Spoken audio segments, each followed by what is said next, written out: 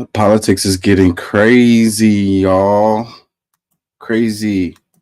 We're gonna talk about Biden dropping out and the things related to that. Other trending news in politics. Click the link. Hold on. Click the link to join. Chop it up. Leave some comments. Let's go. Don't take my word for it. Look that mess up, please.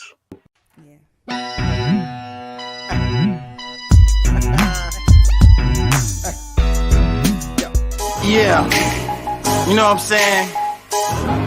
KCE, King Chaka. An educated and united public cannot be controlled. Get organized. Learn to be active.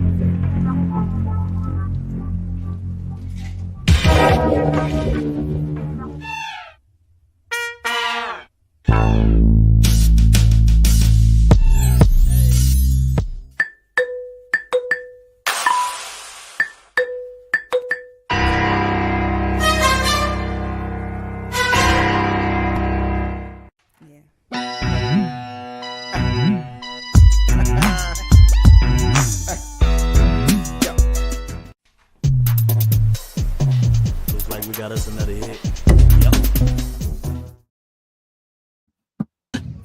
You tell her to get away from me. She's crazy.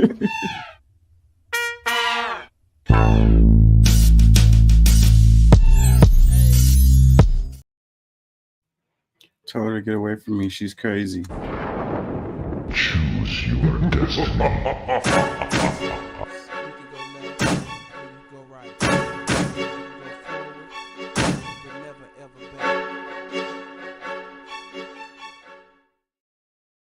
An educated and united public cannot be controlled. Get organized.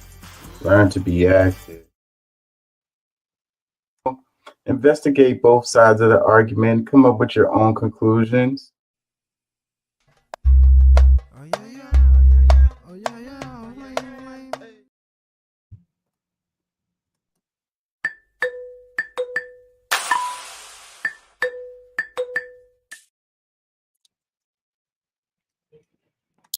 Yeah, you know what I'm saying? KCE, King Chaka.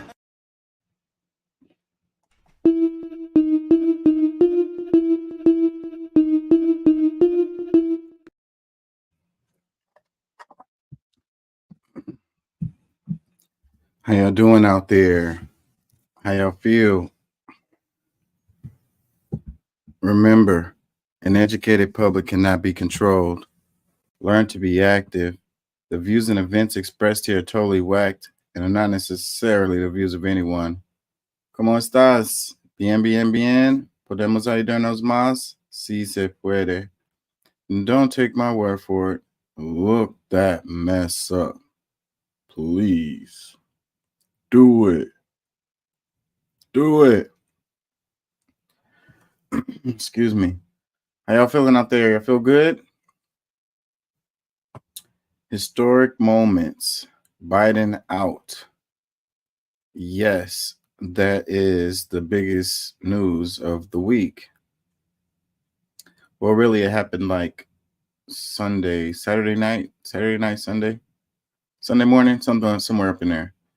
Yeah, and I don't know. I've been trying to wait a little while to get some more information about it.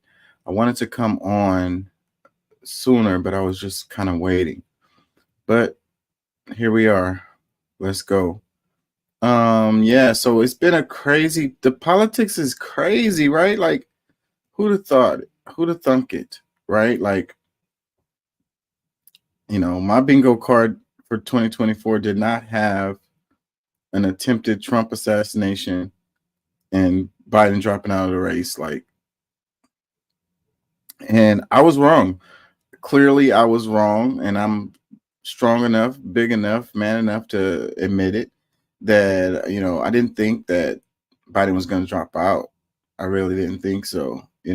Maybe that's the reason why they did those debates early, like they did, which is something they don't normally do. I don't think they've ever done have a debate before the candidates were even nominated by their party, because that left room for this to happen. It was like set up. Was Biden set up? And they're saying that behind the scenes you got Obama, Nancy Pelosi, Chuck Schumer, pulling the strings related to this situation. And I think about the Democratic establishment, and then it's like, nobody voted for Kamala Harris, and it's like the Democrats, I don't know, man, like it seems like they try to supersede their voters all the time. They try to manipulate situations to keep from the outcomes that the people want. And I really don't like that. I've been following this for a while, and like since when Sanders ran for president, and they screwed him twice, like the time with Hillary Clinton and then the time with Joe Biden. And all those people who teamed up to make sure Sanders didn't make it that second time all became prominent figures. So it's like, if you bow to the Democratic establishment, to the the powers that be, the ones that really run the show, then they give you gifts, and it furthers your career. So no wonder politicians don't have a spine, and seem like they don't stand for anything, because if they do, then they don't have a political future, they don't have a political career. Like, who would have thought that Kamala Harris will be in the position that she's in right now? Like, what a strange turn of events. You kiss the ring, you submit, and hey, you can have a great career in politics. You stand on your convictions and have morals. Not so much. Your political career won't last very long. This is what I see. I mean, hey, I'm just a guy, but this is what it looks like to me. Like Pete Buttigieg, like he was a nobody. Like, he bowed to the ring and he got a position in a party. Now they're mentioning his name as a possible VP person. Like, how did we get here? How did this happen? It's really crazy. And do a good job. The ones that are actually progressive, the ones that try to push for real change, they get pushed out. It's crazy. The people behind the scenes pulling the strings. You got the corporations and all the money, the Citizens United, the big donors.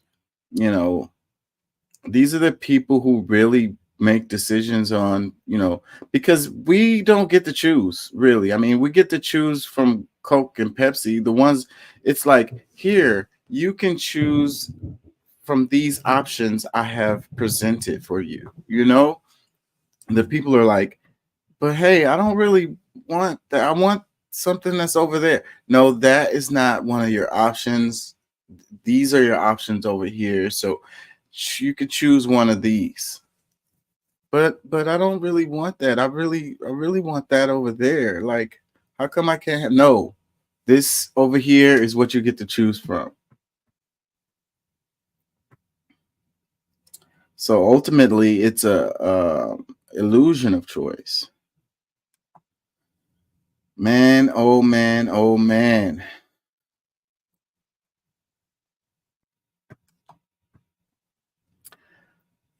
I would have never thought that things would be where they are right now. Like, I really would have never thought this. Like, shows what I know. They get what they want regardless. So Let's play a little bit of Democracy Now!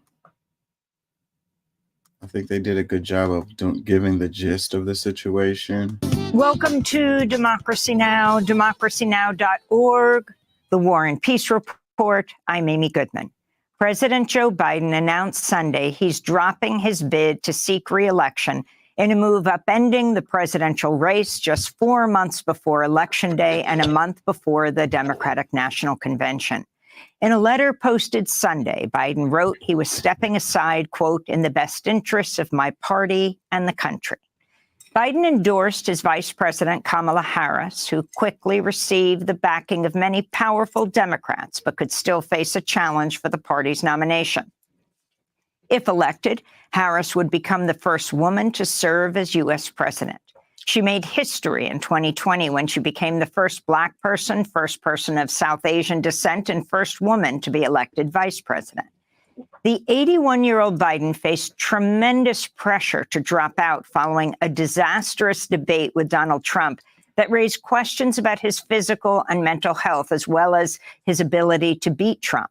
Biden announced the decision while at his beach home in Delaware, where he has been isolating after testing positive for COVID. Biden's decision makes Trump, who is 78, the oldest presidential nominee in U.S. history. Questions about Biden's candidacy have been growing since at least last year. The activist group Roots Action launched a campaign called Don't Run Joe 20 months ago. During the primary season, more than 500,000 voters chose uncommitted instead of Biden to protest his support for Israel's war on Gaza. Biden's decision comes just 4 weeks before the Democratic National Convention begins in Chicago, August 19th, though the DNC is considered holding virtual roll call vote to lock in a nominee before the convention. The DNC Rules Committee will meet on Wednesday.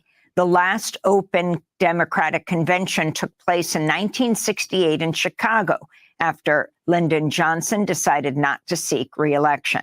On Sunday, Harris wrote, quote, I am honored to have the president's endorsement, and my intention is to earn and win this nomination. Kamala Harris has already picked up endorsements from 32 senators, 153 representatives, and 10 governors, as well as former President Bill Clinton and former Secretary of State Hillary Clinton. New York Democratic Congressmember Alexandria Ocasio-Cortez endorsed Harris, writing, quote, it's crucial that our party and country swiftly unite to defeat Donald Trump and the threat to American democracy. AOC had warned against the effort to push Biden out, saying the demand was being driven by wealthy donors. Meanwhile, former President Barack Obama and former House Speaker Nancy Pelosi have yet to make any endorsement. Neither has independent Senator Bernie Sanders, who praised Biden as, quote, the most pro-working class president in modern American history. That part is really interesting to me. So Nancy Pelosi and Obama, the ones they say were pulling the strings behind the scene for this to happen, haven't endorsed Kamala yet. So what? Does that mean that they haven't chosen who they want to take the spot or whatever? Maybe they're not. Maybe it has to do with like the consultants, right? The Democratic consultants who are like, we're looking at the numbers, we're looking at the polls. This person has the best chance of beating Trump. Maybe they have someone that has, I don't know where they would get polling numbers from for somebody who's not even been on the scene for them to ask the people those questions. But still, it's really interesting to me, So Nancy Pelosi and Obama, they haven't endorsed Kamala yet. Is it going to happen? Are we going to see them actually endorse her or whatever? Or will it be someone else that's going to emerge on the scene that will get an endorsement from Nancy Pelosi? It's really surprising to me how powerful Nancy Pelosi is. Like, a lot of times, people always be talking about who is the president. Like the thing with Trump is like, Trump's going to come along. He's going to save America or whatever. And I'm like, the person who is the president is only in there for a certain amount of time. You have these people like Nancy Pelosi who are there for years and years and years and years. It's like that position is probably better than being the president. The president comes and goes. Those those senators are there for a long time, man. And how much power does the president really have, especially if they're only going to be there for 4 to 8 years? And these senators are there, like, there's senators that's been in office since I started following politics, and that was a long time ago. And they are still there. So, what I'm trying to say is, like, the deep state, what they talk about the deep state, when you think about, like, I don't know, the Pentagon, what am I trying to think? Like Homeland Security, the different departments where, and a lot of these people are unelected officials, but then you got the elected officials, the ones that stay there for a long time. These people are making decisions for a long time, man. Like the president is just the head, and clearly after what we've seen recently, what having to do with Biden. It's looking like the president only makes a certain number of decisions, because the way Biden was talking, it wasn't like he wanted to step down. And the way that everything is happening, they're saying that it was pressure, to force him to step down. So, how powerful is the president really, is what I'm saying. Unquote. Many Republicans, including House Speaker Mike Johnson and Vice Presidential nominee J.D. Vance, responded to Biden's announcement by calling on him to immediately resign as president. We'll have more on Biden's decision in the Democratic race after headlines. And who's to say? I didn't think that Trump would step down. Who's to say that he wouldn't even, go as far as to resign as president? There's not much left in the presidency. So I don't know what real difference it would make, but it would make a difference for Kamala Harris, because it would make her the president, and that would help with her campaign and so forth and so on. They could say she has experience, and they could say that she's the incumbent, and all of this kind of stuff. So I wouldn't be surprised. I mean, at this point, as crazy as things are, it wouldn't be that crazy, for Biden to go ahead and just bow completely out, and it would definitely help Kamala a lot if he did that. What difference would it make to the rest of the presidency? I don't know that it will make much difference.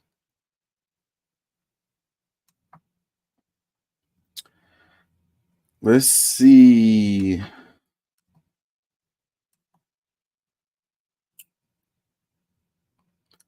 I'm probably going to come back to that Democracy Now. Am I sharing? Can y'all hear me?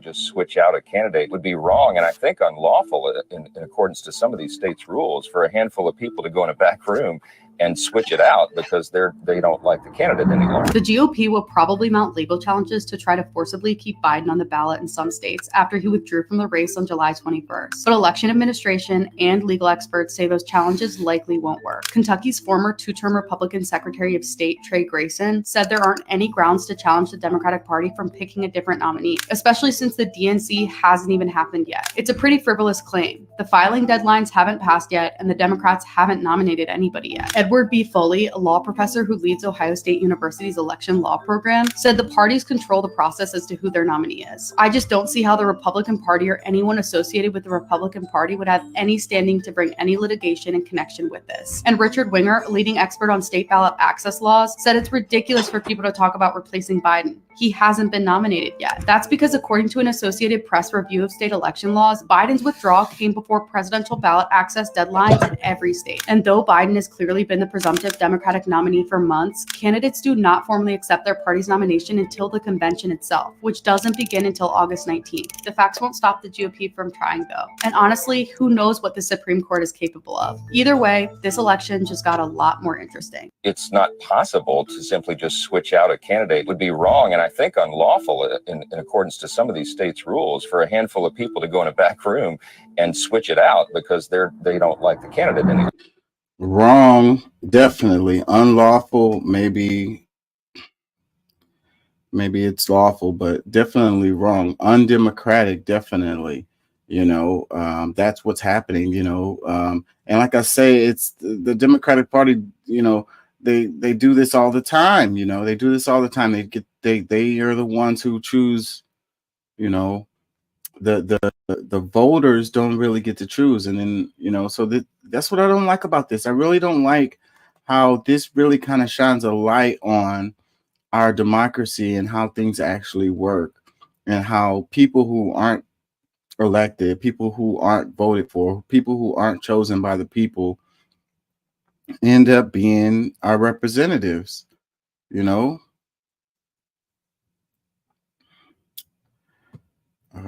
Now this they're trying to say that the Republicans are going to sue or whatever, and I wouldn't be surprised if they do, but like they said in this clip, don't know if it's going to be successful or not. But it is a valid place to stand to say that it's not cool for some people in the back room to make these calls and not have a real, like primary process where the people get to have a say. Let's read some comments. It says, doesn't matter. Biden has immunity and can do whatever he wants. SCOTUS said so. How does that relate to what we're talking about here? Like, tell me you're ignorant without telling me you're ignorant, bro. Like, that doesn't have anything to do with what's we're talking about here. Another comment says, what? You mean it should be illegal? I thought president had full immunity, so there's nothing illegal about it. They sound worried that it's not their favor right now. What are y'all talking about? So the president having immunity having to do with him dropping out of the race? That we're talking about how like the DNC is making the decisions on who is going to be the nominee and so forth and so on. And they said in this clip that the party gets to choose how they nominate their people. So that's should be within the law clearly, but we're not talking about something that Biden did illegally. You know what I mean? Like what if he was running for president and he decides to not run, how could that be illegal in any way? How would that have anything to do with immunity, presidential immunity? That's crazy. Another comment says, aren't these the same people saying that Biden should drop out? Another comment, first they howl that he's unfit to be president. Now they're howling about he dropped out. Kids complain less than they do. Another one, it says, we won't forget Roe, blue tsunami in November. Yeah, I doubt it. The Democrats really should do a better job in, showing what they stand for, what policies they uphold, or what they're going to fight for. If you had the Democrats screaming, we're going to fight against this abortion situation, but I don't hear that. I don't hear them saying that. And if they are, they should be saying it louder. Another comment, it says, the candidate was not switched. Biden dropped out. Exactly. Another one, Republicans are running scared right now. Another one, funny they bring this up while running a convicted felon. Some of these comments are really... Another comment says, the snowflakes have always been MAGA. Another one, they're good with keeping a felon on the ballot. They're running scared. I'm gonna move on because these comments are kind of irritating me. Let's talk about the subject matter, y'all.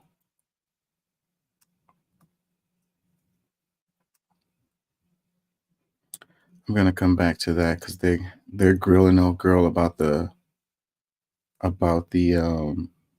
assassination attempt. All of the campaigns in which she has been the candidate, she has always outworked her opponents, whether it was the district attorney of San Francisco, the attorney general of the state of California, or the U.S. Senate from California. All those things represent a testing ground. She has passed all of the campaigns in which she has been the candidate. She has always outworked her opponents. Outworked. I don't know. That choice of word just really kind of jumps out to me. Anyways, it says VP Kamala Harris, ex-lover and former San Francisco Mayor Willie Brown, who she slept with to apparently help propel her political career, says Kamala outworks, in quotation marks, the competition. Kamala dated Brown, who was legally married when she was 29 years old and he was 60. I'm just reading this, you guys, and I can't verify any of this information, but we know some of this is true as far as her connection to Willie Brown. Did that help her political career? Was this guy actually married? I don't know about those things for sure. Allegedly, we could say these things allegedly. But I mean, she knows where her bread and butter is. When you're an ambitious person and you're trying to do certain things, and you're willing to do some things that's not so fun to get those things done. I wish I could see this picture of her better right here. She was really attractive, huh? When she was younger. So, I mean, she used what she had to get what she needed to get, right? So, I mean, people, look up to that depending on who the person is or whatever. Like you gotta use what you have to get what you want, right? I mean, like, how else are you gonna do it? So more power to her as far as that's concerned. But like I was saying earlier, like the shadiness of politics is really on display here, and how like, you do kind of shady things, slimy things, low integrity things, and they can get you where you need to go in politics. Clearly, she has bubbled to the surface. It says new VP Kamala Harris, ex-lover and former San Francisco Mayor Willie Brown, who she slept with to apparently help propel her political career, says Kamala outworks the competition. Kamala dated Brown, who was legally married when she was just 29 old and he was 60. In apparent exchange for their sexual relationship, Brown helped launch Kamala's political career. He appointed Harris to the California Unemployment Insurance Appeals Board and then to the Medical Assistance Commission. She earned $400,000 over 5 years. Brown also gifted Kamala a BMW. I certainly helped her with her first race for district attorney in San Francisco, Brown previously said. Now, again, I can't vouch for all of this right here, but that's what these people are saying.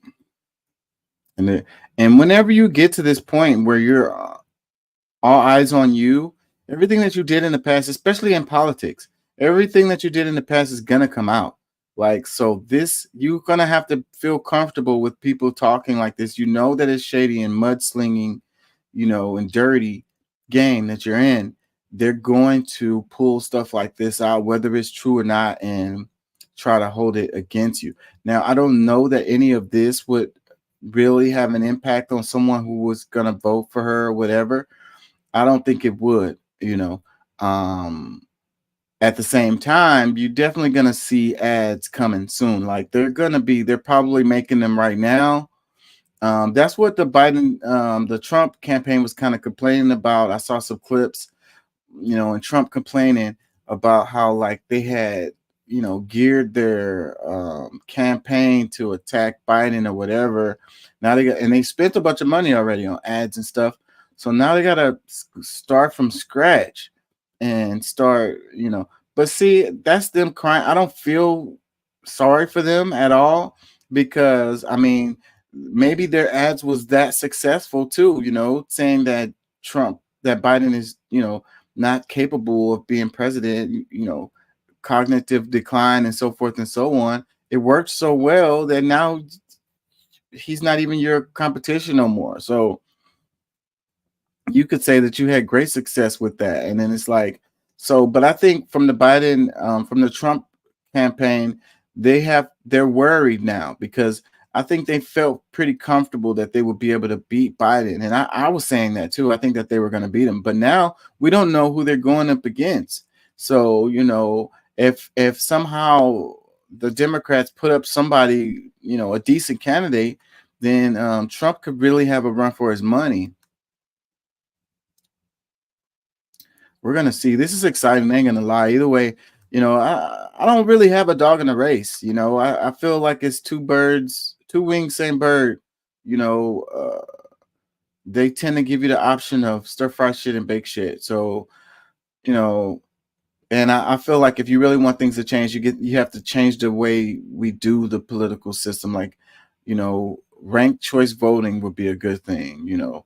Overturning Citizens United, putting a cap on the amount of money that can be spent on a campaign, giving the candidates equal like airtime on the news media, stuff like that.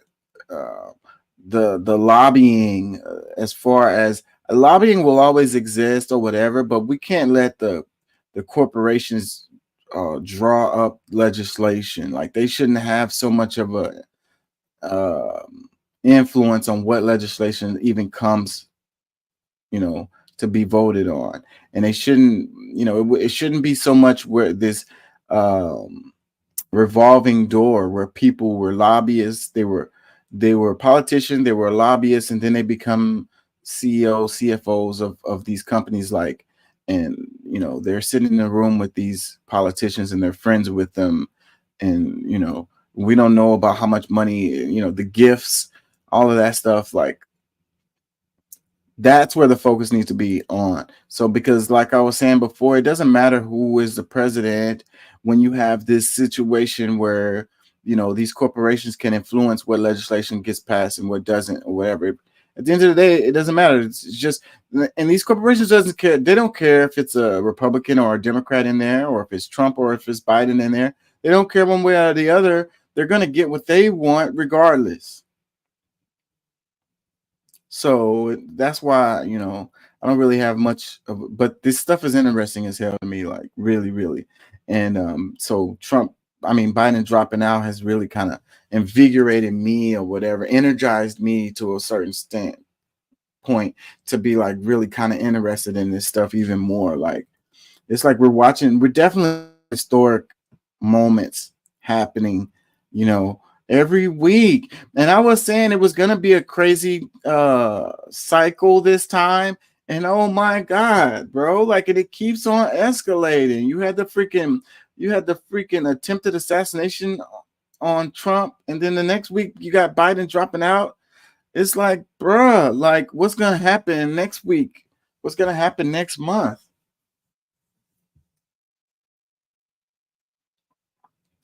Another comment, it says, LMAO, no one seems to care about Trump's ex-lovers, but okay. Another comment, who was legally married? That's a weird way to phrase it. I'm implying that they were separated, but hadn't officially divorced in the court system. If so, that's hardly something worthy of criticism. Yeah, that's what I got from this too. So legally married. So apparently, they weren't together. So I mean, that's a common thing, but they're still trying to make it look like it's a jab at Kamala, like, oh, she's a housebreaker or whatever. But I don't know. Oh, buddy had his game going, I guess, being 60 years old, having a 29-year-old chick. I mean, good for him, I'd say. For her, not so much. But then too, if she got what she wanted out of the deal, that's what relationships are really about, right? You know, it's a give and take. As long as both parties are getting what they want out of the deal, then who or anyone else to say anything about it, really? I mean, it shows the character of these people, but that's neither here nor there. They, you know, they got to live with themselves at the end of the day. This is what I try to tell my daughter all the time is like, you know, if you're a horrible person, you're just a terrible person, you have to go home and be in the room with a terrible person all the time. Like, you can't escape that. You can't run away from yourself. So if you're a horrible person, like your punishment is to be in the room with the horrible person all the time. Can't blame nobody else for your terribleness. I guess that's why these people, they distract themselves by trying to, you know, be mean to other people. What do they say? Hurt people hurt people. You know, it's a distraction. So, but after they get done hurting somebody, then they still got to sit in that room and look in the mirror, you know, when they go brush their teeth or whatever, like they got to look at that terrible person. Another comment that says, back when crack was good. Oh, wow. Another comment that says, I bet she outworked them. Yeah, that's what the little phrase outworks really jumps out. Let me read this little clip again. It says, VP Kamala Harris' ex-lover and former San Francisco Mayor Willie Brown, who she slept with to apparently help prepare her political career, says Kamala outworks the competition. Kamala dated Brown, who was legally married when she was 29 years old and he was 60.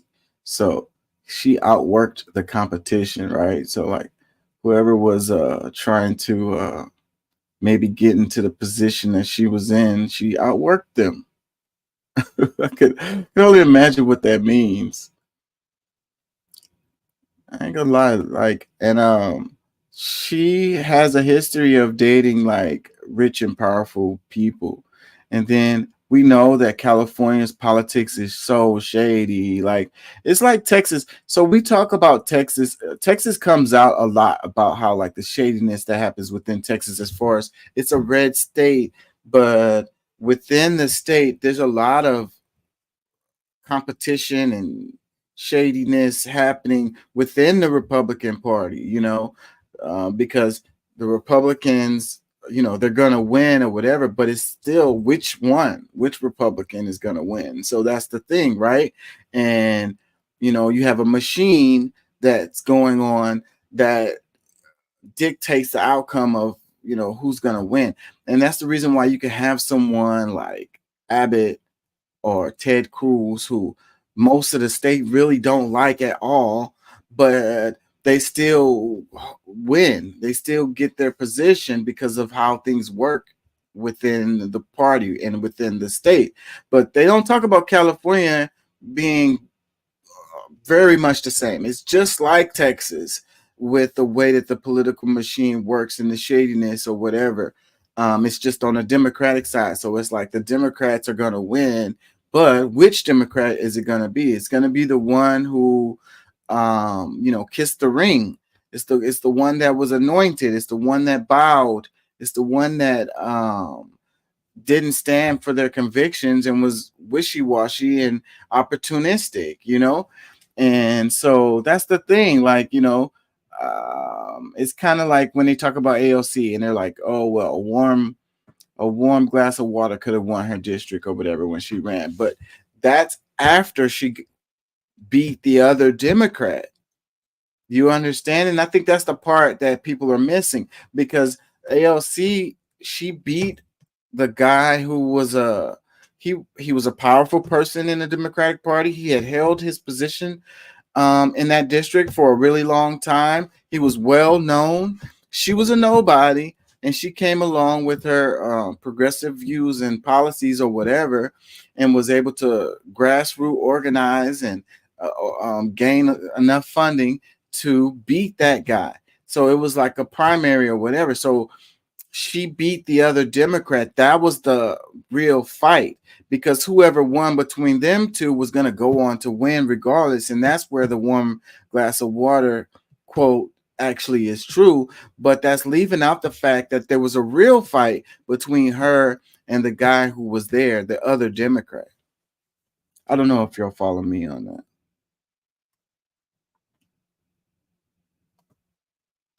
Is this the one on that? Yeah, we're not going there yet. Let's stay on Kamala. Kamala. There was the clip. Can I play this? Should I play it? That's the question. I saw a video that was freaking hilarious. It was one of those like deep fake videos, one of those modified videos of Biden. I'm gonna play it. Let me see. Let me find it. Oh, it was on X. Did I retweet it? I don't think I retweeted it. Yeah, I don't think I retweeted it. Mike Sparaza. Let's see if we can find it right quick. Did I retweet it?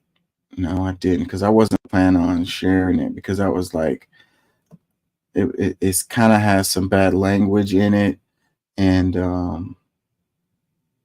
you know, I try my best to not be very offensive on this show, because I know some people really have a problem with the language.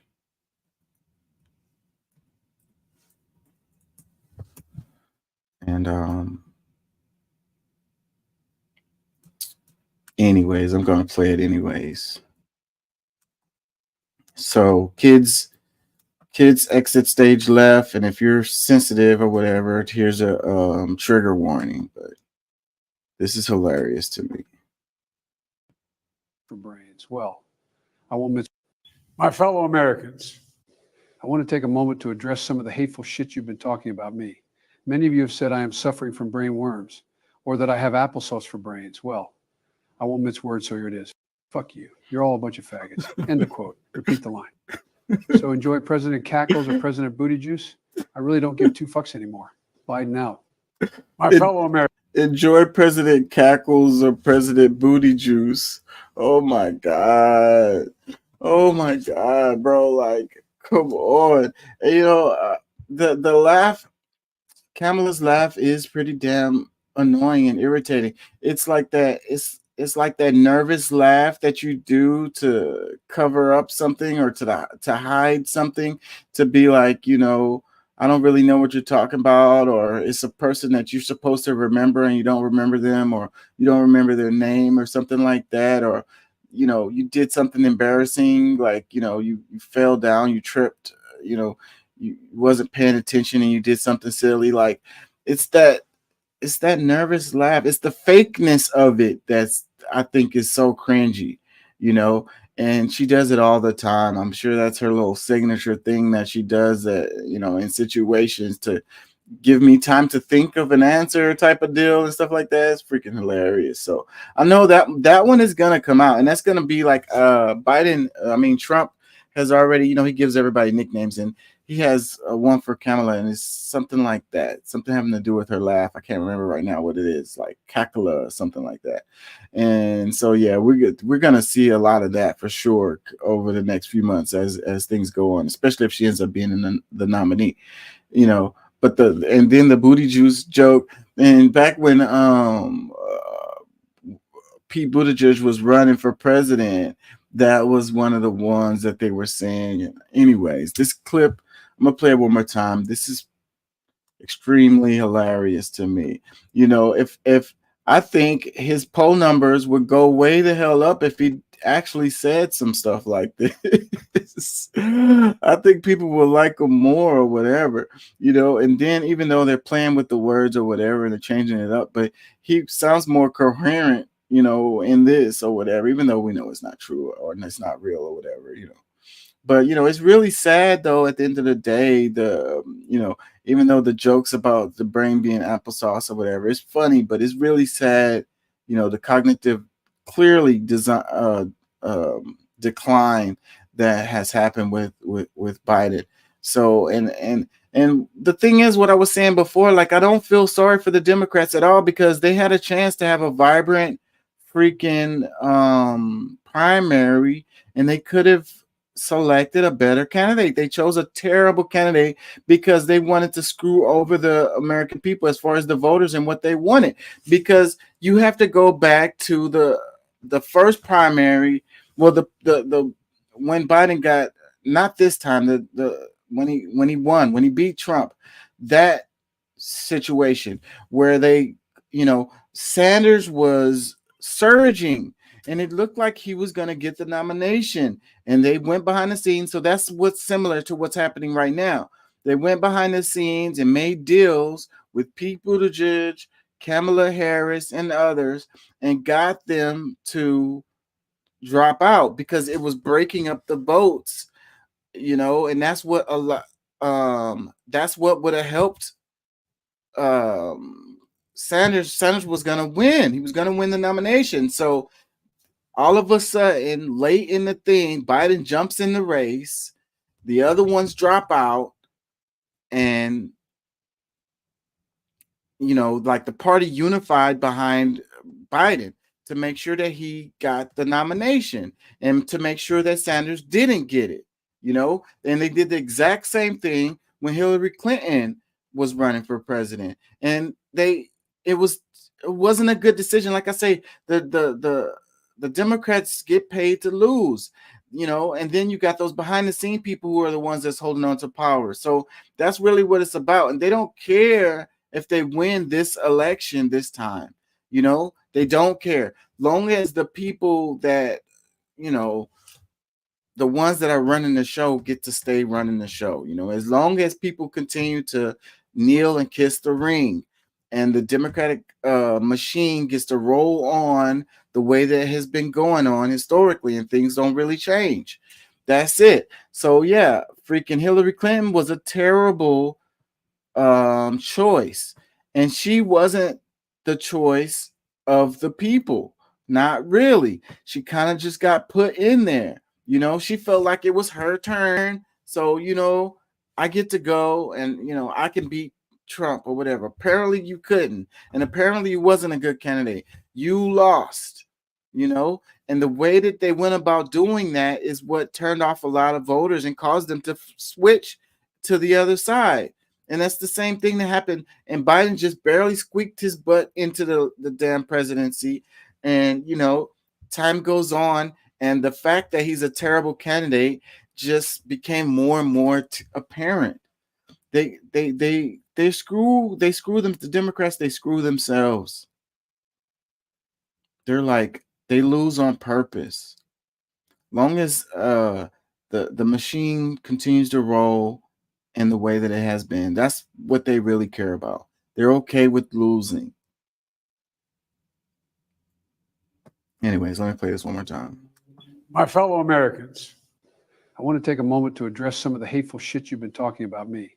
Many of you have said I am suffering from brain worms, or that I have applesauce for brains. Well, I'm suffering from brain worms, or I have applesauce for brains.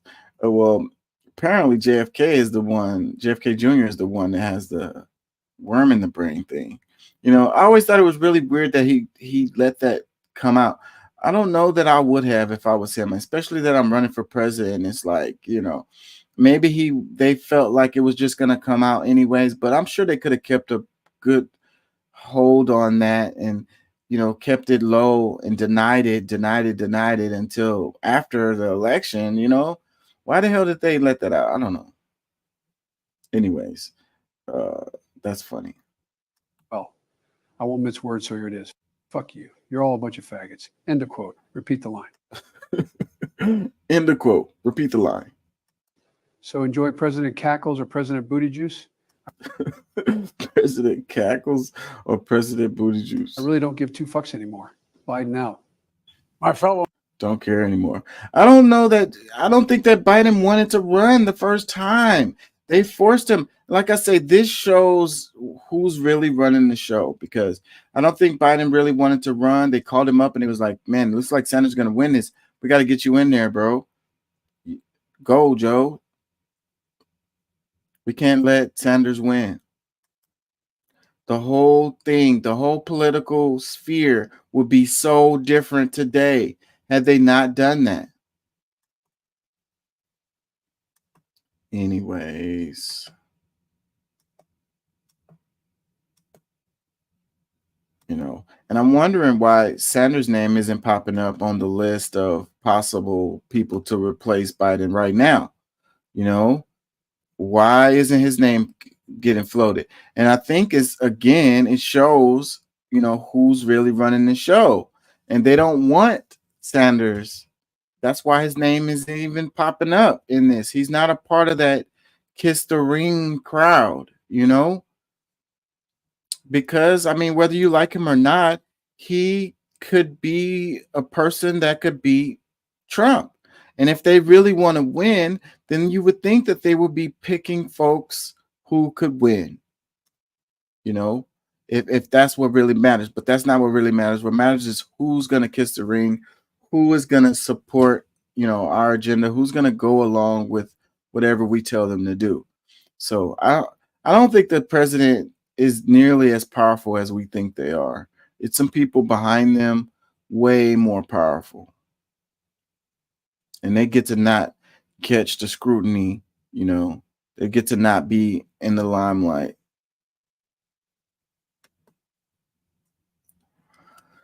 So this is one of the things that was on my mind about this situation. And in the group chat, we were texting back and forth about this. But yeah, who would be the VP pick? Because right now it's looking like, as crazy as things has been, who knows what's going to happen. But right now it's looking like Kamala Harris is going to be she's definitely in the best position to end up being the person who gets the nomination. So if she does get the nomination, then who would be the VP pick? What is the names that's going to be on the ticket? And so earlier we mentioned that Bill Clinton and Hillary Clinton endorsed Kamala Harris for president, but people are also saying that Hillary Clinton's name is being floated, as a possible person that could end up being the nomination, or even a VP. But I don't think so. It showed that she couldn't beat Trump the first time. Why would they? Again, it doesn't make any sense what they do. They do seem like they be wanting to lose. So, hey, maybe they would do it, but logically it wouldn't make good sense. She couldn't pull it off the first time.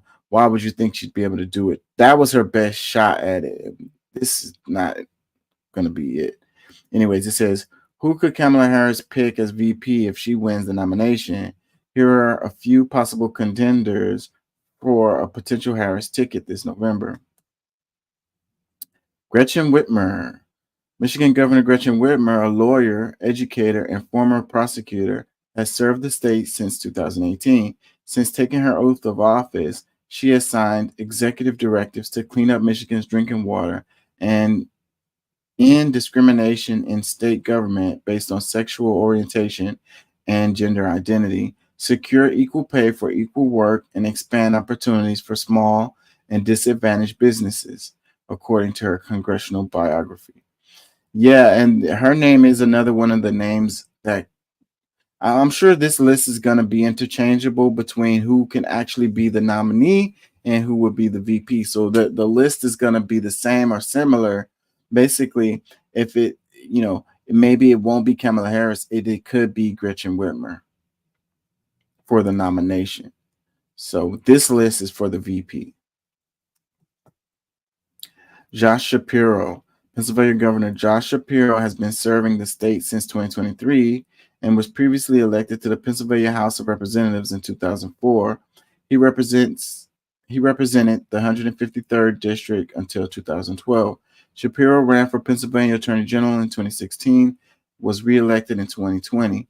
The governor gained national attention following the I-95 overpass collapse in June 2023, when he worked to reopen the interstate in just 2 weeks.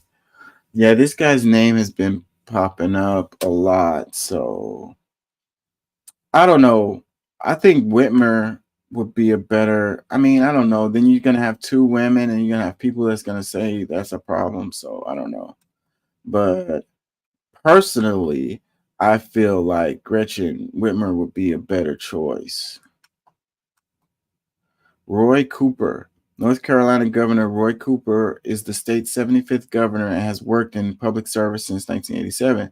As governor, Cooper says he has created tens of thousands of new jobs, fought to boost public education, tackled the opiate crisis, revitalized rural communities, and made sure North Carolinians have training to fill the jobs of today and tomorrow, according to his website. Cooper previously served 4 terms as state attorney general. I don't know. What did he say? Tackled the opiate crisis. I don't know how, the illusions of grandeur is what I think of when I look at that list of things that he said he accomplished. Moving on, Phil Murphy. New Jersey Governor Phil Murphy has led the state since 2018 and is the first Democratic governor to serve a second term in 44 years. Since taking office, Murphy has championed the state's 15 per hour minimum wage and expanded paid family leave, according to his website.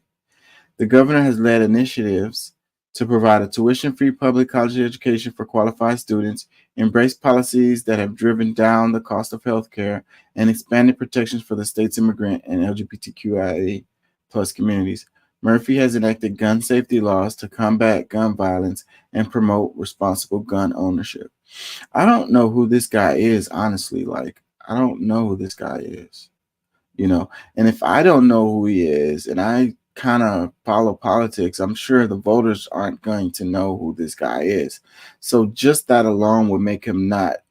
I mean, I guess for a VP pick, but this name wasn't on the other list. Like I said, I don't know who this guy is. I don't think it's a good choice just because of that. Andy Beshear. Kentucky Governor Andy Beshear is currently serving his second term for the state after initially being elected in 2019. Beshear has led an education-first administration and works to protect public education and support teachers, according to his website. He believes affordable health care is a human right and has expanded access to health care for nearly 100,000 Kentuckians by eliminating governmental roadblocks as governor. In 2022, Kentucky was one of only 8 states to see a decrease in drug overdose deaths, according to his website. That's pretty damn something that you can say you did right there. Decreasing overdose deaths. The other guy said he attacked the opiate crisis, but this guy said, they say it was a decrease in drug overdose deaths. So that means this guy actually did have an impact. I think healthcare should be, I don't know why we don't talk about it. Ever since COVID should have been the moment that we realize our healthcare system is ass and trash and needs dramatic improvement. But the conversation went on to, I don't know, it focused on the jabs, The conversation should have been, how are we going to prepare for future breakouts like this? What's going to happen in the future? Can we set it up so people can go to the doctor without worrying about paying an arm and a leg, and a healthier, if your neighbor is healthier and they don't contract some transmissible disease, then that makes it safer for you, right? Wouldn't you want your neighbor to be healthy and not, sick with something that they could spread to you? Like the public good, wouldn't that be something that you feel like is a good idea? To have healthy neighbors so they can't spread disease to you? I mean, it's common sense as hell. And why haven't we been having a real serious debate on healthcare after we had a freaking global pandemic where a lot of people died? And a lot of it was because of we weren't able to deal with it because our healthcare system is trash. Wes Moore. Maryland Governor Wes Moore has been serving the state since 2022 when he became the first Black governor.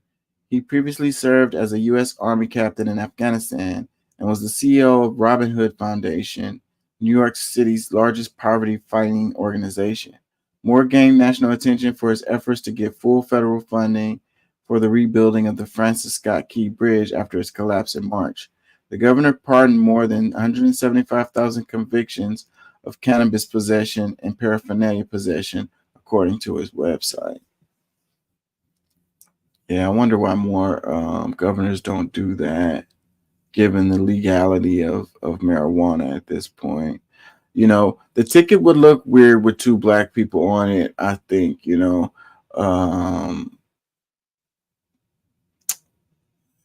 Kamala Harris is barely black. I mean, she appears to be black, so I don't know.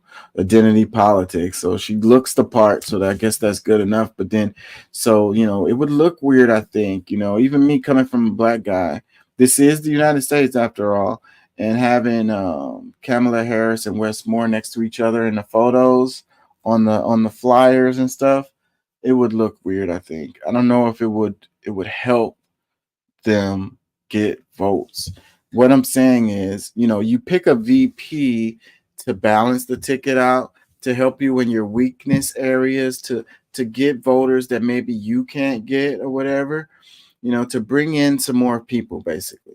So, but with the identity politics situation, Kamala's she'll probably get women, you know, being the first woman possible president, and she'll probably get a number of black people. She went to a HBCU, and a lot of people look at that as, you know, makes her quote unquote black, or she supports black, even though there's a clip of her saying, no, I'm not going to do something that's going to help black people, exclusively black people. No, why would I do that? So, but like I said, the ticket with Wes Moore wouldn't add to the ticket because the identity politics thing is what's going to help her, but putting him on there with her is not going to add any additional thing. So you would need some kind of balance. So I think the 2 black people on the ticket wouldn't be a good look if they really want to win. J.B. Pritzker. Illinois Governor J.B. Pritzker is serving his 2nd term in office after being elected in 2019 and again in 2022. He is known for enacting progressive reforms in healthcare, labor rights, and climate change, according to his website. Pritzker is working to bring reform to the criminal justice system and has worked to prioritize mental health, his website states. I don't know who this guy either is. Pritzker. I don't know who that is. Mark Kelly. Arizona Senator Mark Kelly has been in office since 2020 and is a former Navy combat pilot and NASA astronaut. During his tenure, Kelly has advocated for military aid to Ukraine and Israel and is a member of the Senate Armed Service Committee and the Joint Economic Committee, according to his website. Would never think that somebody who was an astronaut would want to be in politics. You know, I always think of people who are astronauts as really smart folks. And I mean, no offense to politicians, but it's like, what do they say? Politics is dang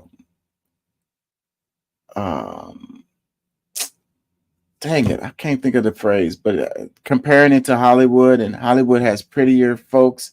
So it's like politics is like show business for ugly people or something like that, you know. And it's the same thing, I think, related to like really, really smart folks. Like, not to say that the politicians aren't really smart, because some of them are really very smart, but it's like really smart people tend to go into academics, right? They write a book, they become professors and stuff like that. And it's like, it doesn't seem to me that there's a crossover between really smart people and politicians. Like, it's like, if you're really smart, you're too smart to be a politician. Like, as far as like, that wouldn't be a good decision, like, or a good use of your talents or whatever. Man, I tried to clean that up and it didn't work. Apologies to everybody I just offended. ABC 13, a Vice President Kamala Harris begins her 2024 presidential campaign following President Joe Biden's decision to end his re-election bid. Predictions are swirling around possible Harris running mates. ABC News chief Washington correspondent John Carl weighed in on a few possible contenders for a potential Harris ticket this November.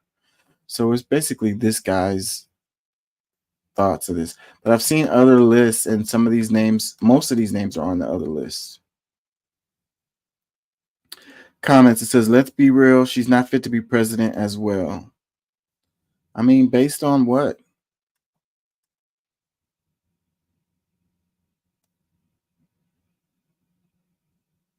I mean, I don't like her very much. Her laugh is pretty annoying, but I mean, those things aren't things that can, make an argument to be unfit for president. And you could not agree with her policies too. I mean, that's how you would look at it, be like, her policies aren't good, but we don't really know much about her policies, really. We haven't had a chance to scrutinize Kamala Harris's policies alone. You know what I mean? Like, she's been underneath Biden, so it's like, even if she disagreed or whatever, you wouldn't see that as the VP. So we don't really know where she stands on a lot of issues. So right now, that's what the Democratic Party should be doing, is trying to give Kamala a voice and letting the people know where she is on topics. Like, I would be really curious to know where she stands on the Israel-Hamas war. I would love to know where she stands on that, like clearly where she stands on that. She did come out some weeks ago, or maybe it was a month or so ago, talking about calling for a ceasefire or whatever. But I think that was related to the Biden campaign and trying to soften up the, pushback against the Israel-Hamas war on the Democratic side and make it look like they cared or whatever. But because that didn't align with what's the lady who was she represents the United States in the UN Council, whatever it is, and they were vetoing ceasefires left and right. So if you got your VP saying, yeah, let's call for a ceasefire, but the person that votes in, representing the United States vetoes the ceasefire, then what are you saying here? And Biden was saying that I'm a Zionist. I'm clearly a Zionist, and Israel is our number one ally in the region, and we have to support them no matter what. So yeah, we know where Biden was on it, and that's another part of the legacy that Biden's going to leave is how he dealt with the Israel-Hamas war post October 7th. And also, I think another part of why he was going to have a hard time winning the election this time around, because the people on his side or whatever, on the Democratic side, the left or the liberals or the progressives, whatever the hell you want to call them, a lot of them wasn't happy with how the United States dealt with the Israel-Hamas war. So that wasn't a good, that wasn't going to help him in November. That was, a lot of people were going to vote against him because of that, or just not show up. Like, one of the biggest issues of this deal is that you've got abortion, you've got the border, and you've got the economy as far as inflation and stuff, and then you've got the Israel-Hamas war. Like, those are the big deals for this election. Another comment says, Texas is not voting for Kamala. We're voting orange. Okay. Another comment says, she won't win. Trump Vance. Another comment, we're going to die in USA if we get her as president. Damn, that's extreme. How are you going to die? Somebody's going to come kill you? Like, her being the president is going to lead to your death. Another comment says, the U.S. is a joke, and whoever vote for her is too. Now that she's running, I hope Trump or somebody else win. Man, I was talking about that too. Like, I wonder how the rest of the world is looking at the U.S. right now. It's like, they're like, you guys need to get y'all stuff together. What's going on? What's going on with the United States, bruh? I don't know, man. They got some internal issues. Someone tried to kill their, the guy who's running for president. The other guy dropped out right before the election. We don't know. What's up with those guys? It seems like they're on. I think they're on drugs. We need to put the U.S. in rehab. Comments, it says, no one likes her. She can't keep staff members. She didn't get one vote for president when she ran against Biden. What do you mean she didn't get one vote? She never, the first part of your comment is fair. No one likes her. There's truth in that. She can't keep staff members. That I've heard that. She didn't get one vote for president when she ran against Biden. You lost me there. You lost me there. She, in the primary, she actually was doing okay for a while. That's the reason why they had to make her drop out, because she was drawing votes, away, and it would have been a problem to make sure that Biden won. So Buttigieg and Kamala had to drop out. I can't remember the other names right now. Sanders stayed in there, but that's the one that, ultimately, but Biden beat him because they consolidated behind Biden. Historic ass thing. It says, doesn't matter who she picks, she would never be president. Another comment. She ain't picking anyone they're gonna pick for her. Probably. Another comment. She's done nothing for this country. Another comment. She won't win. Another one. If she becomes president, we're gonna have another 4 year of misery. Another comment. World War III first week if she is elected. Another comment. I just don't care. Cover Houston News or I'm unfollowing. Because this is ABC 13. Another comment that says, maybe she could choose one of the defendants that she put behind bars while blocking evidence from being heard that would exonerate them. Ooh, burn. And see, this is the reason why I don't like her. This is the reason why I don't like her. The history behind her being a prosecutor and attorney general in California. And stuff that she did there. But again, when you look out for the state, when you do shady things, that's how you get, and that's probably why she did what she was doing. She had ambition, and she knew what to do to get where she needed to go. She didn't care about those poor black people who were innocent and went to jail. Another comment. Wait a hot second. She can't just magically appear on the ballot. Lawsuits are already being filed. This switch is unconstitutional. I don't know where they're going to get the unconstitutionality of it from, because the parties get to choose who's the nomination, and the party hasn't yet chosen who is nominated for their party. So, I don't know. A lot of these people really don't understand politics, and everyone has an opinion.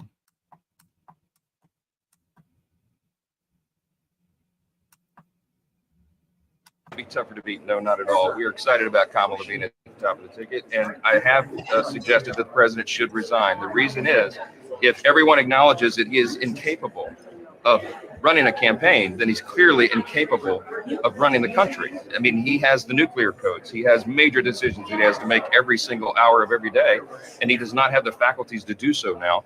Everyone acknowledges that, including the Democrat Party. I think that should weigh the decision on whether he should continue to serve. We are suggesting and calling upon him to resign and do the right thing for the country. We live in dangerous times. Our adversaries see all this as well. We're keeping steady hands at the wheel, and I'll look into every camera and tell our adversaries, regardless of the drama surrounding Joe Biden, this country is ready to act and to defend our interests. The Congress is resolute on that, and the U.S. military is ready at any time. Do not look at this as some sort of opportunity.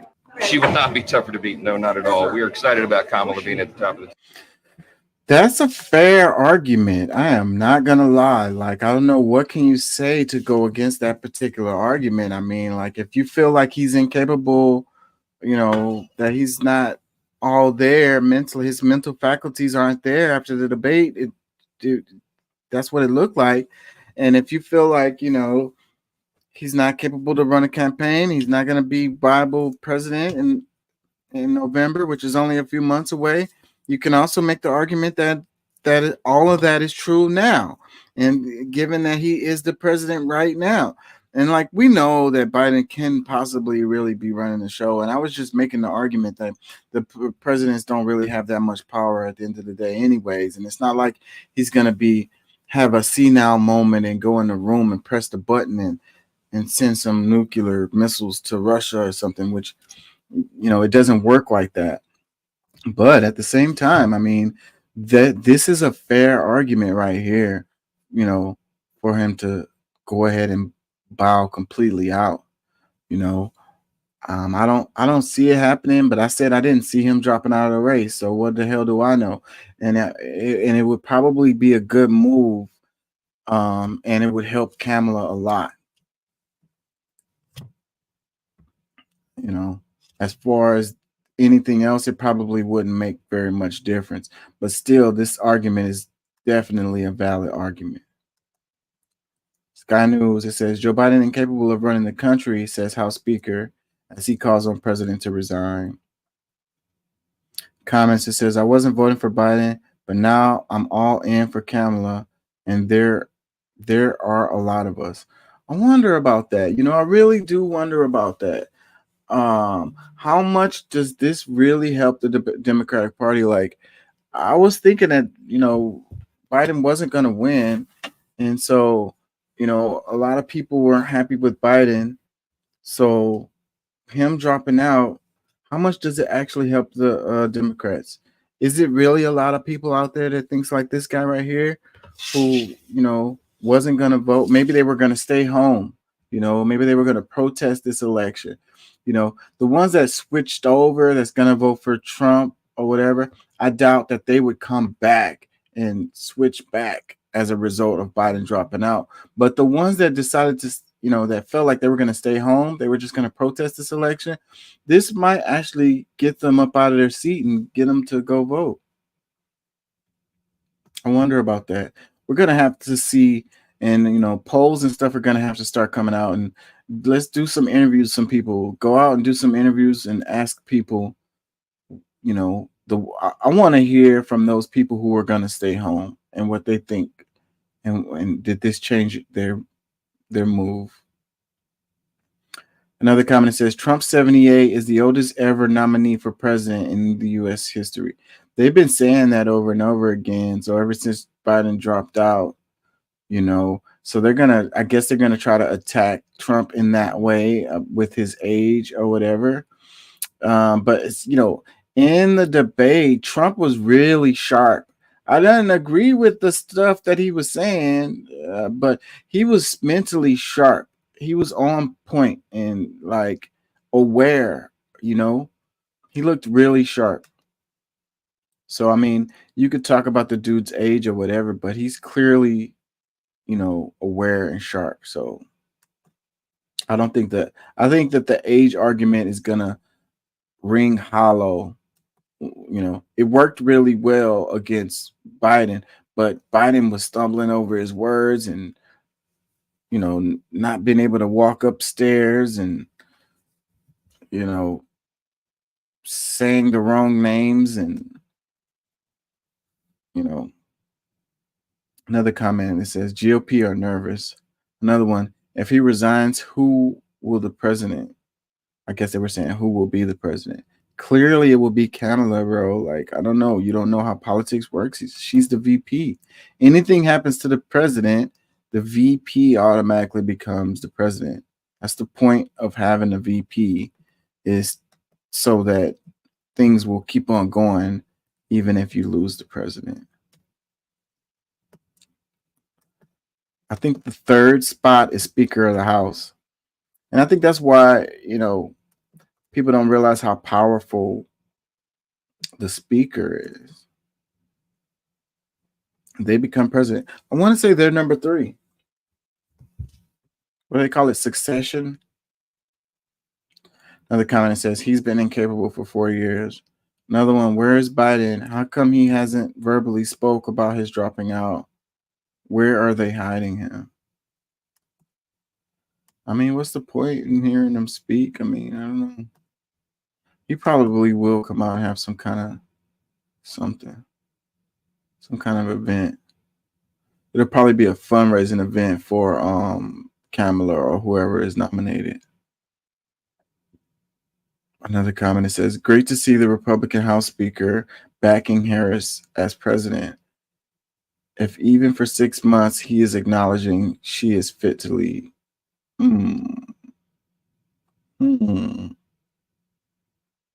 That's a twist, but yeah. Another comment, Trump Vance 2024. Another one. So why was no one calling for LBJ to resign when he chose not to run? Mr. Trump's Johnston isn't all that bright, is he? Well, I mean, I don't know exactly. The reason why LBJ dropped out was related to the war and how people weren't happy with the Vietnam War and they were protesting in the streets and so forth and so on. That's a different situation to cognitive decline, you know, clearly. Another comment says Mike Johnson needs to shut up. Another one, vote blue. Another one, he is speaking sense. Is it not totally irresponsible to remain as president? Yeah, you know, I have to say that he's actually making sense here. It could have been politically motivated, but I don't know what benefits, how that would benefit the Republicans for Trump to actually, I mean, Biden to actually, you know, step down as president. How does that help the Republicans at all? I don't see that helping them in any way, really. I see it helping the Democrats. I see it helping Kamala. I agree with what he said. Where y'all at, man? Where my dogs at? 24 hours after the announcement, it appears the Democrats are circling around Kamala Harris. At this point, I believe it is extremely likely Kamala Harris will be the Democrat nominee. As the sitting vice president, she's been endorsed by Joe Biden, at least via tweet. He has not spoken to the American people. She's been endorsed by Bill and Hillary Clinton. She's been frantically endorsed by potential opponents as we begin to see the auditioning go on for who's going to be her VP nominee as they desperately circle around. Understand this was the plan. The Democrat Party is cynical, but they're also savvy. There is a reason they did this right after the Republican convention. I was in Milwaukee for the Republican convention. I've never seen as strong a convention in my life. And the Democrats timed this announcement to try to counteract any bounce that comes out of the convention and to hope that the media spends the next month singing the hosannas of Kamala Harris and whatever very boring white guy she picks as her VP. And sadly, the Democrats are such bean card counting parties that is exactly what she's looking for, is give me Wonder Bread. That will be the VP nominee. Less than 24 hours after the announcement, it appears the Democrats are circling around. I agree. I think it will be a white guy specifically. The identity politics punch card is going to be that. Like I say, the way that the flyers will look is important. And so, yeah, being that she's a woman and being that she's a black woman, the balance to the ticket would be a white man, you know. It'll just make it more palatable for a lot of voters. So, I mean, like it, love it, doesn't really matter. This is just the state of you know, United States politics. I think it will be a white man. If she's the nominee, the VP will likely be a white man. That list that we just went down, it didn't have Gavin Newsom on that list, and Gavin Newsom is a likely contender. So Chronicle.com, it says the Democratic Party is cynical, but they're also savvy. Ted Cruz spoke at the Harris County Republican Party headquarters for the first time since President Joe Biden dropped his campaign for re-election. comment. It says, "Give me Wonder Bread," Ted Cruz said about the Democratic Party. That is so funny coming from him. Give me Wonder Bread, bro. You talk about yourself. Talk about generic Anglo-Saxon. Comment. It says, "We lost power recently. Shouldn't you be in Cancun?" Oh, stabs. Burns. Another comment. Why hasn't he helped Houston during the power outage?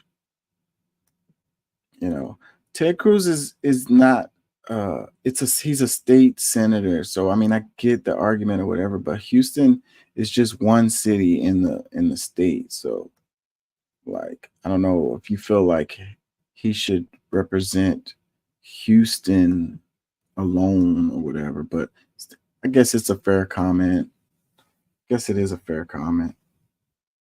Another comment says, "Ted Cruz left you to freeze, then he left you to scorch. If you support him, you only care what he says and not what he does." You know, like I was saying earlier, I don't know that Ted Cruz is all that popular in Texas, but it doesn't really matter because of the way the politics work in Texas. You know, they're gonna, you know, he just got reelected not that long ago, so he's got a whole nother like 4 years or so left in his deal before he has to run again. And he probably would win again. I mean, it's just the way things work. Another comment says, "Why did he leave Houston during the freeze?" Because he was cold. Yeah. His lights was out. You know what I'm saying? He was all like, "Man, I did it for the kids. You know, I didn't want my children to suffer or whatever." Everybody was like, "Man, whatever, bro." He's gonna have a hard time living that down. He's gonna always be remembered as the guy who did that. The photo op of him, you know, at the airport was crazy. The rest of us was sitting here like his ass was at the airport with some like blow up some floaties.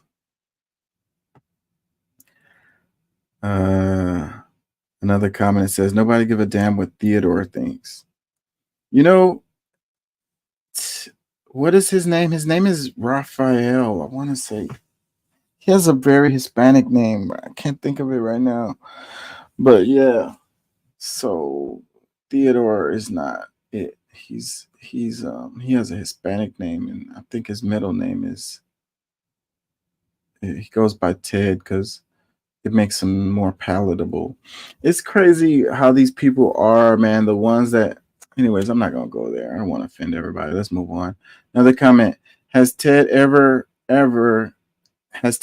even one sentence that wasn't a partisan hack job?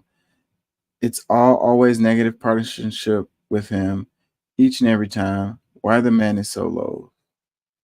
Another comment: Typical Cancun crew shows up after the storm. Another one: I think I've seen this guy at George's in Montrose. Oh, burn.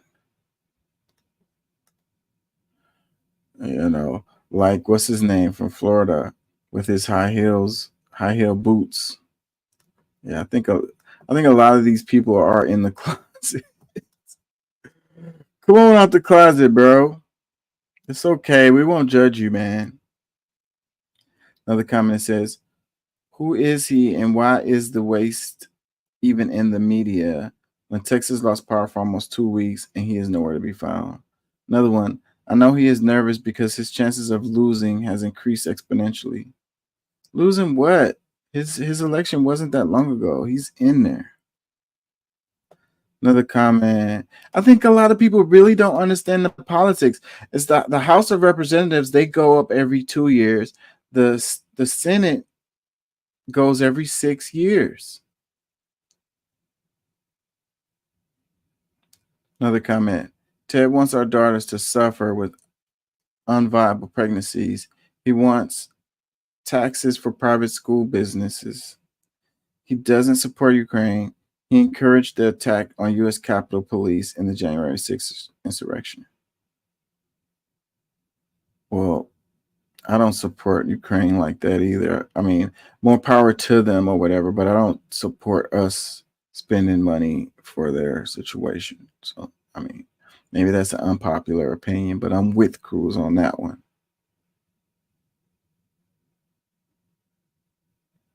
Another comment says, LOL, Cruz needs to worry about his own politician firing. Dude has ran his last Senate campaign. I don't know if that's true, y'all. You know, when he ran for re-election this last time, it was after the Cancun thing. So I don't know where do y'all get, I don't know where y'all get that from.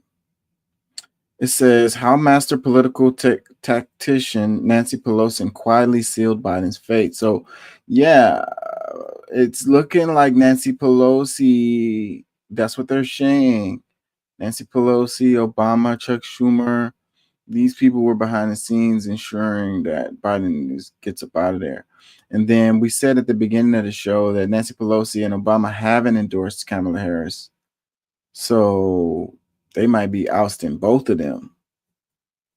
We're going to see. Another comment, it says, former Speaker Nancy Pelosi, wait, no, this is the caption. I'm sorry, NBC News caption. Former Speaker Nancy Pelosi stepped down from her powerful perch leading House Democrats nearly a year and a half ago, but behind the scenes sources say Pelosi played a critical role in delicately nudging President Biden to the exits. Pelosi worked quietly and methodically, speaking to scores of rank-and-file lawmakers, members of her old leadership team, and her large network of Democratic donors who had once made her the party's most prolific fundraiser. So that's the thing about being a House minority leader or House majority leader or whatever. Fundraising is your main deal because you are the one who funnels the funds from the DRC or the RNC to candidates to help them get elected, because if you're not as popular or whatever, it may be more difficult for you to, raise enough money to win an election because nowadays it's costing more and more and more and more to win. And the fundraising becomes so critical for these people. They don't have a chance if they can't raise money. So they have these PACs that they do. And, if you're the Speaker of the House or whatever, your job is to raise money to be given to the lower races.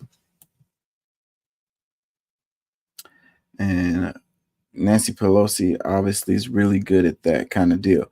And that's also the ones that run the show because, like I say, you can't win without the money. So you need to rub shoulders with the right person, shake hands with the right person, kiss the ring, submit, give concessions to these people. Like, people don't give away money freely, bro. Like, they're going to want something back for that. So it's like, what are you going to do for us? We're going to give you $10 million. What are you going to do for us? Well, when I get elected, I'm going to do such and such and such. We're going to pass legislation that makes deregulates the industry that you are in or some shit like that. Like, it's corruption through and through. Reading on, it says, on Friday, 13 congressional Democrats called on Biden to exit the race, the most defections in a single day, handing him what would be the fatal blow to his campaign. The groundswell on Friday of members calling for him to step down was all Nancy's doing, said a vulnerable House Democrat who spoke with Pelosi last week. That person obviously don't want to be named. It was all vintage Pelosi, who had made history as the first female Speaker of the House and had ruled House Democrats with a velvet glove for 2 decades, guide Democrats to where they needed to go and have them make the decision. Comments, it says, let us be clear, Biden has made a decision similar to George Washington. At a critical inflection point of the nation, he made a decision to protect democracy and move the nation forward.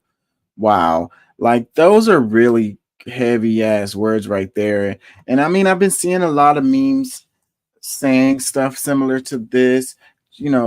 trying to make Biden look really good or whatever, like he made a decision for the people instead of his ego or whatever. And it's like, that's the opposite of Trump and all of this. And it's like, whatever, bro. Y'all are full of BS with that. Like, you trying to compare Biden to George Washington. Like, come on, bro. Come on, man. And even in the situation with George Washington, I don't think they basically forced George Washington to be president. He did not want it. He didn't want the job, like, or whatever. So him stepping down after 2 terms wasn't necessarily him trying to protect democracy. They didn't know that this was going to be the precedent, and they were going to make it so where the presidents only do 2 terms and all of that and so forth and so on. Bro, come on, bro. Like, come on, man. Another comment says Biden's age sealed his fate. It should seal Trump's fate too. No more olds. I mean, I guess it's a good argument about people being too old or whatever, but I think it had more to do with his cognitive ability than his age. Just because someone is older doesn't mean that they're not all there mentally. But clearly Biden wasn't all there mentally. So he could have been younger. He could have been 10, 15 years younger and still had that kind of cognitive decline. And it still would have we still would have had the same result or whatever. We still would have been saying the same things. So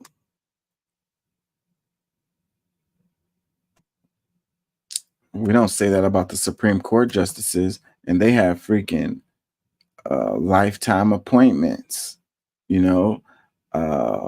What's her name? The one who passed away. Has it been a year? What is her name? It's right on the tip of my tongue. Can't think of her name. But anyway, she had a what do you call it? I want to say power of attorney, but that's not it. When you have somebody who manages your affairs for you because you're not necessarily capable of doing it.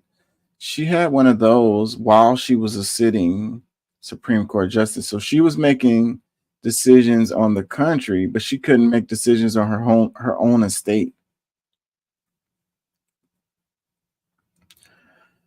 Comments, it says, and yet all we heard was Joe Biden is in the top shape, sharp and ever, and the only one capable to beat Donald Trump. It is evidence we were lied to. So who was actually running the country for the last 3.5 years? That's a fair ass comment and a very good question too. And it's like, yeah, people kept on saying, Biden doesn't seem like he's all there. And they're like, well, in the meetings that y'all don't see, he's sharp as a tack and, he's on point or whatever, just because he stumbles over his words every now and then. It doesn't mean when we have meetings, he's sharp as a tack. He's all there. Da da da da da. Come on, bro. Y'all think we're dumb? Another comment that says, everybody say thank you, Nancy. Another comment, she also removed the Democrat voters' ability to choose their candidate, but apparently they don't mind. I'm telling you, man, this is very undemocratic. And this one right here says, she is a great choice, a prosecutor versus a convicted felon. Somebody, probably those consultants, somebody came up with this and they're running with it because I've been seeing a lot of memes saying this exact same phrasing, she's a great choice, prosecutor versus convicted felon. So they think it's really clever. They think it's going to work. They think they're going to get voters with that or whatever. I don't know that phrase is going to move anybody from their position. Like, oh, she's a prosecutor and he's a convicted felon. You know what? I'm not voting for Trump anymore. I'm going to go ahead and vote for Kamala. Yeah, because that was a clever ass phrase said by no one.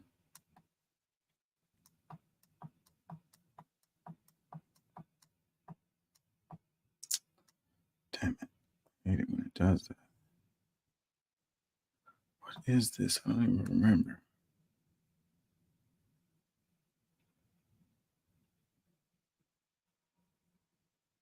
Ethnic background. Okay, yeah, let's do it. They feel, or a lot of Democrats feel, they have to stick with her because of her ethnic background. And so I'm sure there's some division there on that issue. It is, I think, going to be more difficult to beat somebody who's not Joe Biden. Okay. Anything else about this decision that you wanted to say? No, I think it's going to be a difficult race. I think people can say you're going to be picking an unknown for vice president, but to be honest, as soon as you're nominated for a national office like that, you become known in the first week. Is there anyone that you see challenging Harris that could potentially overpower, like that you think more people could get behind? I know there are some Democrats who don't like her, and she has the obvious weakness at the border, as well as she hasn't been the most articulate candidate so far.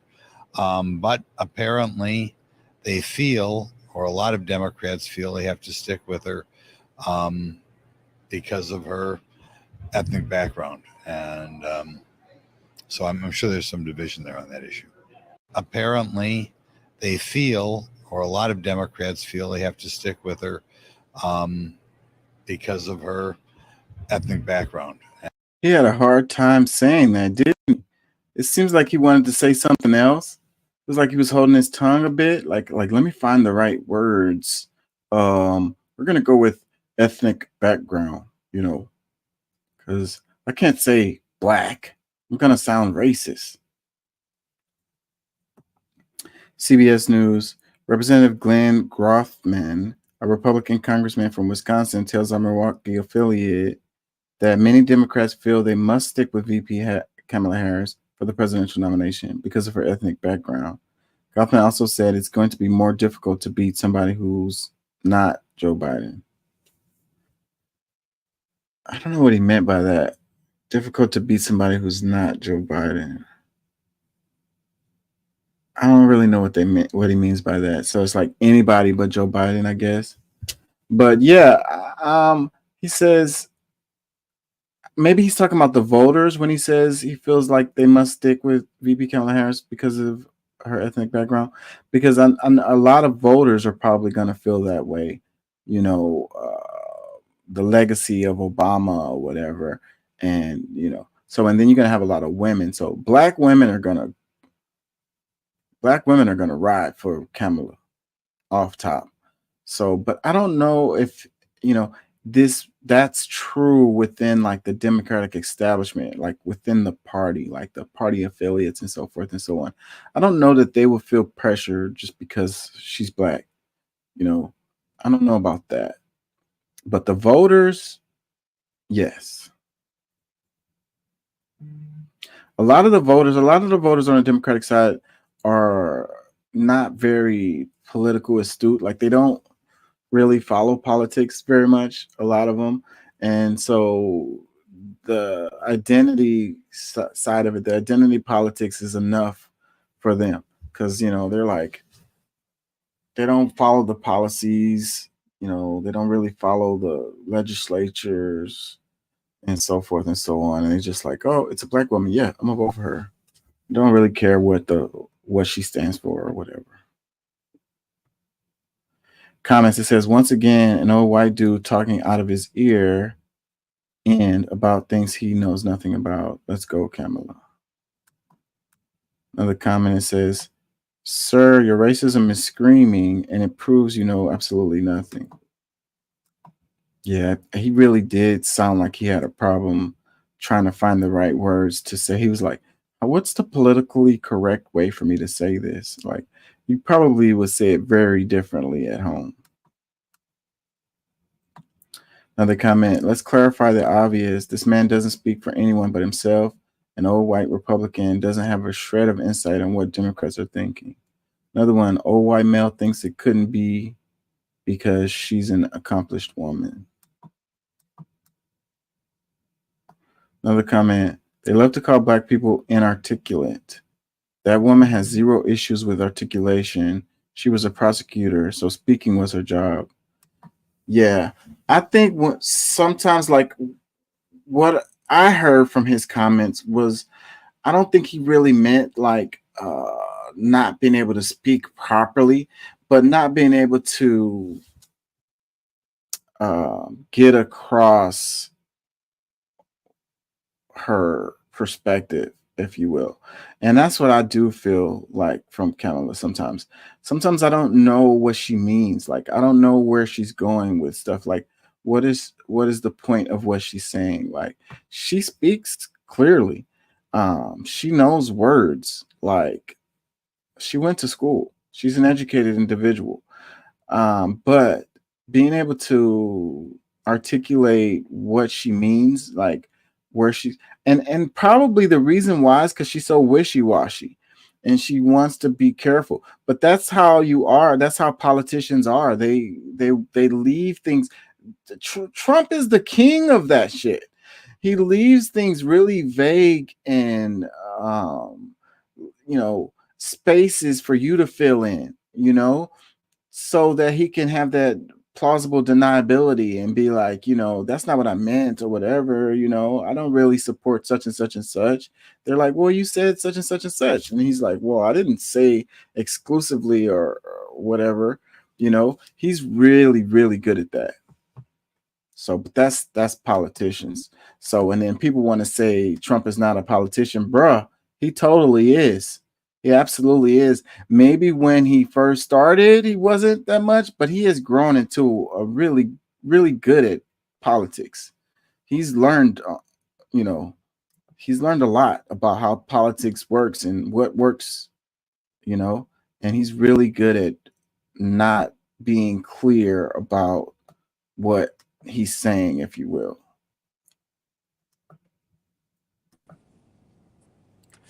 What's up, Pat? What's up? What's up? Can you hear How me you good? feeling, man? Yeah. You sound really good. Yeah, I'm feeling pretty good, man. Got an off day, and I'm glad you came on a little early because, like, my shift is the hours I work is usually over like midnight till like 10 in the morning. So yeah, I'm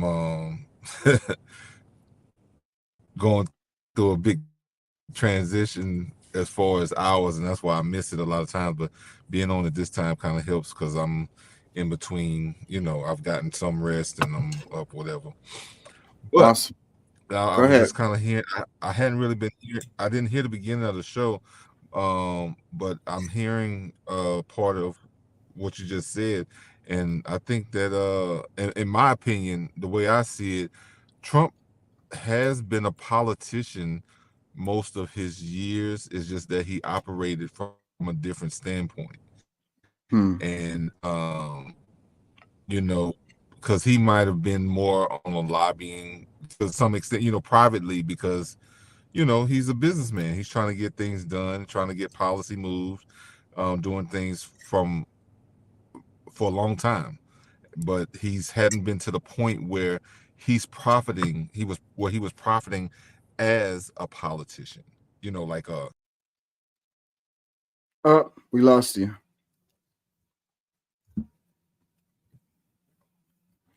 Interesting idea that he's been politicking even before he was a politician. That's an interesting perspective. That would make sense to why he's good at what he does. I mean, you can love him, you can hate him, but he's good at what he does. Yeah, you're back.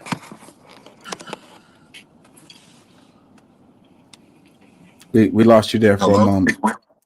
Yeah, I can hear you. Okay, yeah, I'm not sure really what happened, but yeah, no, I would say, because I mean, it's kind of hard to be in this world without having some. I mean, even us everyday people, to some extent, because of our outlook, like we're somewhat politicians too. Like we're trying to get messaging out. We're trying to, we want to see different things, but we're in a different standpoint of the political sphere. And I think that's kind of like with Trump.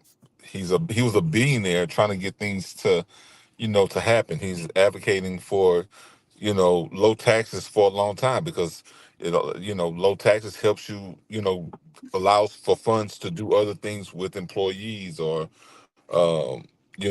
maybe being able to invest further into their business to grow for, in different areas. So I think that he's not just begun his true political life because, just because he just ran for an office. I don't really look at him as, new to this game. Like he's been there, he's understands a lot of these things because of certain things happening a certain way. I think he chose to get into the race because nobody was standing up where it needed to strengthen our country. Let me read a couple more comments. It says, "Nah, we like that she is pro-choice, work for LGBTQ rights, and is trying to make healthcare better for women. Just 3 reasons we like her. Her skin color doesn't matter, but having a woman president would be wonderful." Who's saying that? This is a comment underneath the CBS News clip from a random person. Okay. But I think that comment probably works for a lot of people. Resonate. Yeah. No, I think it does resonate for a lot of people who are looking at very surface ideology, because everybody everybody kind of thinks of differently of what's important to their lives. But if you're not at the really looking at the world to where how things can be beneficial for everybody, you're not quite there. And I think that when we're discussing these different topics, I think that we're not always looking at the cause and effect of the different things that's actually happening in through these different policies that's made or legislations that's being enacted, that what it does to us as a people, you know regardless of your race, regardless of your religion, regardless of these different things that we deal with individually, but overall how it affects us and how we begin to interact with each other. Because if you really think about it, a lot of these things that we're doing, because I think that in my opinion, now okay, I'm not the sharpest tool in the shed, but at the same time, I do believe that when we start pushing more so towards women's rights, men's gay rights, black, this, that, and the other, we're not looking at each other as Americans anymore. We're looking at each other as a certain type. Not to say that there should not be some separations at some point, because everybody deserves to have certain things for those different groups, regardless of what angle we're looking at the moment. But I think those are some of the things that kind of push us further away from just saying that each of us kind of needs the same things. I get your argument there, because I as always human felt beings. like gay rights are human rights. Black, Yes. it's all human rights. And Basically, we is what all, I'm trying because to I mean, say. if we look, our Go ahead. Pledge of Allegiance is a lot about, because one thing they can use is that, oh, we need a new law enacted to protect these people. But if everybody's protected because of their God-given rights to choose to be, just to be themselves, like, no, we don't need new laws. We just need y'all to enforce the laws that exist already. Yeah. So that's where I think that a lot of things are missed, especially when we talk about the DEI stuff, that diversity, equity and inclusion. Well, yeah, yeah, everybody should be included, but that's just something that us as Americans should really, like, we should understand that each person, every human being in this country, that our citizens should, you know, they should just have without having to say, well, I'm this and I'm that. Well, you know, we got no, like we got to find a way to not be so separative. We're separating ourselves in all these different conversations, and when I think that so a lot of people are missing the point when Republicans are telling people that no, that stuff is not necessary because guess what? You're already protected because you're just an American. You know what I'm saying? You already have these rights. No, we don't need to do. No, I'm not going to sign that because no, that this is it's just crap. And then it gets signed because another party goes and does it, and still a lot of times nothing happens because nothing needed to happen to begin with, other than the fact that people need to stand up for each other. Well, I agree that people need to stand up for each other, but at the same time, the reason why they have to enforce stuff like that is because people don't stand up for each other and people aren't fair, people aren't inclusive, people are racist, and that's what leads to the outcomes that we have. So you have to have something to balance these things out. So, you know, uh, diversity, equity, inclusion, affirmative action, stuff like that is needed to, balance the playing field out there. Well, if all our schools provided the same level of excellence, we truly don't need, like, if everybody fairly gets the same type of funding, because that's where a lot of it goes to, being able, you know what I'm saying, like the people of Harvard, if they're able to get it at what's his TSU. TSU, and like smaller colleges and universities, then like what's the point? Nobody's trying to run across the country just to be able to get that type of recognition, because everybody is has the same type of thing, the same type of teaching, and all Well, these things are available to them, but that it does should be not the case, happen. but that doesn't happen. Yeah. And then you can't you also can't blame people for wanting to put money in their like endowments or whatever, like a reason Alma why maters. alma maters, like a reason like Harvard or Yale, has such a huge budget is because the people who went to that school before are now billionaires, and they put a lot of money into that school, and that's what they do. So, and you can't really No, blame I'm them not for taking. that. I don't. No, But I but don't. on I the don't other blame side, for that. But but but but but when we're talking about when you're trying to say that all these schools are state sponsored, that each state is putting up money for these schools, then the ones who have these different endowments from these different people don't need the same type of help that the other schools need, but they'll well, still get way more funding straight from the state, as well as the money that they get from alumni. right, So because in Texas, it's we're like talking. Texas A&M, they get a lot of state funding, and it's another one in Texas, UT, I want to say, like it's two main colleges in Texas, Yeah, and they get here almost is, all the funding. yes. But See, here is LSU. yeah. LSU gets whatever they want. Like LSU is taking over half of the city. 1/4 of the city belongs to LSU, and then they're still steadily expanding. But Southern University, like 10 miles away, 7 miles away, however far it is, I don't know exactly, but however short distance away, does not get the same funding that has like some of the most superior schools in the country at that school. The law school, I know the law school is always, because that's Johnny Cochran went to Southern University.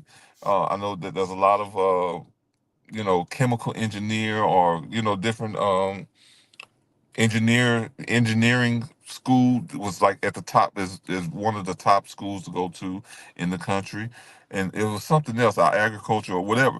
But they still don't get the same type of funding to where it'll draw in and make it a larger school for whatever reason. And it's just within the state making it that way because it's a black school, Yeah. because it's So I mean, a historically black college. and that's where the part that comes in about things needed to be balanced out, because it's true that you already have laws in the books, to protect people or whatever, but you had to have the civil rights era to get it so where you couldn't have these whites only uh soda shops or whatever you call it, like Okay, that's the that's stuff like that, and that's what led to the need for the civil rights era, the Voting Rights Act and so stuff like that, because you were I get it, disenfranchising. but they spend it. But listen to what we're saying. You're saying that they're spending the time to have the discussion about what should happen instead of making sure that it happens. Writing more legislation is not truly necessary if you're not going to enforce and make sure the people who get the funds to distribute to the schools actually does it, and then not be like, oh, you didn't give the funds. Oh, okay. Well, what are you gonna do? Okay, like allow them to continue to do the same crap. Like that's the part that what I'm saying. Like making the legislation, oh, that's fine. I mean, I don't, you know what I'm saying? I don't think that that's going to be here nor there. But if they don't actually do things that changes it, if you continue to allow just the conversation to just continue, people to, to still be neglected, like they're not doing their job, period. You know what I'm saying? That's the point where I'm saying, like, when I say, yes, like having a conversation does nothing. Like the talk is just talk. Yeah. Let me read a couple more comments here and I'm gonna move on. It says, did I hear that right? Did this old Republican guy just say that Kamala Harris hasn't been the most articulate candidate? You got to be kidding me. Trump has got to be one of the most inarticulate candidates of all time. Another comment, it says, ethnic background, my peach, I guess. Former prosecutor facing a convicted felon, California Attorney General, former senator serving VP. Those are what are known as credentials, no matter her ethnic background. These were comments as a result of what this guy was saying. That Yeah, I mean, I get the point of what, so because I mean, look, all right, she has a record, but I think some of the things that is being overlooked because I mean it really doesn't matter to her race. I mean she's she's Asian or whatever. She manipulated a bunch of people. Okay, yeah, she went to Howard, so some people assume that she was black. And just like Obama never said he was black or an African American. Other people said that. He says that he's a Kenyan American, from his own lips. So, I mean, you can't really blame what other people try to use and say, race, this, that, and the other.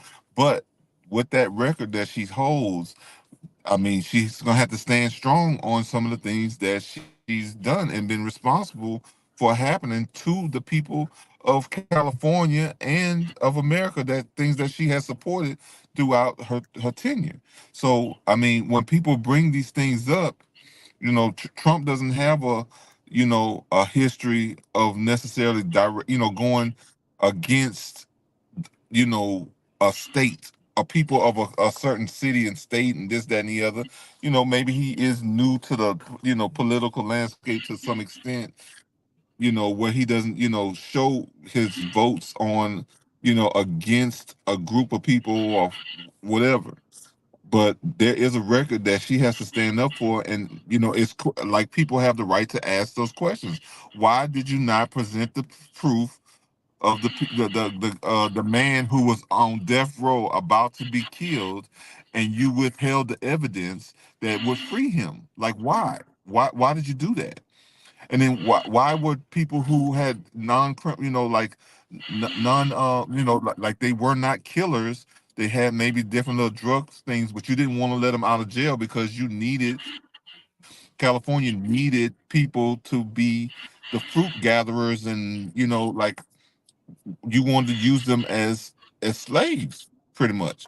Like, what in your DNA allowed you to think that that was okay to do when these were misdemeanor crimes, but you're treating them like felons? Like, these are things that she should have to answer for. And, I don't she think there's will. nothing wrong with that. She will, Yeah, because they definitely gonna bring that stuff up. But she had political ambitions.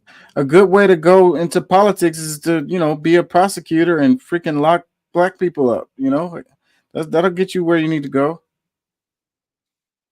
Well, I mean, there's white people who don't have that same kind of history, bro.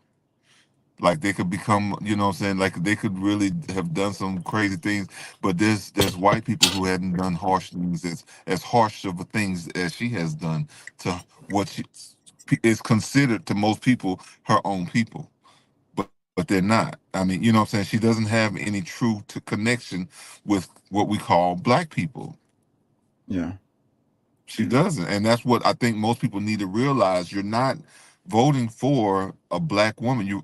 Are mentally, someone who was raised as a black person. We have different mindsets. Yeah. But at the end of the day, it ain't gonna matter because identity politics. That card is punched, and that's what people are gonna see is her image, and that's what they're gonna vote for is that image. Well, no, I mean, most people have been trained to see the world that way, but I think that's a limited view. That is very limited, and because I'm gonna tell you, most of the people in my life, are black people, and that's who stand up. But I mean, there's white people who stand up just as strong as the others in my life as well. So I can't just see it just black and white. And if that's how we're gonna look at things and not really look at the truth of things, because that's my main thing is that truth must prevail. I don't care, what I'm saying, if we had I don't care if some alien from Zorkins that pulled it up and is gonna do the right thing for the people. Like, I'm voting for the new Zorkin dude because we just need the action to happen. We need the people who really gonna do for the people. And I don't see it as I don't I think we may have somewhat discussed this. I don't see Biden or Kamala Harris. I see the Democratic Party and what their agenda has been. Yeah. That's what I see. Let me play this. So apparently my name was just mentioned by U.S. Representative Andy Riggs from Arizona during the Senate hearing for the head of Secret Service in response to the rally where a gun was fired in the direction of Donald Trump and he suffered an alleged injury. And I was referred to as a video actress who was touting conspiracy theories. This quote comes to mind. This constant lying is not aimed at making the people believe a lie, but at ensuring that no one believes anything anymore. A people that can no longer distinguish between truth and lies cannot distinguish between right and wrong. And such a people deprived of the power to think and judge is, without knowing it and willing it, completely subjected to the rule of the lies. With such a people, you can do whatever you want. The suggestion that I, as a private citizen, am not freely able to question the legitimacy of such a landmark event as the supposed assassination attempt of a candidate for president and a former president is literally fascist. In a nation consistently shrouded with untruths, half-truths, and false truths, and this is an individual who lives by that, who literally created a term for lying called alternative facts, it is in our best interest to always question. And if you don't agree with it, you're entitled to. It's simply laughable to suggest that I am the only individual who is skeptical about what took place, and the attempt to make me a scapegoat is loud. So apparently my name was just mentioned by U.S. Representative Andy Riggs from Arizona. So the part about people not being able to distinguish between what's true and what's not, I think is very valid. But at the same time, I mean, the people that are saying that Trump wasn't shot, like that didn't happen, like I I don't see that. As far as you saying there was a conspiracy to assassinate the president, I think that's a fair, road to go down on. But if you're saying that the guy wasn't shot, I don't know how you can Well, and see, we that's the thing, because she's really I think she's a beautiful woman. I think that she definitely has a strong position in the hearts and minds of a bunch of black people in our country, but she's distorting the lines, and know the alleged shooting, like the things that she keeps saying, as if like this is like that is very conspiratorial to say that, like, all right, there's certain things that actually happen. So like you being pushed because of the rhetoric, like how you're saying these things, because you're trying to, she's the very thing that she's saying that someone else is doing, she did it within the same moment of her trying to talk about someone else, uh and their position on it. So it's like, what, how do you're manipulating, as a lot of politicians do, because she don't have an office, but she's very much a political figure. And it's just like, you know are you going to be honest at any point of this conversation? Like, none of that other stuff happened, like nothing, like that he didn't get shot, or, I mean, grazed, that he get shot at, because he said allegedly shot at. No, he was shot at. Like, and he was there's and he certain got and he got shot. I mean, you can argue a graves. So graze, but he got shot. I mean, it was a bullet hit him. Like well, yeah, exactly. But I you can't mean, argue that. but that's you started off with, like, not being honest about what happened. So when you're being questioned about that, and trying, like, you're building up, you're doing exactly what he said you were doing, like, but trying to call him fascist doesn't, what I'm saying, he's calling you out. That's what you're more upset about, is that somebody just pretty much told everyone what you were doing, and you're upset about it. So you're bringing up evidence of the same thing that you're doing still, and trying to point it on them, which I've seen happen a whole bunch. Because I mean, if I'm to say, just like RFK said, like, the Democrats, the Biden, that they're more likely to be a danger to democracy than Trump. But that's because of the lies and the type of the way that they try to use politics against people who don't know all the definitions to these words. Yeah, You know what I'm because saying?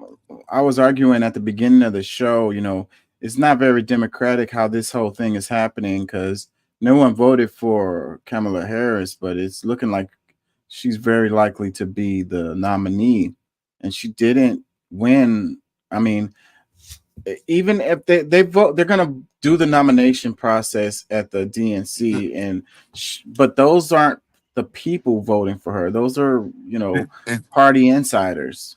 Yeah, that's the part that a lot of people are not getting, because right now, a lot of Democrats are just thankful, oh, we have a chance to win because Biden is gone, but they don't realize that their whole ability to choose was taken away, and Completely. this was purposely done. This was not by chance. Like, this was, like, tactfully, like, these people are very, very, Because they like, could have gave the people a chance to, if they would have had a vibrant primary process, then that would have gave people a chance to vote on who they would have liked to see, to yes. get nominated to run for their Look, party. Biden purposely held up from, like, a certain time period to say that he was going to drop out, because it takes all the power away from them. Like, for them to be able to control who they want in office, somebody who's going to follow whatever design that they have created. Because if the Right. people are allowed to choose, because a lot of people might have chosen Robert Kennedy Jr. You know what I'm saying? Like, I think a lot of people probably would have chosen him because of, his Democrat, his stance in democracy, and just be trying to, him being fair. A lot of people would have chosen him. Bernie Sanders, like a lot of people would have chosen Bernie Sanders. Like, they took away the Democrats' ability to choose for themselves. And Right. that's one of the things that I think a lot of people are overlooking with this whole process. They have been manipulated again by Again, these people. let's do this one. It says Harris, Democrats net 100 million in online donations after Biden exits race. So CNBC, it says the Democrats' digital fundraising website ActBlue has raised over 100 million since Sunday, the day Biden withdrew from the campaign for president and backed Harris, according to a website that tracks the company's live fundraising ticker.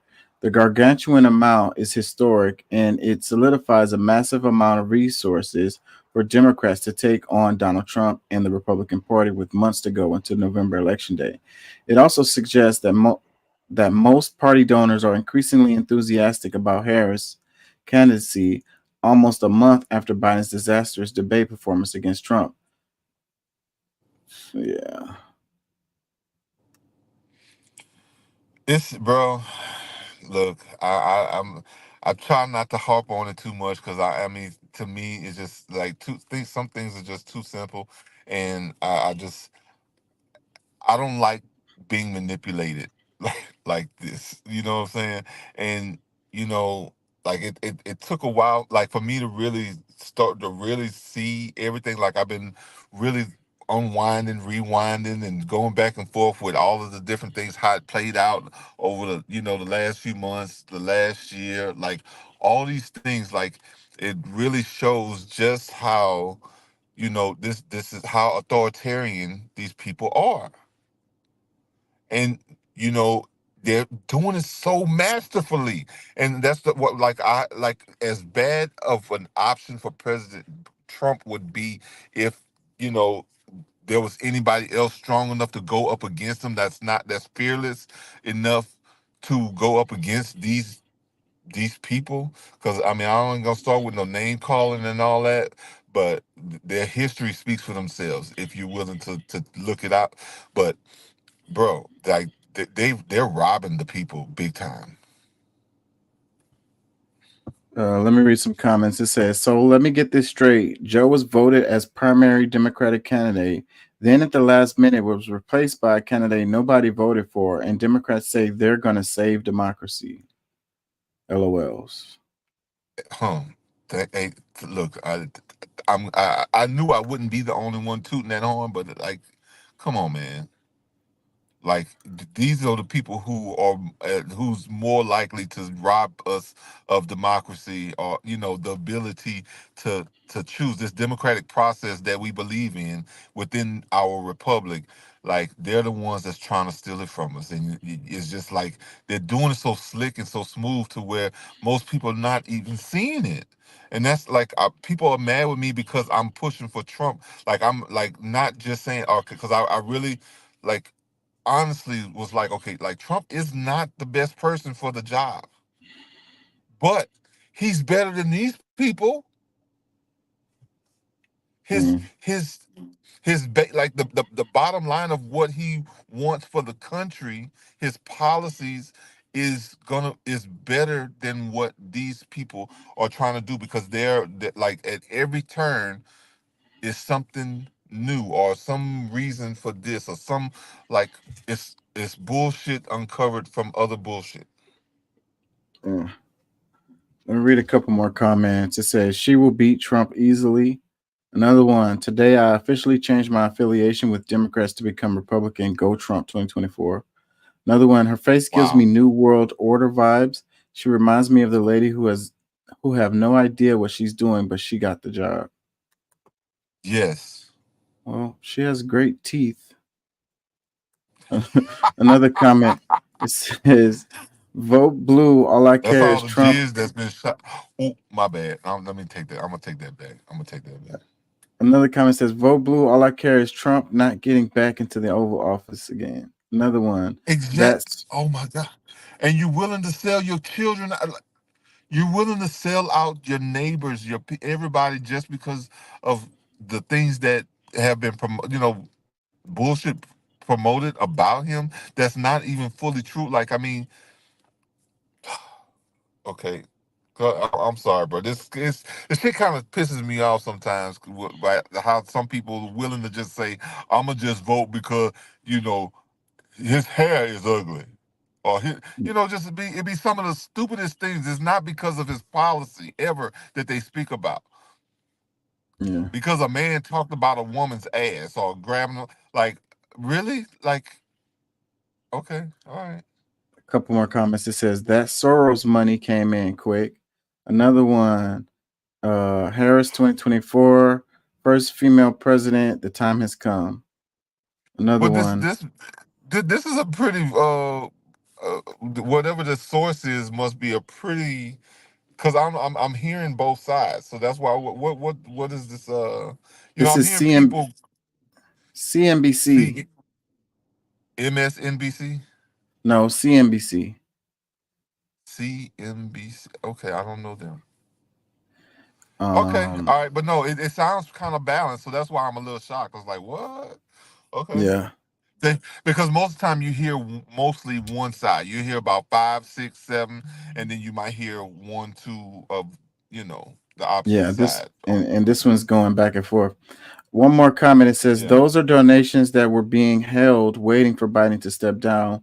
Once he stepped down, any candidate would have gotten these donations. Probably true. Well, no, it's exactly true, but that's the people who, I mean, the main reason, like, they were withholding funds so that they could get what they wanted. But at the same time, like, this was a plan. Like, this was the plan from the beginning. Because, like I said, they intended for the people not to have their choice of who was gonna be next in line. Mm. Let's move on. Check this one out. It says Donald Trump has laid out 20 promises that he plans to implement if he's elected. It says earlier this month, the Republican Party released a document of their 2024 platform. Note, this document is not Project 2025. Inside it are 20 things promised to the American people if Trump is elected. It says if Trump is elected president, he promises to seal the border and stop the migrant invasion, carry out the largest deportation operation in American history, stop the migrant crime epidemic, demolish the foreign drug cartels, crush gang violence and lock up violent offenders, secure our elections, including same-day voting, voter identification, paper ballots, and proof of citizenship. If Trump is elected president, he promises to deport pro-Hamas radicals and make our college campuses safe and patriotic again, keep men out of women's sports, cut federal funding for any school pushing critical race theory, radical gender ideology, and other inappropriate racial, sexual, and political content on our children, rebuild our cities, including Washington, D.C., making them safe, clean, and beautiful again, prevent World War III, restore peace in Europe and in the Middle East, and build a great Iron Dome missile defense shield over our entire country, all made in America, strengthen and modernize our military, making it without question the strongest and most powerful in the world, large tax cuts for workers and no tax on tips, end inflation and make America affordable again, cancel the electric vehicle mandate and cut costly and burdensome regulations, make America the dominant energy producer in the world by far, end the weaponization of government against the American people,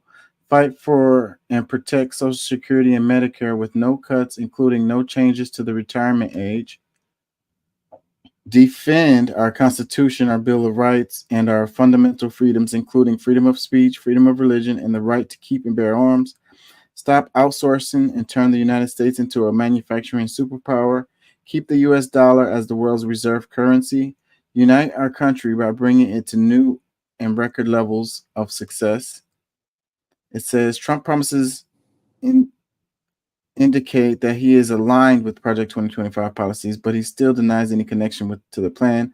I know nothing about Project 2025. I have no idea who's behind it, Trump stated on social media. However, the group behind Project 2025 is filled with close Trump allies, including former Trump staffers Stephen Miller and Russ Vought. Sources. So, yeah, let's look at these and break them apart a little bit here. Okay, let's look at this. It says seal the border and stop the migrant invasion. So that's like number one. And this political cycle, the border is a really top priority and on the minds of the American people. So saying I'm going to seal the border and stop the migrant invasion is going to be, you know, something that moves people to, you know, support him or whatever. You know, but I wonder how exactly. Look, both Democrats and Republicans. Yeah, you know, but I wonder how would he go about doing that? You know, they'll finish because you know, Biden stopped stopped them from finished building the border that border gate or fence or whatever you want to call it. Like he stopped it when he first day in office. That was the first thing he stopped. Yeah. You know, like that. You know, so like that's one of the things that, you know, created a lot of things, and then, you know, some of the things he said in speeches is what, you know, pushed a lot of people saying, "Oh, this is my time. I can come through." You know what I'm saying? Which this has caused a lot of stuff. I sent a video to you to our group a little bit earlier to you know, where it was discussing, you know, like people in Chicago, like that's one of the biggest places, and that's where the DNC has their meetings pretty much every year. Well, there's a bunch of upset people in Chicago that are saying the DNC is not gonna have a peaceful it's not gonna be a peaceful event because of everything that they've endured with all this migrant stuff and being put on the back burner for people who doesn't pay taxes, who has not, you know, served this country in any form until just recent. But there's people that's been here for, you know, generations that has not gotten, or, you know, doesn't get treated the way that some other new arrivals have been treated in their city. So it's like, wait a minute, hold on. Like, we've been Democrats supporting for decades upon decades upon decades, and this is how y'all gonna treat us, and then y'all expect that y'all gonna, like, this is what they're doing to their own people. And that's where, like, it's a problem, bro. And anybody who's not seeing it is not looking. They're blindly ignoring certain points of what's going on within our country because of them living in another place that doesn't deal with that, because they're living in a Republican city, a state, or whatever, where those very same things are just not happening.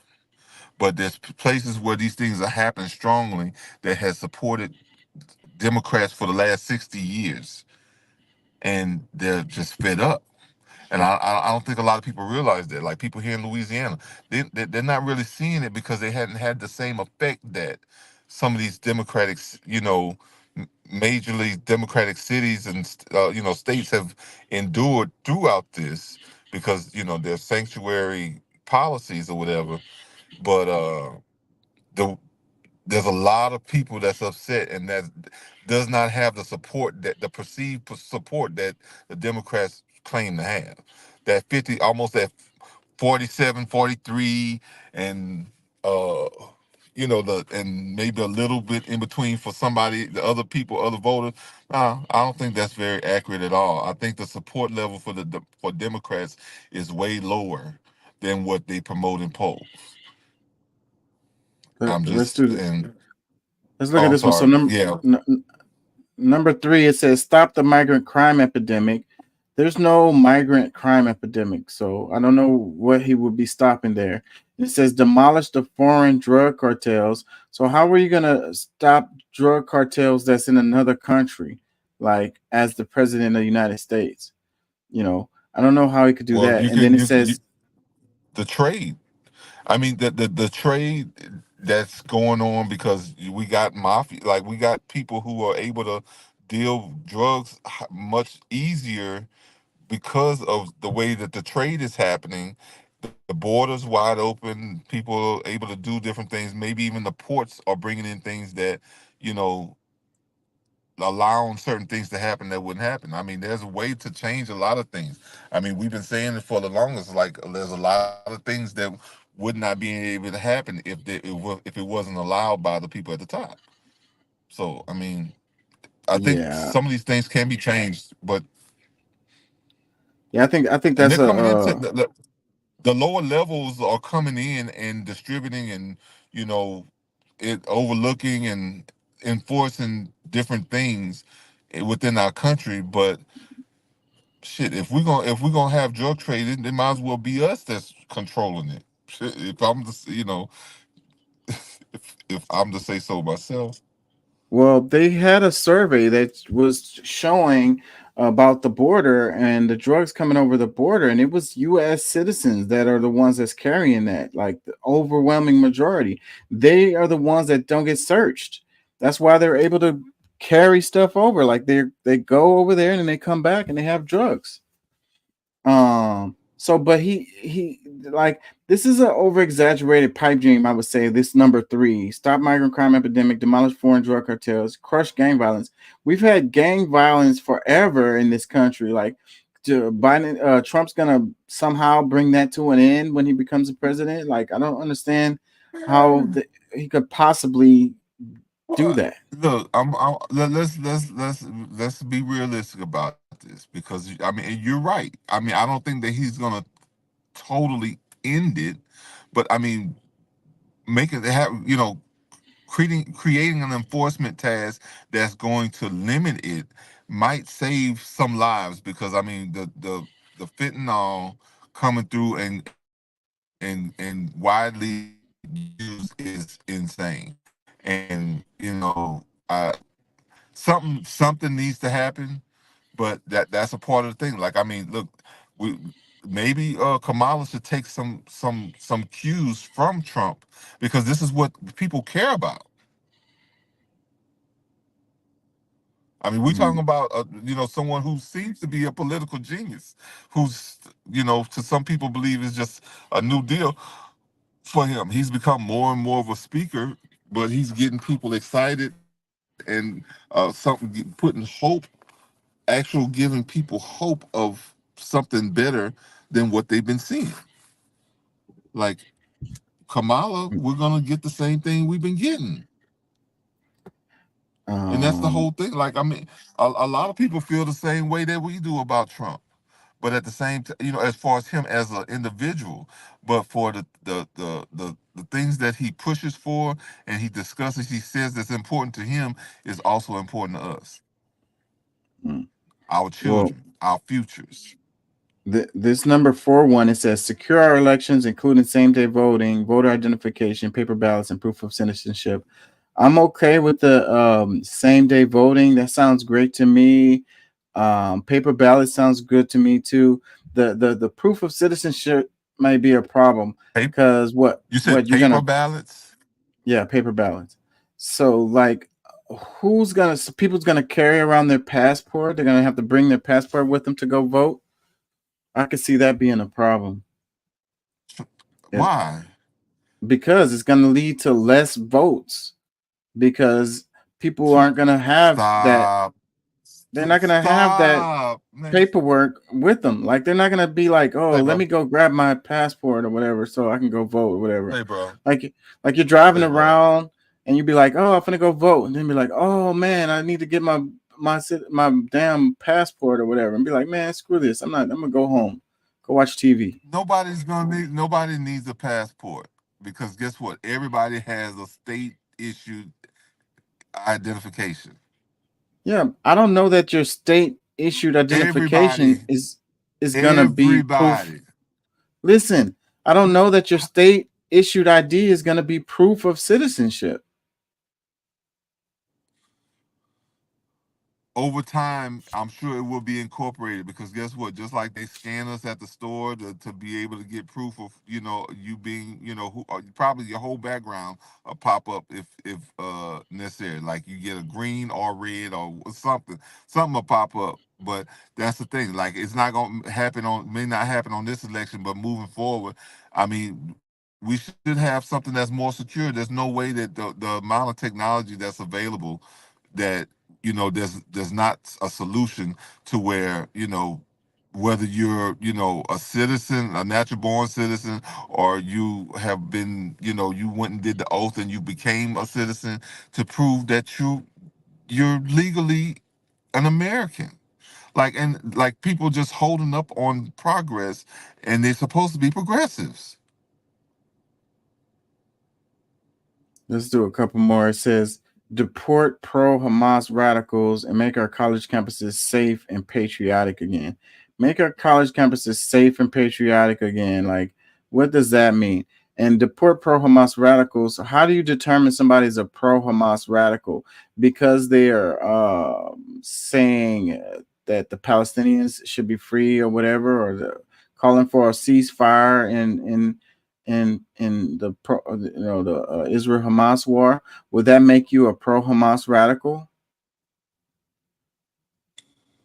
I think that should be defined at all costs, because I mean anybody protesting on whatever it is that they believe should not be thrown up into one bundle as if anybody who's had something to say negative or against what the common what has been made to be common whatever the politically correct things, because that's part of the First Amendment. Like, I mean, you're supposed to be able to protest, like you be able to say what's on your mind and fight for what you believe is right. Like, but Yeah. now if there's people who want to shoot up shit or do certain things, I mean, yes, that might be somewhat radical, but kids at colleges that's speaking up for what they believe to a genocide is happening, like I don't know, because I mean I know how that could play out, but that could happen from either side. I think something needs to happen there to define who's gonna be, what is considered to be radical or whatever. Yeah, we need to define or redefine what that really is. So yeah, something needs to happen, but that's gonna be not just him. That's gonna have to be legislation. It's gonna have to be both Democrats and Republicans that's gonna have to come together on that. So the next one, it says, keep men out of women's sports. Yeah, I don't have an argument with that one. Yeah, that number shouldn't 7. that shouldn't even we shouldn't even have to have that discussion. Yeah, go ahead.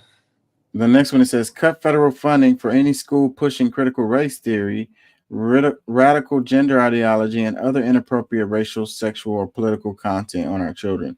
Now, see, this is problematic because when they say critical race theory, they put a whole bunch of stuff underneath that, like just teaching history of things that happened that that we're not proud of or embarrassed about can be put under this umbrella of critical race theory. So that's a problem. Inappropriate racial. So inappropriate racial, like again, just saying something about like a race riot that happened in Oklahoma could be put under inappropriate racial. So then it'd be like, we don't want to teach the kids about stuff that actually happened in history or whatever. So whatever. And then it says political content. So there goes another one that's could be problematic, like political content, like it's shit. Everything is political, like, so you could put almost anything underneath that umbrella, and I get I'm talking about. There's a lot of things that's spoken of the history of the United States that is not true.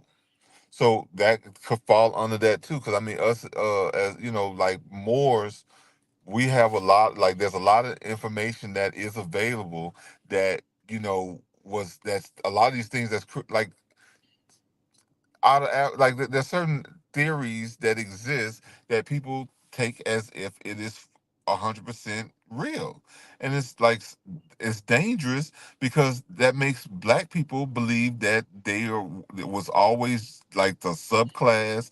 They had never had any power. I mean, honestly, I think us correcting those things in history would make the people, American people, stronger, and they're not being lied to about who everybody is. Because like before 1776, anybody that was from another country or that was, like you were the subclass. Most people don't know that Italians and Irish were black people, were considered to be the black people regardless of your skin tone. And there's a lot of things that we need to correct. That just the race theory should be taught at for certain levels who understand the dynamics of it. So trying to force these different things and ideologies into children who don't really even understand how to do math properly, or do all these different things. Like, stop trying to spread different mindsets to people who are who are sponges that's soaking up things, and they're soaking up lies or something that they don't quite understand yet. So I think that that could, yes, it could be problematic, but at the same time, it could correct a lot of the wrongs.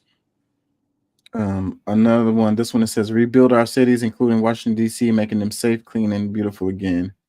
I don't have no arguments with that, except that Trump said he's gonna undo Biden's what was it called, the infrastructure bill or infrastructure plan or something that The Green New Deal, and it needs to be done. Like it needs to, like I said, I just based on some of the things that we saw immediately happen from it, that it needs to have some a total uplift. Because what Trump's been saying the whole time, like, American people should have the option to choose any of them. If they want a 100% electrical car, they can have. If they want a hybrid car, they can have. If they want a gas guzzler, they can have. Don't take everything and say they can only have this. You're limiting the choices that people have. Everybody don't want a damn Prius. You know what I'm saying? Like, I mean, you that's the whole point of what our republic and our democratic republic stands for, is to give us a choice. And Biden was limiting that. He was forcing us to live one way or nothing. While the rest of the world is steadily doing the same things they've been doing and building and growing, while we're at a standstill because we're saying this whole ideology that we're just gonna the planet is about to burn to pieces, just gonna disintegrate. Like, it's just not realistic, bro. let's Like, do this one. this earth has gone through. This earth has gone through more things than any of us will ever in our own lifetime, and then it has recovered over and over and over and over and over, because that's what it does. Let's do this one. It says prevent World War III, restore peace in Europe and in Middle East, and build a great Iron Dome missile defense shield over our entire country, all made in America. Like, this one is definitely a ego trip right here. Restore peace. Because I think that with the I think that Israel thing, like, it's somewhat competitive, maybe, because it's like, we don't even have one of them, but we bought it. Like, Israel is fully protected, but the people who's pay Funding. And I don't think that's I think if we because see, honestly, I don't think that type of stuff is really necessary if we're gonna be fair humans. Like, if we're people of the world, and we're being the bastions of greatness and trying to put our best foot forward. Like, we shouldn't have enemies trying to shoot us up if we're actually being fair. You know what I'm Yeah. saying? So I mean, yeah, I think that the Iron Dome might be pushing it a little too far because, if we're actually being great humans and we're, what I'm saying, like actually trying to, work together with other nations, then I don't think that stuff would be necessary for any of us. Yeah, I don't think it would be necessary, and I don't even know that it could be feasibly done because of the size of the United States. We still talking about Trump too now. We still talking about Trump. I mean, we talking about somebody who got a big ego, so he probably just threw that in there. Yeah, Yeah. come on, Let me read we a couple more. ain't got rid of Trump yet. It says, strengthen and modernize our military, making it without question the strongest and most powerful in the world. Yeah, I mean, we already spend so much money on that. I don't know how we could, we throw Well, more I more think money in. I Go ahead. think that I think that our military will become strong again just by us not, spreading ourselves so thin across the world and trying to protect things that other people should be trying to protect for themselves, Yeah. or not getting themselves in the middle of bullshit that they ain't ready to handle on their own. You know what Right. I'm saying? Let them deal with their stuff. They make their bed, let them lay in it. And I think a lot of Democrats have a problem with that because of the way that they set up NATO. It's like, bro, look, the European countries that rely on us for a lot of defense, like, tell them to stop fucking with people, and then looking for us to come over there and save them, and give all our monies and this, that, and the other, blah blah blah. Like, no, like y'all, like they act like it's a bad thing to get something for when you give. That's like a part of reciprocity. Like, when you get, you give, and it should be a return cycle of those things. So be reciprocal. So when Trump says that, people act like he's so bad for even giving that idea, because it's like, no, America, we're stupid and we just give away all our resources because hey, I mean, what else we gonna do? We're just gonna be wasteful. No, like, say, bro, like, y'all, look, this gives y'all accountability. This makes y'all have to, like, rethink things and be more conscious about how you're gonna deal with your neighbors instead of trying to run in there and rob them of their resources. And Mm-hmm. then you call us to try to come give you backup to help you rob. No, Mm-hmm. bro, no. I don't think that. No, it shouldn't work that way. This next one, it says large tax cuts for workers and no tax on tips. I ain't gonna lie. I feel like Trump is just saying this. I mean, like, this is a good one to get votes right here. A lot of people are talking about this, but I don't think he's gonna do this. Like, I mean, It's done. It's done. No, no, no, no, no. Look, let me tell you the trick behind that. Enforcement. Because guess what? You already shouldn't be taxed on. You shouldn't be taxed on your tips or your wages. Because for one, like, getting a gift from somebody, like, that's a gift. Like, and then a lot of the process of how our tax structure works, like, you're taxed and retaxed and taxed over again on the same freaking money. And, like, it's a sin that the Americans have allowed it to get to this point, because, okay, in the name of us trying to be fair, or being accountable for the things that we're doing, or what's being done, like, some of these things have been an overreach within our government, and we just need to accept that, like, really, some of these things, he don't have to do nothing. All he has to do is be, what I'm saying, like, make the order that, okay, corporations cannot touch, said, look, if they'll have to be penalized if they touch your shit now. That's all that's being changed, instead of giving them the freedom to take whatever they feel they need to out of your check, and send it to the IRS or whatever. What the I forget I, the I, the other I office would of, but love, however. to see it happen. I don't have much faith in that one actually happening. I don't Biden say, bro, when Biden heard him say that, he could have been like, "Oh, that's nothing. We could do that right now." Yeah. Biden could do it today. Yeah. It was like, oh, what Trump saw, look, all that stuff. Look, I'll give that to you right now. Yeah. And this It's one, I political think, like I will. say, will get a lot of votes. Him saying that, I think that'll get him a good number of votes. But I don't believe him when he says that. Say, bro, if the Democrats was really, if that was their agenda to help the American people, when they heard that, because they're in office now, like they have he could do an executive order right now that just says, hey, you cannot fool with these people. Like, okay, we need to do something. I said, I agree with what Trump said about that. Like, you know what I'm saying? You agreeing with your political opponent and beating them to the punch would have just swung everything, and people got to be like, oh, wow, okay, that's how you do shit. You know what I'm saying? Bro, they don't want to do things like that because it's not like the agenda is not to make us richer. Like it is still to enslave us. I agree with you on that. I think that the Democrats totally could just, and some of this other stuff that's on this list, they could do the same thing, just supersede him on it and be like, boom, done.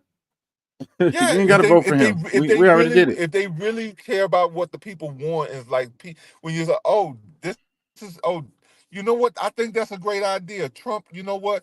We're gonna take a note from your book, and guess what? We're gonna go and do this for the people right now. Now what? Trump that. You know what I'm saying? Yeah. Like, yeah, but the Dems like to lose. They get paid to lose. So let's do this next one. It says end inflation and make America affordable again. Here's another one where I would wonder how exactly he would pull that off. Like the president doesn't control inflation. Like the president don't have any power over inflation. They can. No, they can't, and it's been done before. Look at what happened in with Nixon and who was during that period. I'm saying Nixon, but it was during the 70s, the mid 70s, when they made legislation that made it where they can only charge X amount interest here, there, whatever, blah blah blah, which pushed and made a lot of things grow. New industries and things came about because it made like corporate, because you need healthy corporations, like people that's willing to invest in innovation. So when you're looking at things where people are hesitant on buying, because like right now I know people who would have bought a new car, but they're like, all right, you know what, I'll go on and spend this $3,000 for another engine instead of just this, that, and the other. Like, people want to feel a part of something, and you're taking them out of the ability to interact in commerce. And in order to make these things push further and faster, because I mean, it's better that you get 100 million purchases at point or 1%, or let's say even 5%, 10%, and on certain purchases where a lot of people have been charged getting 17, 18%, and they can't even buy. So it's like you're limiting who can have stuff. If you regulate, like, or give, say, all right, corporations cannot charge this, the banks can't do more than charge people more than this for anything. That's got people look homes. Oh my God. Like, do you know how many people would be buying homes right now if they wasn't paying 7%? Like, if it was still at the 3%, or maybe 4, some people were still kind of buying at 4, but only the rich people are buying because they can afford to pay cash. They're not paying interest.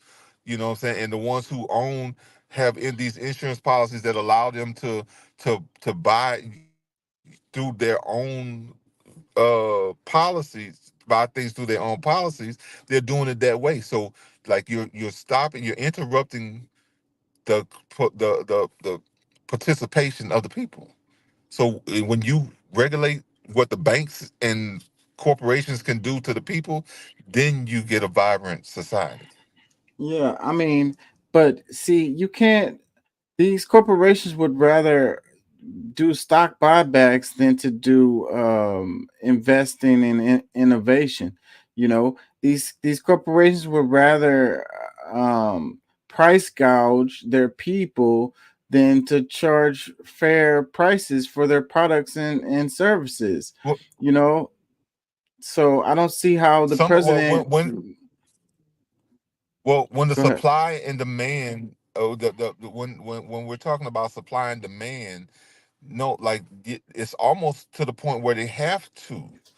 But when we have good, you know, judgment making people who are actually making good deals worldwide with different countries and getting people involved around the world, like you're inspiring a different mindset. So even the corporations are okay with, you know, the corporations and the banks are okay with accepting smaller, um you know, smaller percentages off of these sales because there's so many sales going on. You know what I'm saying? So it like one Yeah, hand but look, feeds the other. but we don't have a vibrant economy when we have all of these monopolies, these multinational But conglomerates that's where three you companies you control each sector. yes. But that see that's gonna change. That would change Well, things. well, he'd have to bust up all of these big, huge companies to do that. You know, Which he'd which have to, which which needs Congress would which be needs to the ones happen. that would have to do. Congress would have to be the ones who would do that. I mean, like I could see him pressuring them to do it, you know, but I don't see Uh them doing it. well, I'm gonna say this. I would rather see a president fighting to do that and not get it done than somebody who doesn't even show a will to see it happen at all. That's fair. That's really fair right there. Let's do a couple more. It says cancel the electric vehicle mandate and cut costly and burdensome regulations. Whenever they talk about cutting regulations, that's like a nod to the corporations that we're gonna let y'all do whatever y'all want to or whatever. So I mean, I don't know. You could go with the vehicle mandate, the electric vehicle mandate, maybe whatever. But if you say cut costly and burdensome regulations, then that to me is giving a Well, okay to the let, regulation. I mean, to the let, corporations to let, do whatever the hell they want to do. let me give an example because I guess like I mean yeah if we're looking at this extreme sides of it, it could get to be a bad thing, but it's already at a bad point right now because just think about what happened with Budweiser was about a year and a half ago or so when you know uh the people who actually support Budweiser, Bud Light or whatever, the people who spend money with Budweiser saw extreme losses because they were regulated to you know put up images like Melvani, whatever the dude name is that you know that got the backlash for just trying to you know him just trying to live, but he had to go through certain things because our government is regulating that you have to have certain amount of inclusion or you lose points if you don't you know promote certain ideologies. That's a lot of the stuff that needs to go away. It's like look, let the companies be, they have their clientele, they should be able to promote to who their clients are. They shouldn't have to be approved by everybody. No, they just need to be approved by the people who spend money with them. But Yeah, right I now, don't know that the government had anything to do with that at all it whatsoever. look into it. You'll find the same thing that I'm like what I'm telling you. I'm not making it up. Like I promise you, I'm not making it up. But there's a score pad that they have to live by under these different regulations that you know to be inclusive they have to do certain things to get a higher point system. And Budweiser almost lost their shit. They're a long-standing company, so they didn't. But this is the type of stuff that they had to go through just to be able to be considered a brand that is inclusive. It's like, bro, like transgenders don't give a shit about me. Why do I need to cater to them? Like, you know what I'm saying? Like, it's certain things that shouldn't matter. That's just one of the examples of what's going on in this country right now because of all of this DEI stuff that could be used for good, but it's not totally being like it's not working. Like it's to manipulate and use people that like it's like free enterprise was one of the cornerstones is one of the cornerstones of this country, and when you try to regulate so highly on these different things, like you're robbing the people. Like, if transgenders like something totally different, this, that, and the other, they still shouldn't be able to tell the corporation how they should do this or that, and they could maybe recommend. But at the same time, you don't shouldn't have say over. And if they're not competing with the people who are, catering to the people who really are supporting them, then they'll lose business anyway. They'll be out of there. So it's just certain things that would be if we just went on with nature. We allow things to live, and when they have no purpose or they're not fulfilling their purpose, they die.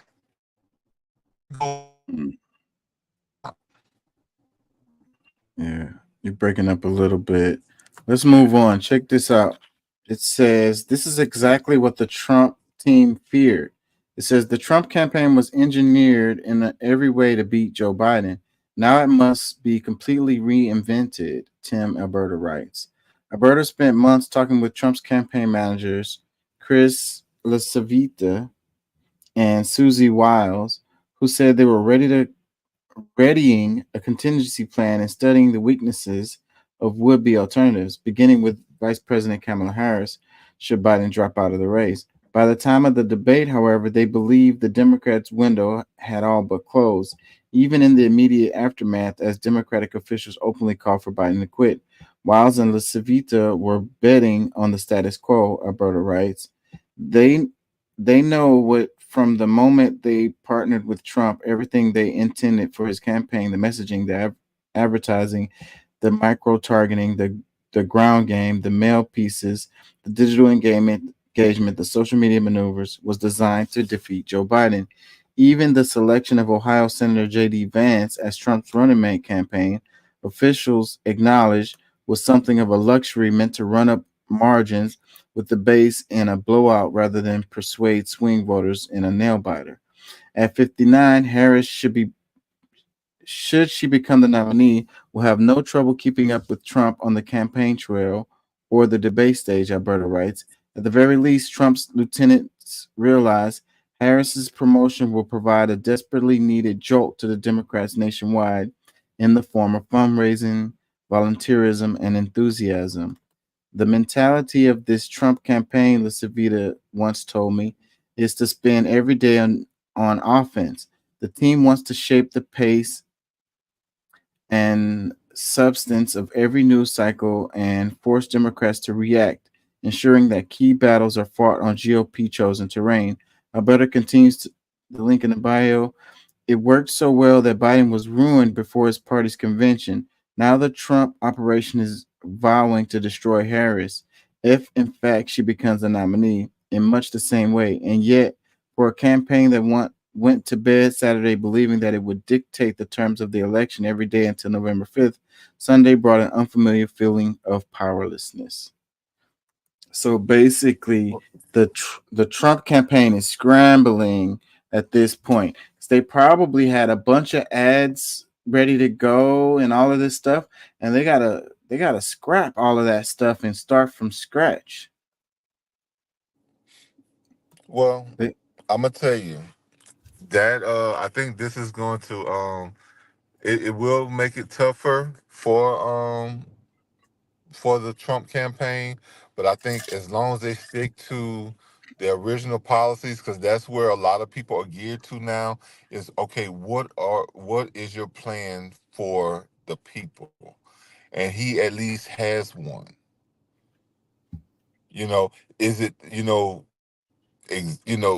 I think it into, a nutshell, because like, first day of business, like people expecting something to happen, what he's doing the first day in office, the first 100 days. It's like he has a plan. The Democratic Party, because I don't see it as just you know, because it is the Republican Party supporting, but Trump does have his way of what he expects to do for as president. What's going to happen with Kamala? We need to see.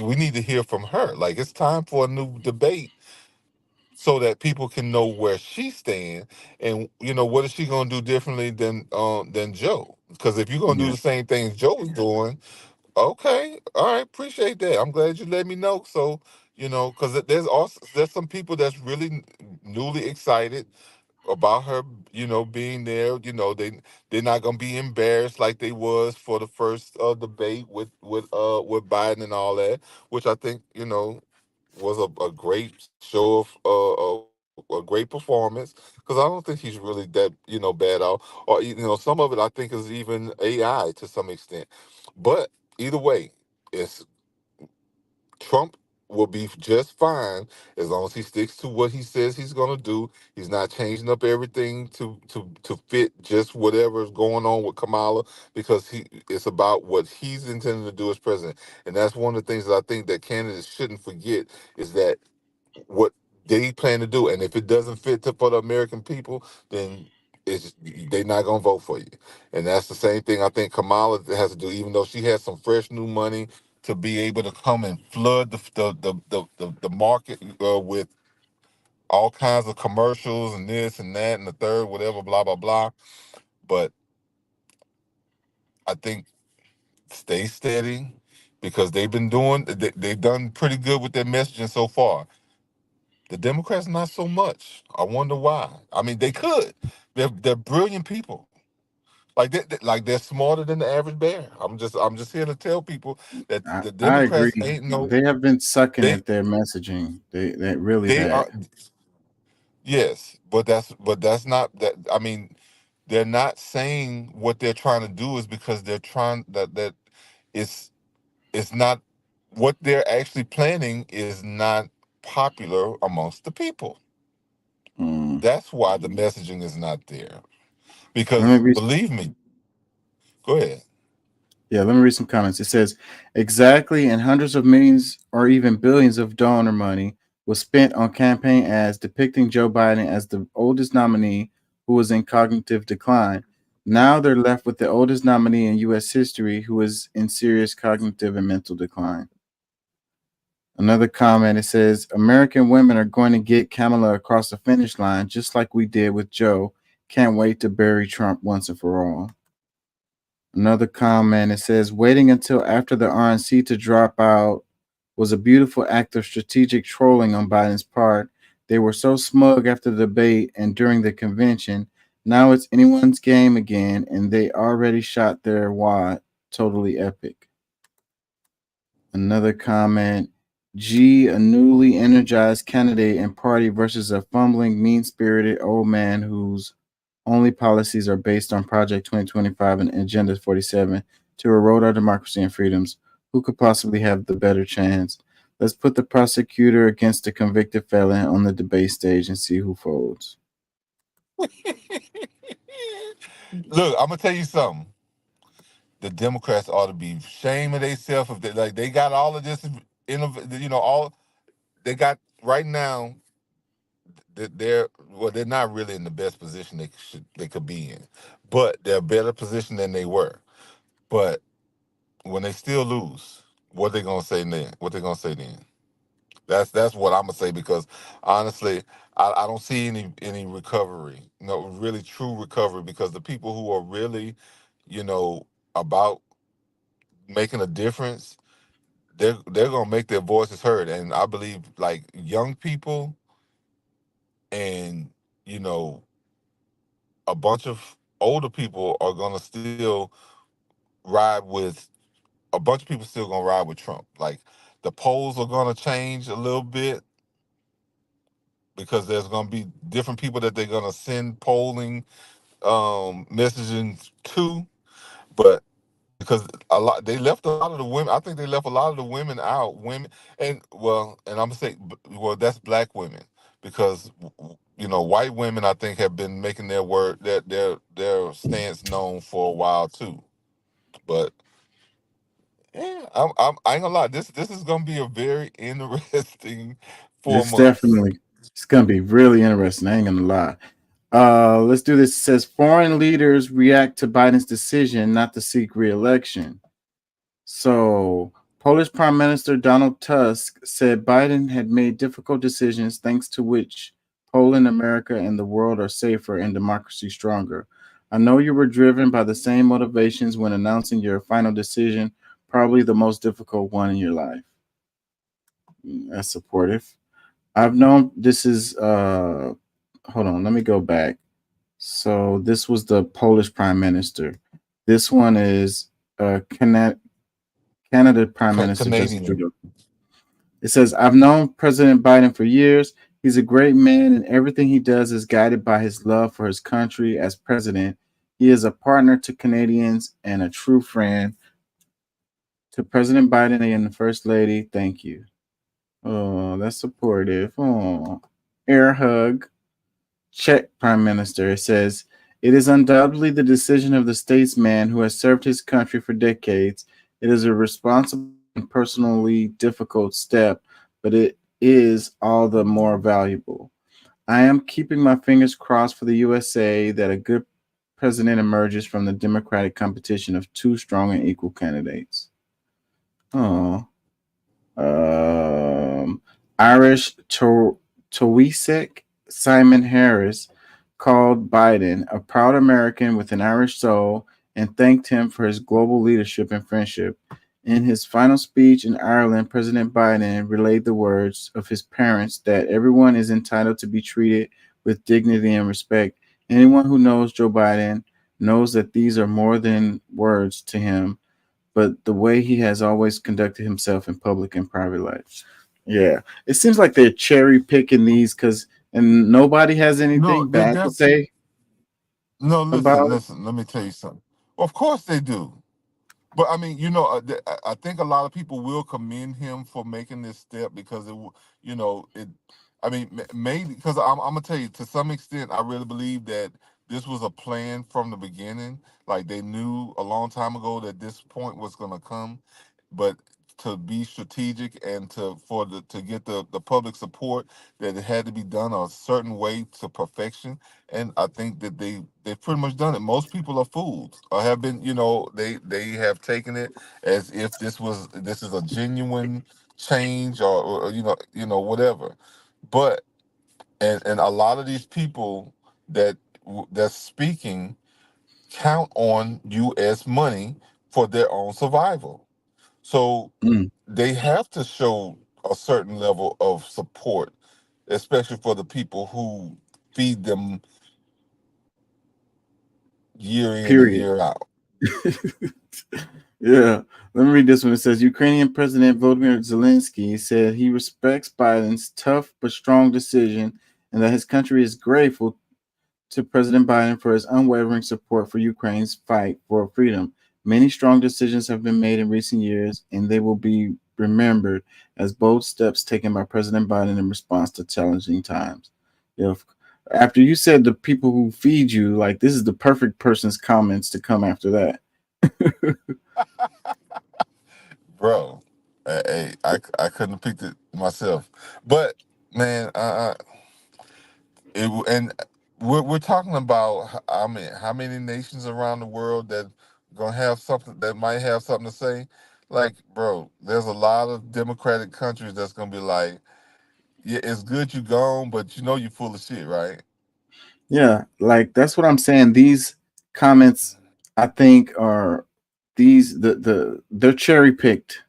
This was CBS News, so I guess I don't know. Let's read some more. It says Kremlin's. What would India say about I'm curious. Iran, Saudi Arabia, Russia. It's like China, any African countries. yeah, all of the African, well, not all, because some of them do fall in line with them, but bro, most of the people around the world, I mean, they happy he gone, but all this, like kumbaya, yeah, you did a great job. While you did, applaud and bear hug and all this other crap. Like some of these other people, like, yeah, well, you should have never been here in the first place. You done screwed up more than you could fix, and yeah, it's good you're gone, but Yeah. you Let me was a read this piece one. of shit. It says Kremlin spokesman Dmitry Peskov said Russia's military objectives in Ukraine were more important than the outcome of the U.S. elections.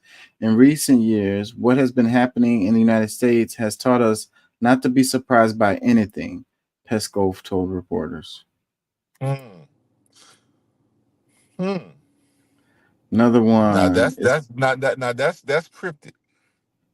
Yeah, and that's more honest too. I think that's probably the most honest comment we've read so far. So far, yeah. It says, "My friend Joe Biden has achieved a lot for his country, for Europe, for the world. His decisions not to run again deserves respect." German Chancellor Olaf Scholz. Couple And more. then throwing sweat off his brow.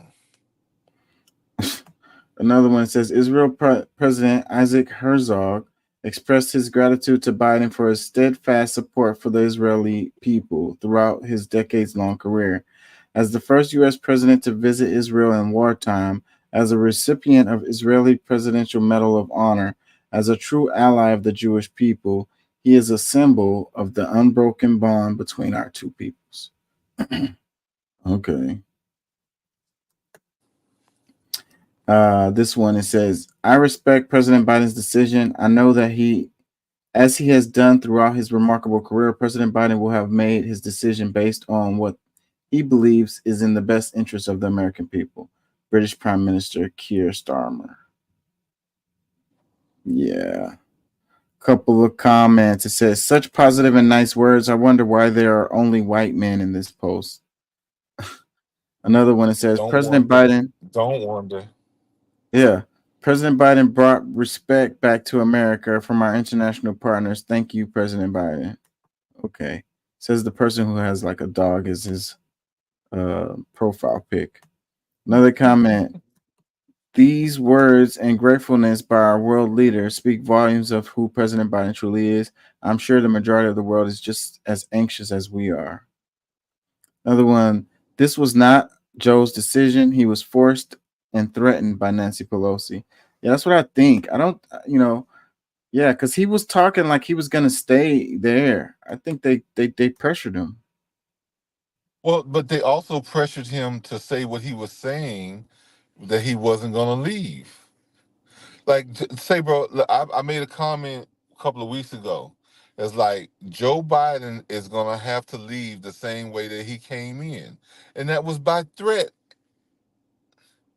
Like, they threatened him and his life if he didn't run for president, because that was their only chance at the time for the Democrats to win, because of his involvement with Obama, what people believed of him with his term with Obama, because nobody really knew about Joe Biden before Obama, even though he'd been there for 40 plus years already.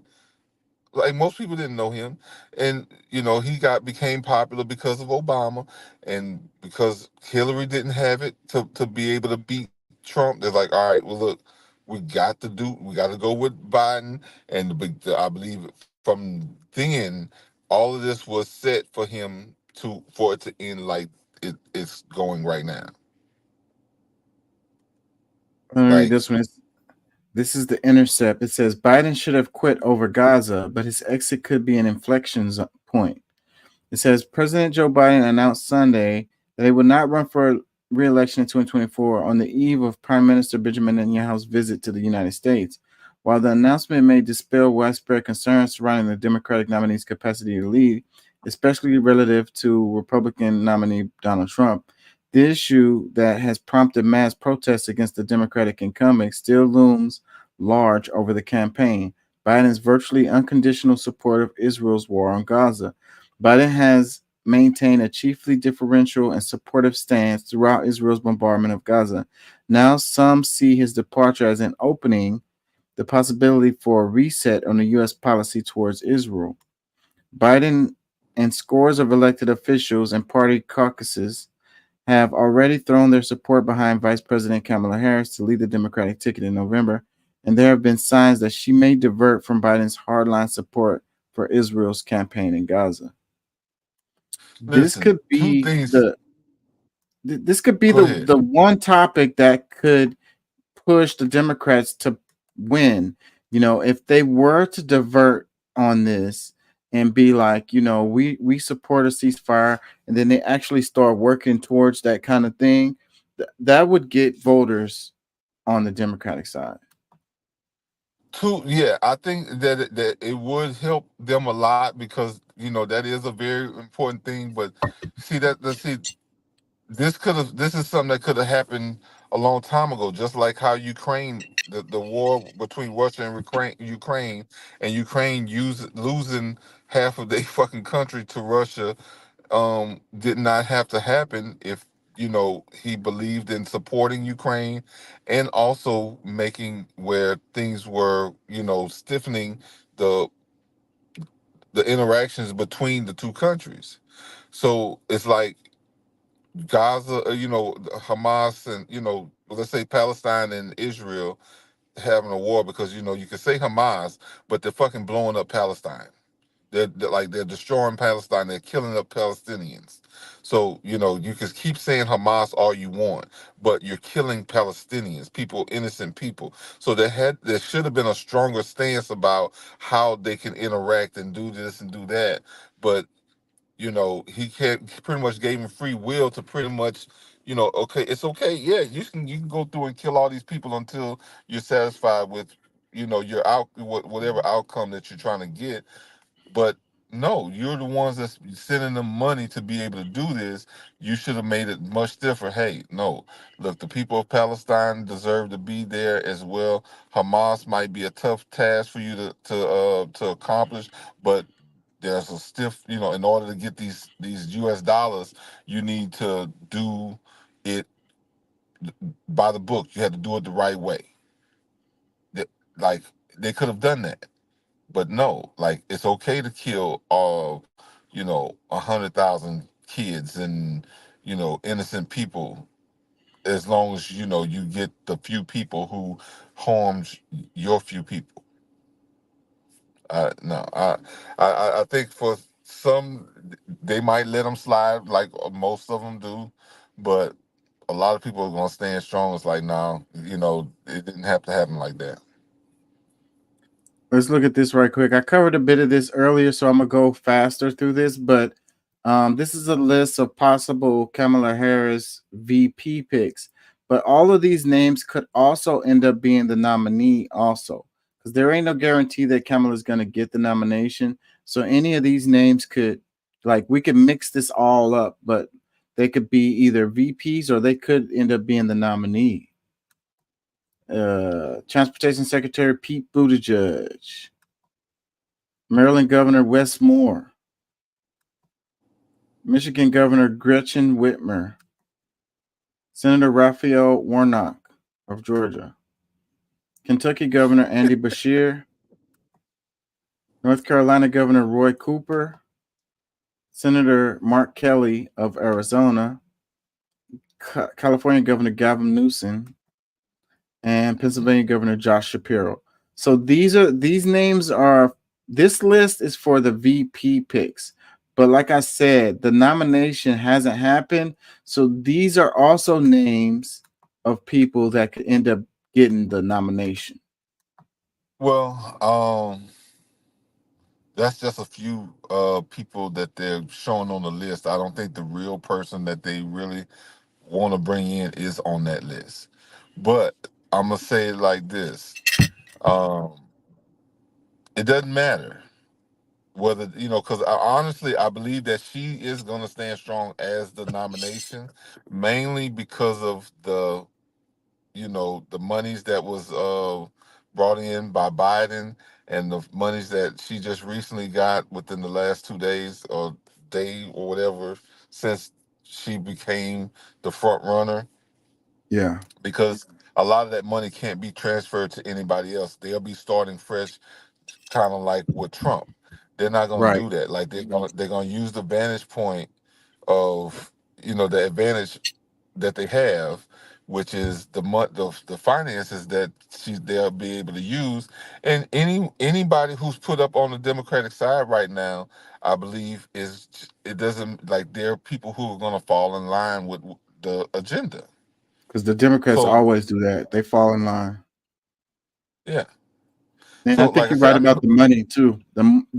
If she's already raised, what they say, 100 million. If she in 2 raises like, days, I know they said something about in 24 hours she already raised more than anybody ever has. It's a record-setting thing. But yeah. I So if mean, she raises another 100 million, another 200 million or something, then that's going to solidify her position as the nomination because of that money.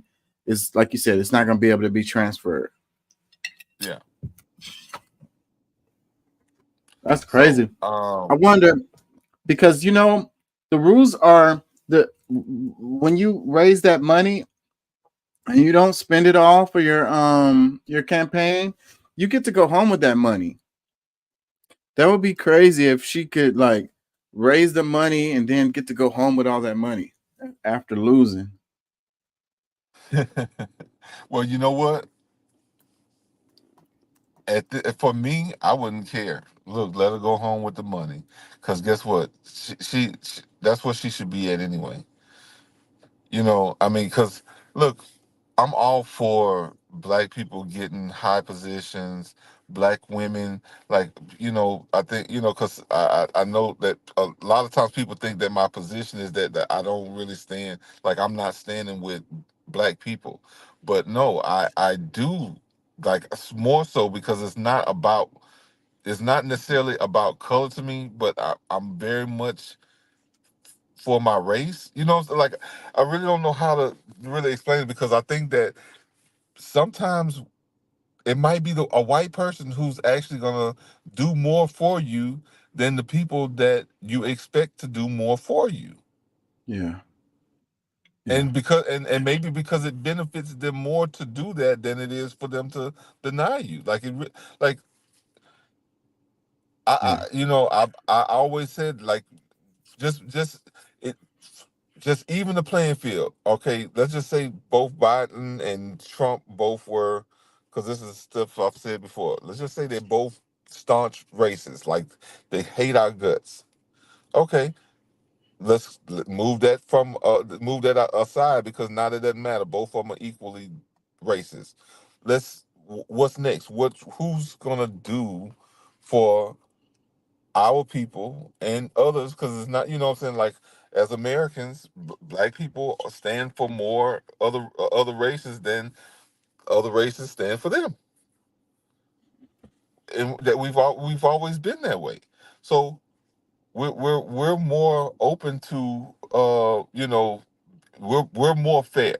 Let's just say it like that. We're willing to fight for other people's stuff that benefits us, that doesn't benefit us at all.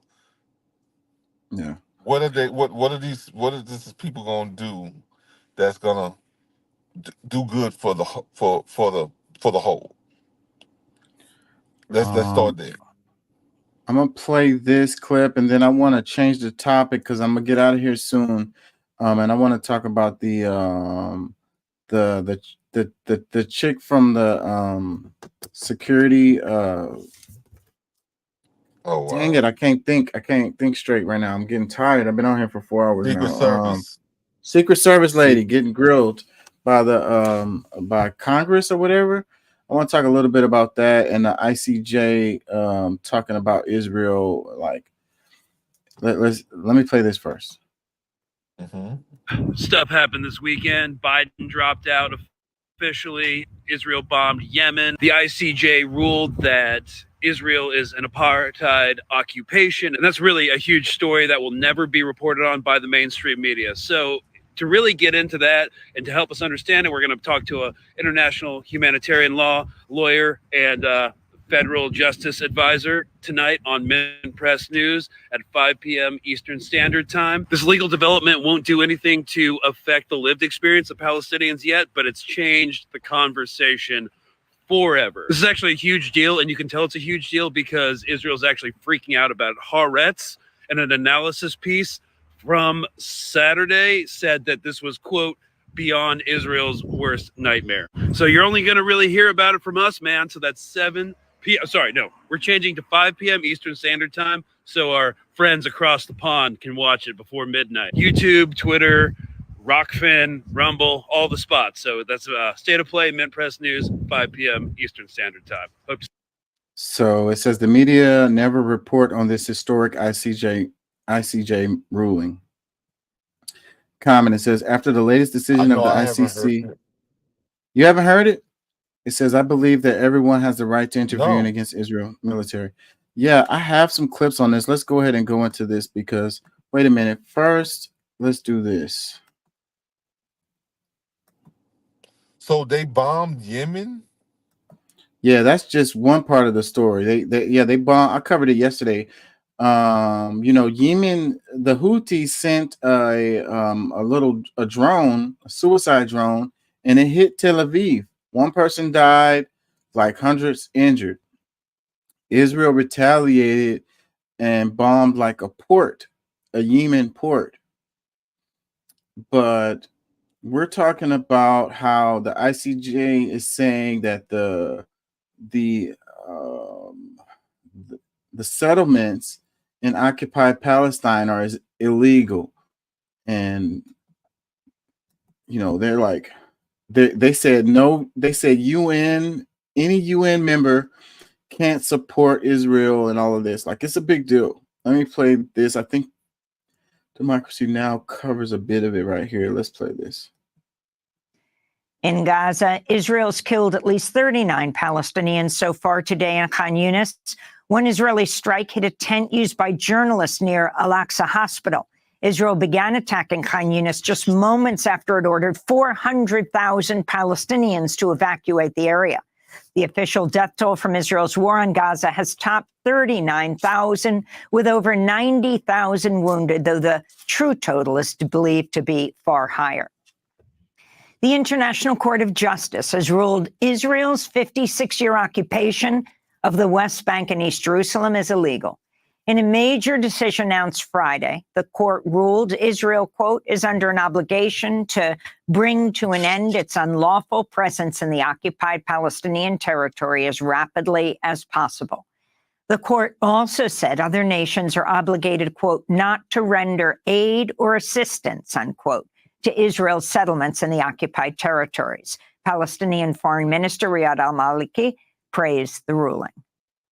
All states and the UN are now under obligation not to recognize the legality of Israel's presence in the occupied Palestinian territory and to do nothing to assist Israel in maintaining this illegal situation.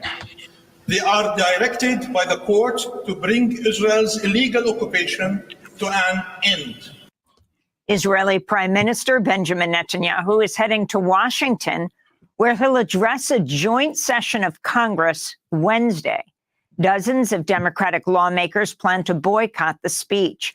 Netanyahu's visit comes 2 months after the chief prosecutor of the International Criminal Court, Karim Khan, announced he's seeking an arrest warrant for Netanyahu. The Center for Constitutional Rights has urged the Justice Department to investigate Netanyahu for genocide, war crimes, and torture. Israel attacked the Yemeni port of Hodeidah on Saturday, killing 6 people and injuring 83. The strike came a day after Houthi fighters launched a drone strike on Tel Aviv that killed 1 person. The attacks raised fears Israel's war in Gaza could spark a broader regional conflict. Israel's also continuing to launch strikes on southern Lebanon. In related news, the Lebanese photojournalist Christina Assi of Agence France Presse carried the Olympic torch in Paris on Sunday to honor journalists wounded or killed on the job. Assi lost her leg in the same Israeli attack that killed Reuters videographer Issam Abdallah. Christina Assi spoke Sunday. Of course, this is all for my best friend, Isam Abdullah, and all the other journalists who we have lost this year. This is all for them and to pay tribute and to honor them, to honor their memory. And I will keep Isam's memory alive in everything I do. It's all for him. In Bangladesh. So yeah, it's the ICJ ruling is big news, and the Western media is not covering it very well at all. Yeah, so that's Because a thing. the distraction tactics are definitely because I mean this whole thing with Kamala, and like there's been other things that's been, I guess, bigger in our news, but something that's like as big as that, because I mean as soon as I hear it I'm like, what the hell? Like, you know what I'm saying? Like, there's no way I would have not been talking. Like, I would much say, well, not that we shouldn't talk about the other stuff, but like this is a bigger deal than even our own politics, because we're talking about worldwide and the way that we're being seen by the rest of the world because of our affiliations and our support for these different things that's harming. Like we're just as much a problem to the these situations that's happening. So I don't hold on. Yeah, it definitely does, because it said supporting any support for Israeli and the occupied territories. And that's the kind of stuff that we do here in the States. So that would make us criminals in the International Criminal Court.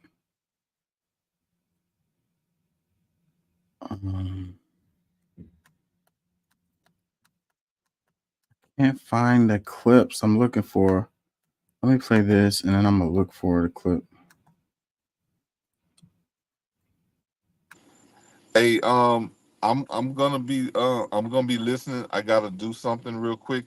I'm not leaving just yet, so I'm gonna be listening, try to stay up to date with what you're saying, but I just gotta handle a couple things. All right, cool. All right.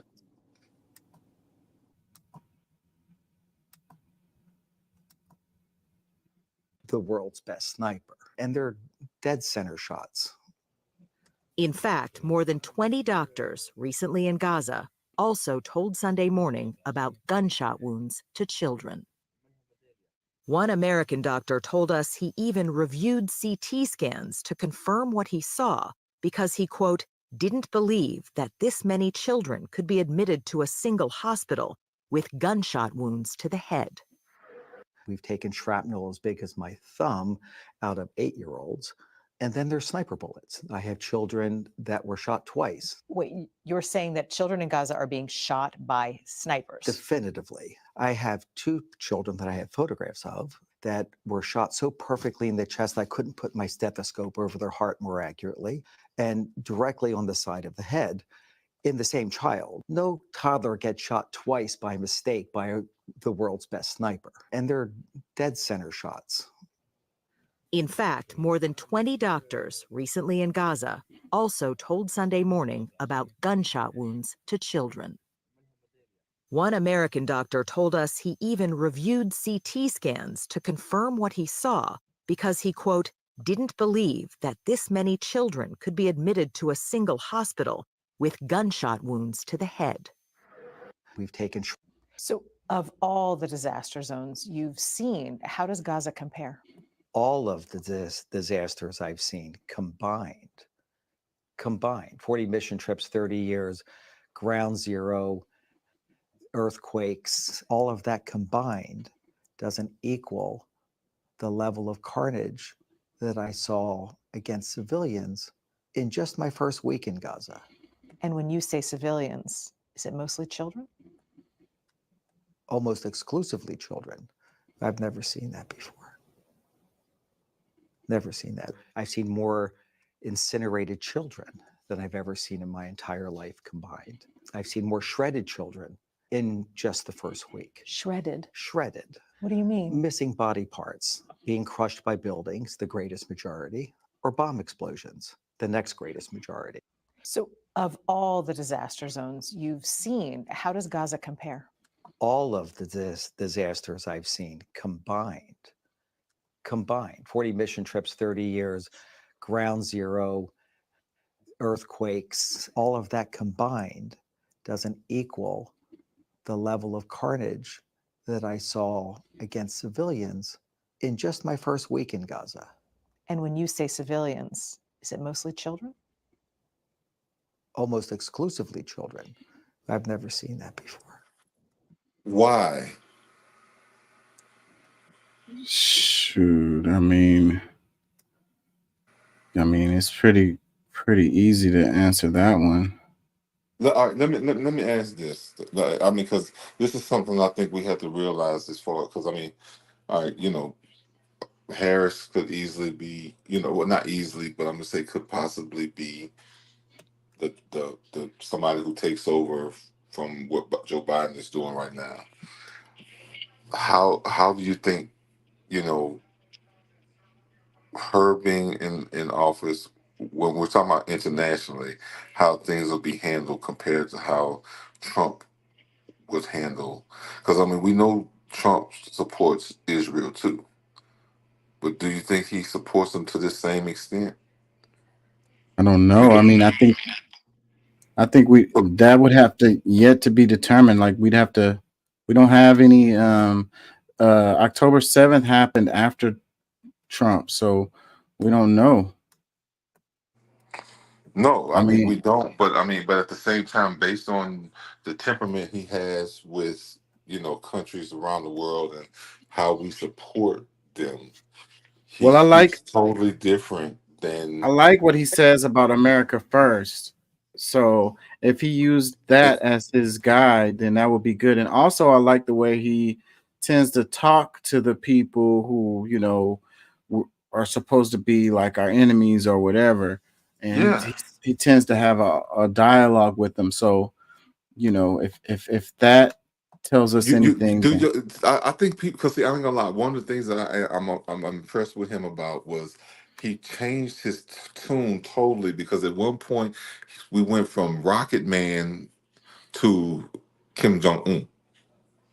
yeah. Yes, you know what I'm saying. Like he used to talk shit about the dude, and Yeah, then but as he has actually have conversations with these people, and understanding their position and why they different things. Because I think Trump understands the fact that there's a lot of politics and reasons why some of these people have taken positions that they have because of money.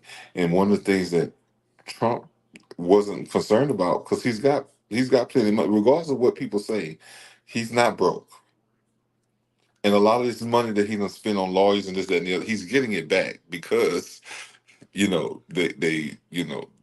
gonna have to pay him back. So like he's really hadn't lost what they think that he's lost. And the money still doesn't drive him as much as people might think. Yes, he's a businessman. He still wants to make money. He wants to make sure his generations to come, his children, his grandchildren, and all that does well. But I think that's important why he feels that the relationships around the world matters, because of how we're seen based on the decisions we make when we interact with these different countries, and what kind of how we make sure that the people that they are supporting with money and guns and or whatever, what standard they hold.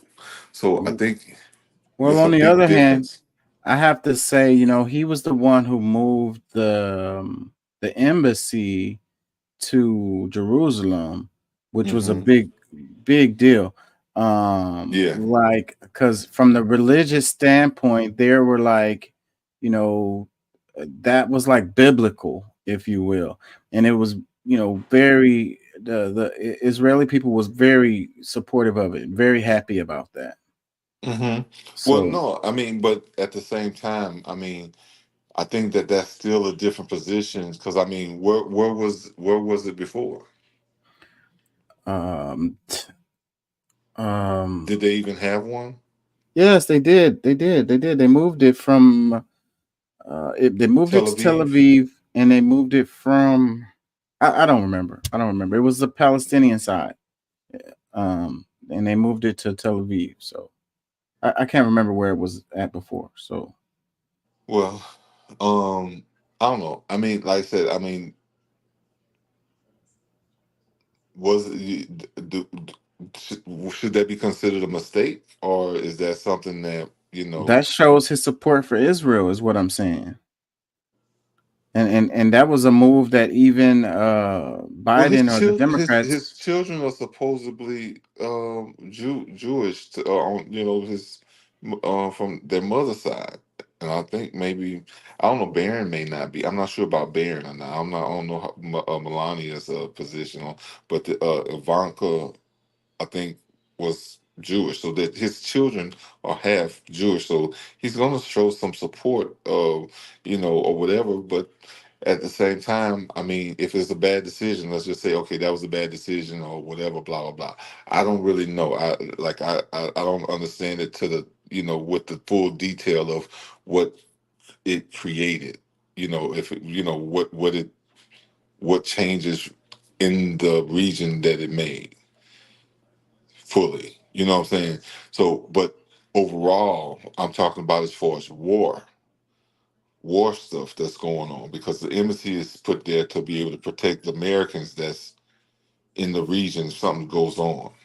So if they're gonna be more protected in that region in Tel Aviv, then I don't know. Like I said, there's probably multiple other ways to perspectives to look at it from, but when I'm talking about relationships that he's making, like, do you think that he allows Israel all this money to go kill up Palestinians? Yeah, I don't. That's the part that I'm really trying to uncover now. And that's of course our opinion, what we believe. We Yeah, don't know I what I would have I, I happened. don't. Yeah, I don't know. But he said over and over that Israel is our uh, greatest ally in the Middle East and so forth. The talking points that they all say, the political Yeah. correct. But and I think some of the stuff is being said is because of he's a candidate, he's not the president. Yeah. So he's trying to keep support in places that he doesn't want to just totally get rid of before he can fix some of the things that need to be fixed. Yeah. If that's Honestly, I don't. if that's his motive, you know what I I'm don't saying? see him going against them. I don't see a Republican or a Democrat. I don't see anybody going against them. They got so much power. Netanyahu is finna I come don't and either. speak. That's why I'm asking a specific question in that, because because you can give support, but not necessarily to the extent that, like, allowing them to freely go and murder up a whole country. Yeah, I don't see anyone. He's Netanyahu's coming to speak in front of Congress, like this coming week, I want to say, and they came up with a rule that said that no Congressperson can say anything bad to him or something like that, or they're going to be arrested. I can't remember the exact quote, but it was like if they say anything, then they're going to be arrested. And these are Congress people that they're threatening with arrest. Because this guy is speaking to them. Like, what the F, bro? Like, this guy's a foreign, regardless of how you feel about them, like, it's a foreign freaking nation. Why the hell is he over here speaking to Congress anyways? Like, at all? Like, who does that? Is there any other person from another country comes and speaks directly to Congress in Congress halls? When does that happen? How does that happen? What's the rule? What's the rule on when uh who the person that you can't talk about? Right. Then you know who is Who running who's the show? yeah. So boom, that's a good one. So the caption to the video I just played, it says devastating and overwhelming witness and investigations keep affirming the same thing. Israeli forces from the top to the root are targeting children to prevent the possibility of a Palestinian future. So the question you had earlier about why would they be shooting children, well, then that's the answer right there, you know, to prevent the possibility of a Palestinian future. Pretty terrible. Let's see really quickly. Let's do a little bit of this because I'm gonna have to get out of here. I'm gonna end with the stuff about them grilling the Secret Service lady, but let's do a little bit of this. This is Democracy Now!, democracynow.org, War, Peace, and the Presidency. I'm Amy Goodman. We end today's show in The Hague, where the International Court of Justice has ruled Israel's occupation of the West Bank and East Jerusalem as illegal, should come to an end, quote, as rapidly as possible. It's illegal and should come to an end as rapidly as possible. This is The Hague. This is the International Court of Justice. Israel's illegal military occupation of the territories began in 1967, has since forcefully expanded, killing and displacing thousands of Palestinians. ICJ presiding judge Nawaf Salam read the non-binding legal opinion Friday, deeming Israel's presence in the territories illegal. And it's not controversial to say that those settlements are illegal. They've been saying that for the longest, and you know everyone agrees on that. But it's just that the argument is on them. Yeah, well, the argument is how are we going to fix it or whatever, because you have a bunch of Israeli folks. These are regular folks, and they already have houses there and all of this. And it's like, what are we going to do with those people or whatever? So when that's what they do, and that's what is allowing the pressure to expand the territory of Israel, is by having these settlers who take up spots, and then the argument is, what are we going to do with those people? There's people there already, And that's what makes it hard, even though that those settlements are illegal. And then they'll say, we didn't tell those people to go and make those houses or whatever. They did it on their own or whatever.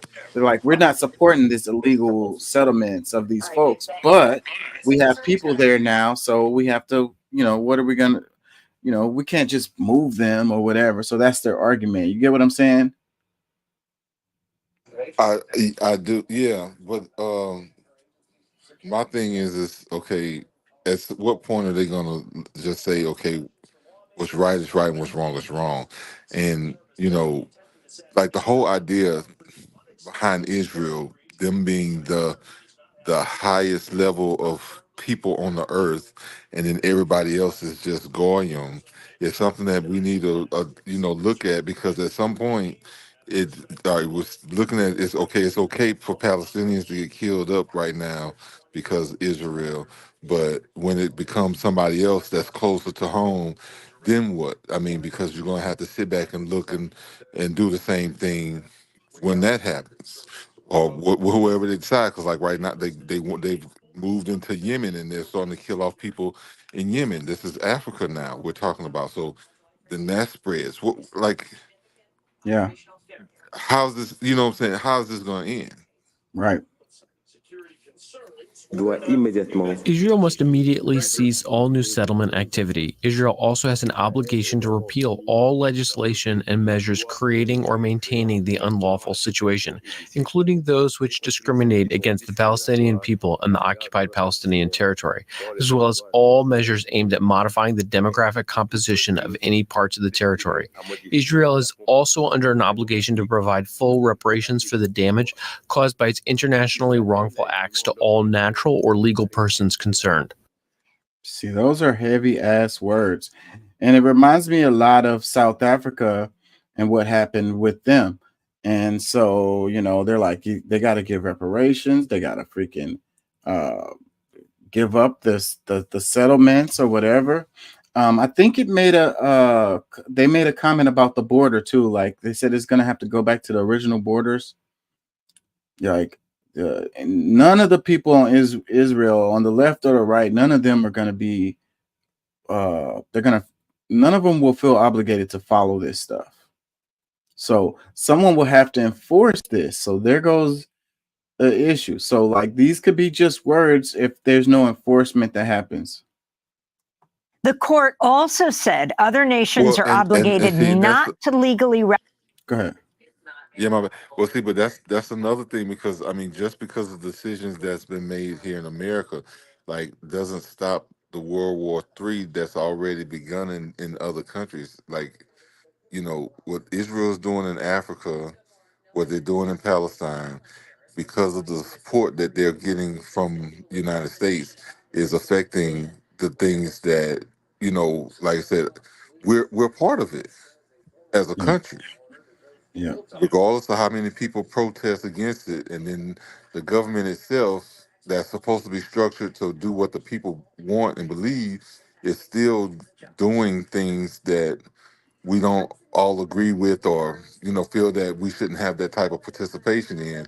They're still doing it. So it's just like something we're still going to have to be held accountable, because that's just how it's going to happen. It'll have to happen. So, like, I think we really need to look at this, and, you know, while we're talking about Trump and Biden and Harris and all this other stuff, I mean, decisions that's been made is people are dying. Hundreds, like they talked about 90-something thousand people injured, children dying left and right, snipers hitting innocent children and women and this, that, and the other, on, you know, because of the money that we're providing Israel. Like, we got to take a step back and really adjust, you know, figure out who we are and where we stand in this whole situation. Yeah. I'll play a little bit more. Recognize Israel's decades-long occupation of the territories and, quote, not to render aid or assistance, unquote, to the occupation. The 15-judge panel said Israel has no right to sovereignty of the territories and pointed to a number of Israeli actions, such as the construction and violent expansion of illegal Israeli settlements across West Bank and East Jerusalem, the forced permanent control over Palestinian lands, and discriminatory policies against Palestinians, all violations of international law, they said. The Palestinian Foreign Minister, Riyad al-Maliki, praised Friday's ruling. All states and the UN are now under obligation not to recognize the legality of Israel's presence in the occupied Palestinian territory and to do nothing to assist Israel in maintaining this illegal situation. They are directed by the court to bring Israel's illegal occupation to an end. This means all states and the UN must immediately review their bilateral relations with Israel to ensure their policies do not aid in Israel's continued aggression against the Palestinian people, whether directly or indirectly. يجب على جميع الدول الآن. All states must now fulfill their clear obligations. No aid, no collusion, no money, no weapons, no trade, nothing with Israel. In 2022, the UN General Assembly issued a resolution tasking the International Court of Justice with determining whether the Israeli occupation amounted to annexation. This all comes as the ICJ is also overseeing an ongoing genocide case against Israel filed by South Africa, and as the International Criminal Court is seeking arrest warrants for Israeli Prime Minister Benjamin Netanyahu and Israeli Defense Minister Yoav Gallant. Despite mounting outcry over Israel's war on Gaza, which has killed some 39,000 Palestinians, more than 16,000 of them children, Netanyahu is set to travel to Washington, D.C. to address a joint session of Congress Wednesday. For more, we go to Brussels, Belgium, where we're... So, yeah. And they're talking about aiding and abetting and, you know, giving them money and weapons and stuff. They're talking about us. The U.S. Let's do this because I have to get up out of here.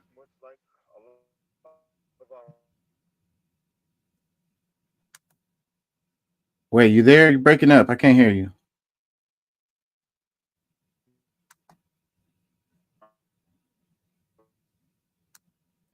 Yeah, you're breaking up.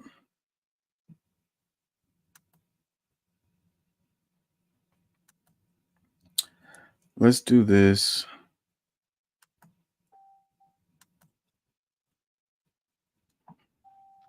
Oh shit.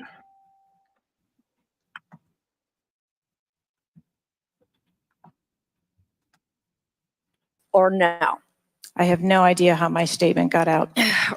Well, that's Not only should you resign, if you refuse to do so, President Biden needs to fire you because his life, Donald Trump's life, and all the other people which you protect are at risk because you have no concept of the aspect that the security footprint needs to be correlated to the threat. Some of my colleagues have texted me over the last couple days, bipartisan, about whether you should lose your job. And I've been quiet on that question because I wanted to see what you were going to do today.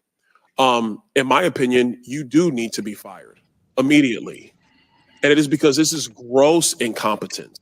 Ms. Cheadle, you said that the buck stops with me, and I agree. I don't think you should resign. I think you should have been fired. Ma'am, you are a DEI horror story. Damn. Would you say leaking your opening statement to Punchbowl News, Politico's Playbook, and Washington Post several hours before you sent it to this committee as being political? Yes or no? I have no idea how my statement got out. Well, that's Not only They said DEI horror story.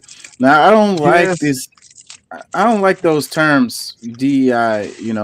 And it's like, so what? What are they trying to say? She's a woman and she wasn't qualified for her position, and because she's a No. woman, that's the reason why she ended up in that No. position. No, she was hired because she was a woman, not because she had the proper training, or because she was just so good in other things that she prevailed to be the best for the job.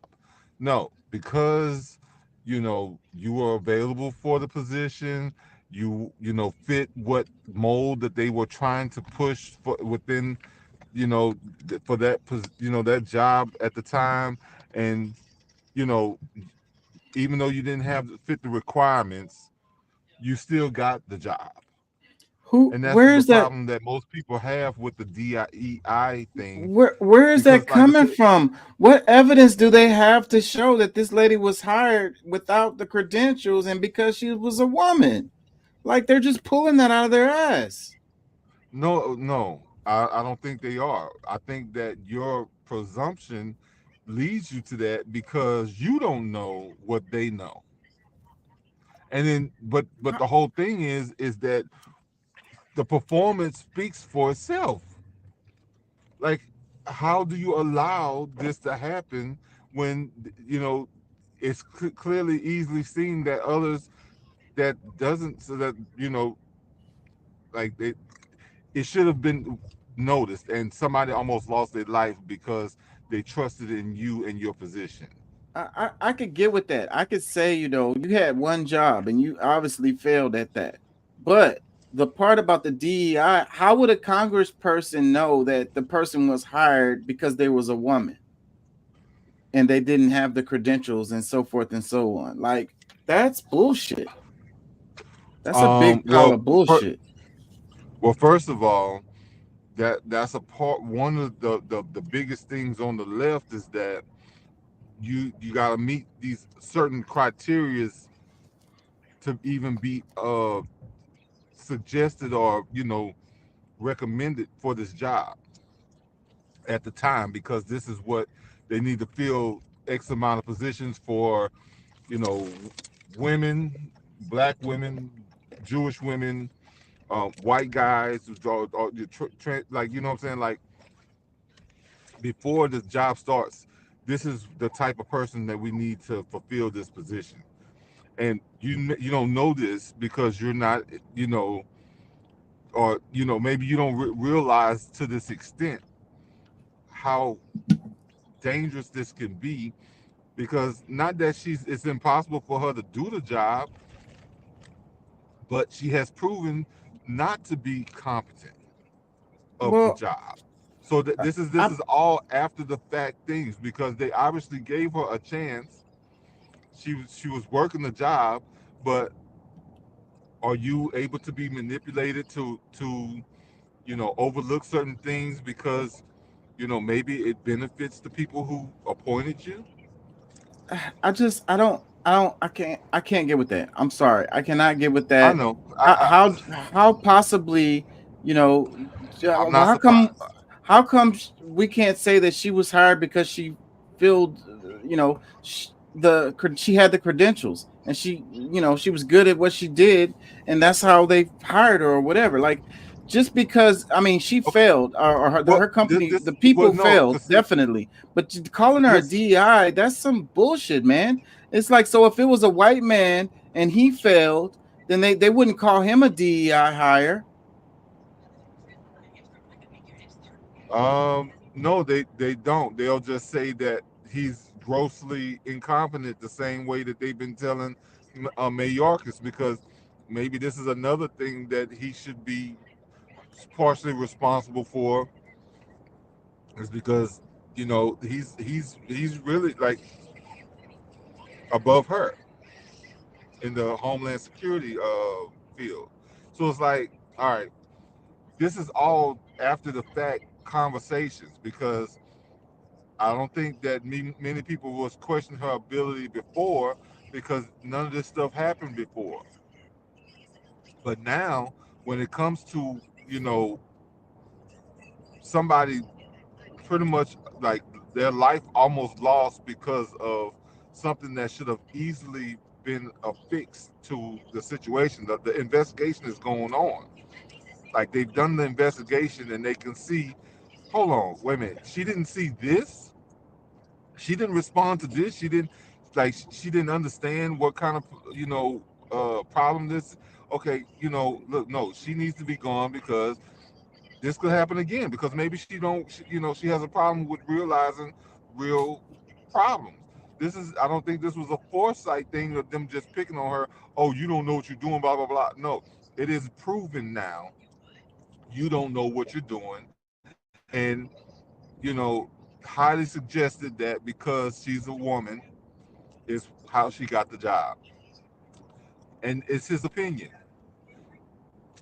He has the right to say that that's what he believes, because they're politicians and they're driven on getting certain things changed, that you should be more, what I'm saying, like, before the job, like, you should be able to prove that you really know what you're doing, and you stand up for what you believe in, what your job is and what your tasks are, and you're going to do everything to protect the people that you're supposed to protect. And then here you are, like, this whole thing should have never happened or been able to happen, and it happened under her negligence. So I mean, I don't like the. don't get I offended. agree. I wouldn't. Somebody failed, definitely. But what? Yeah, Maybe if it was a white guy, they would have just been like, this guy underneath me, didn't take care of business, and we fired him, and we've taken care of the problem, and moving forward, we won't have any issues like this. You know what I'm saying? Yeah. But because look, it's a let me- woman, I don't like that. Well, listen, it's the same thing. The hot button, them using the DEI is the same way that they're called by them calling Trump a felon. And, like, most of the people who do call him a felon is using that as a chance to try to smear in, on TV, something that they know is not a true reality, because it's gonna boil down to somebody who's like, the Supreme Court is going to rule against some of the stuff that the states were willing to, maybe, try to, I guess, put them away for. Like, there's a lot of details that people are not clear of that makes them really feel like Trump is a felon, but he's just being called one with no true, like, the law does not stand up to it. Well, he was convicted. All you have to do is be convicted of a felony to be called a felon, and he was convicted of a felony. But not fairly. That's the thing. It was not How many fairly done. how many people are in prison and say that they're innocent? Nobody's going to listen to them or believe them. And that doesn't change the fact that it was not done fairly. I mean, that exists. And it does exist, but that doesn't make you not a felon. That just makes you, convicted, unfairly. A wrongly accused felon. If you got found guilty, then you carry that label of a felon, bro. Like, there is no way around that.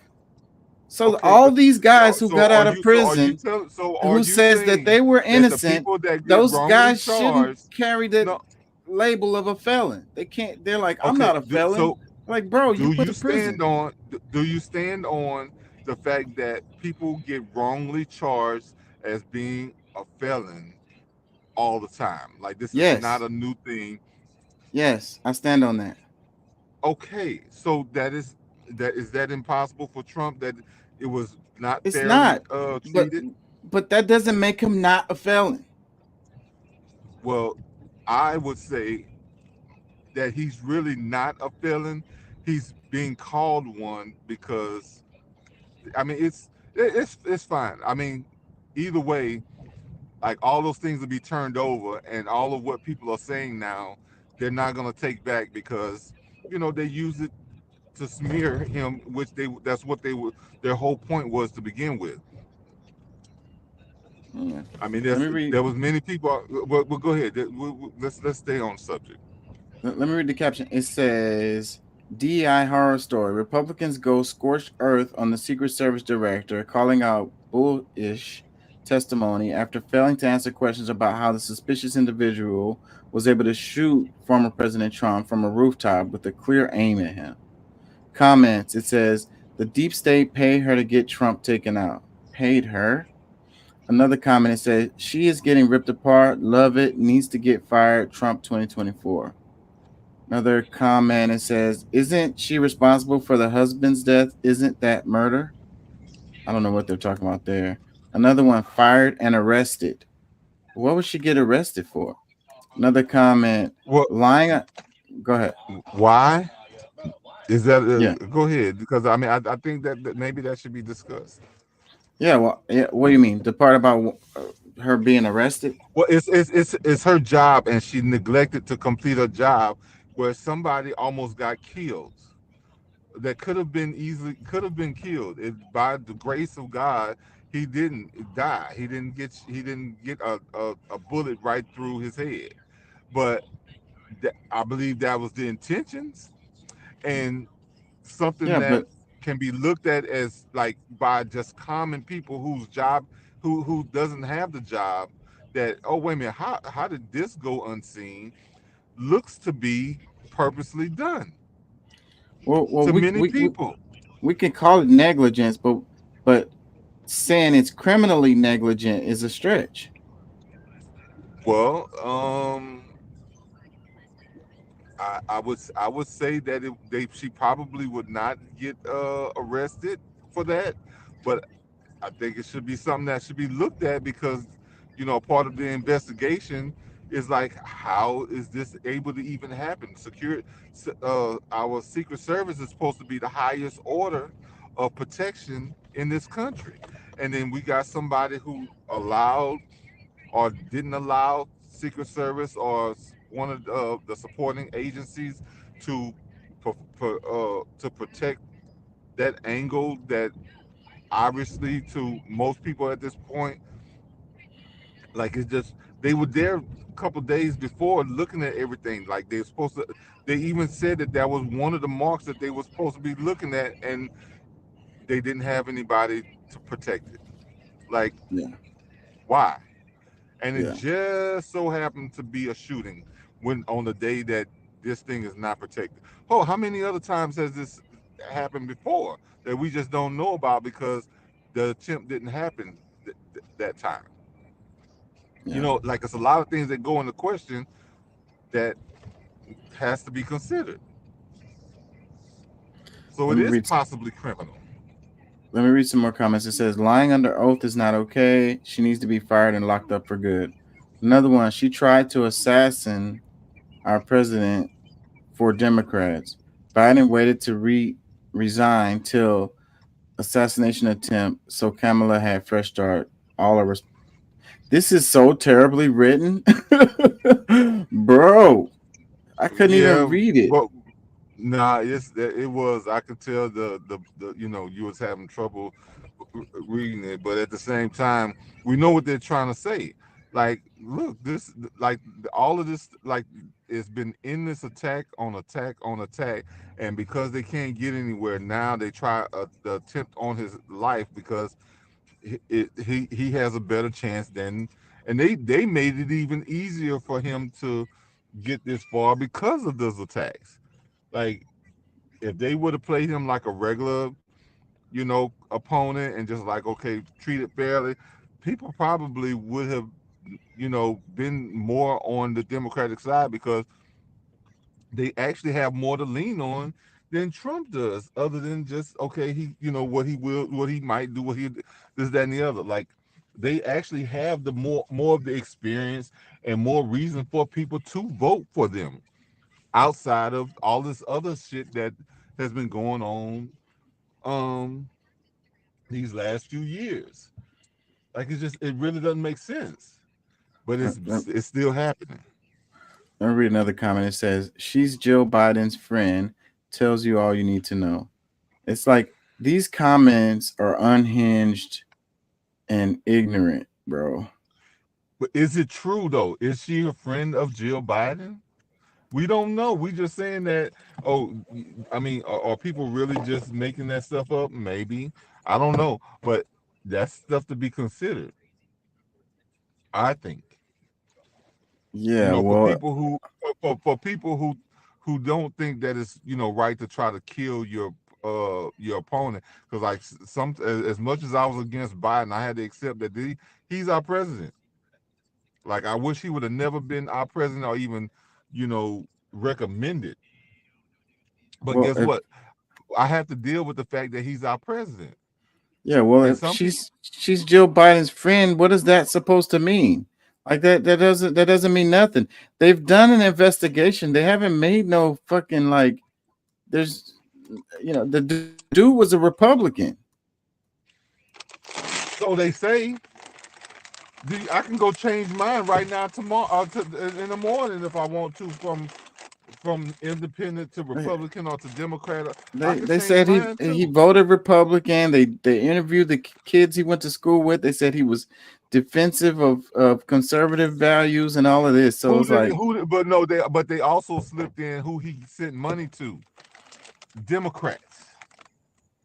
He supported. He gave his money to a Democratic somebody. So you can't just say just because he's registered as a Republican doesn't mean that he doesn't show his support somewhere else.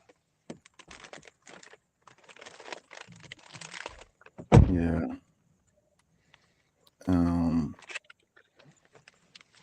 They said it was one of those PAC deals. He probably didn't know what he was donating to.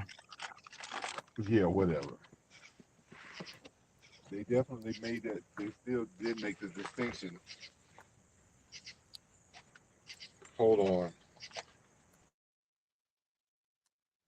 Yeah, I don't think that I might have to come. I might have to go out and come back in because I got you locked in on my truck system. I'm gonna go out and come back in. That's the only way to disconnect. I'm looking for the other clips about old girl, them grilling her in Congress. I have them in here, but I don't see them. Hold on.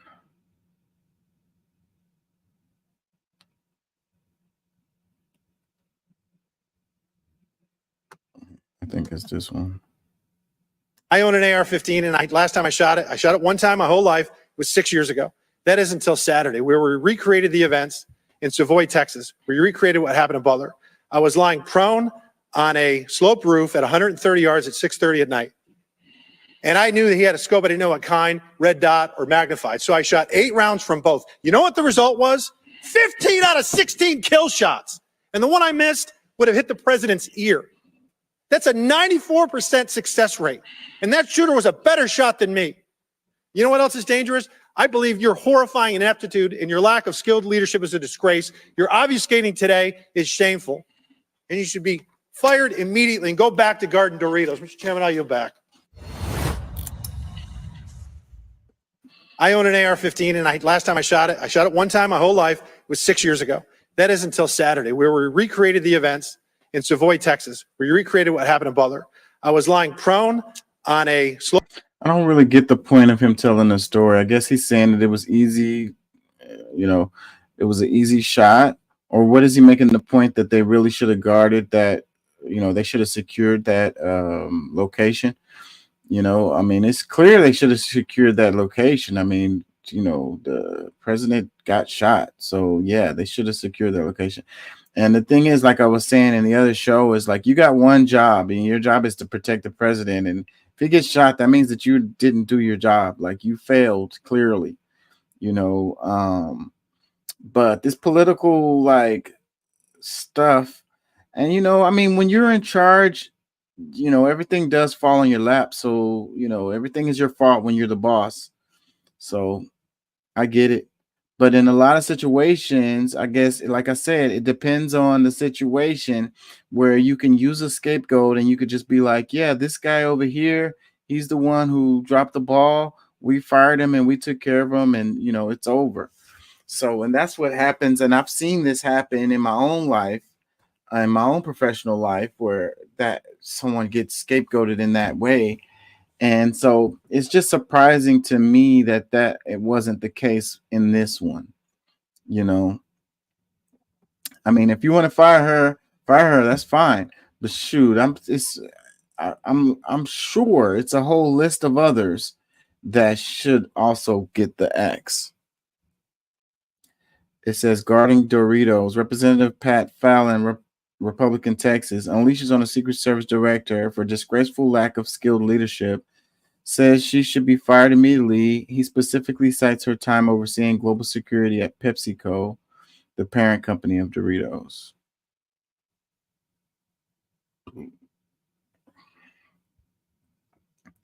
Yeah, so I mean, I guess she got ascended. She used to be global security of PepsiCo, and she ended up being the Secret Service head of Secret Service or whatever. I mean, bro, that's an ascension in your career.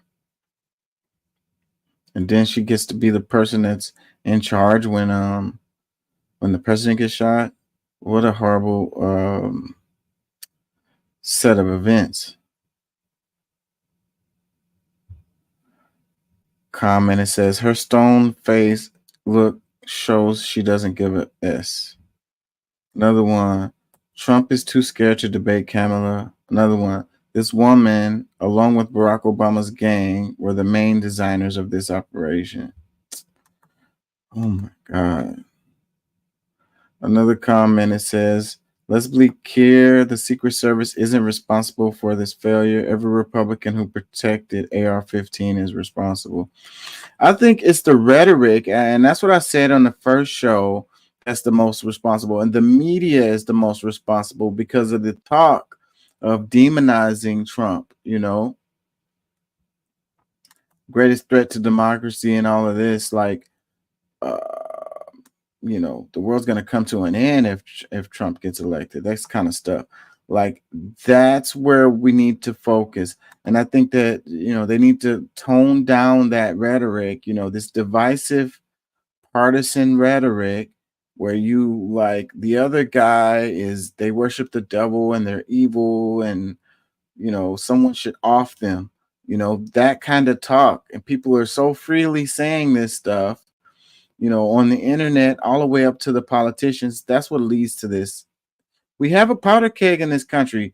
It's a lot of hate, for your opposing political folks.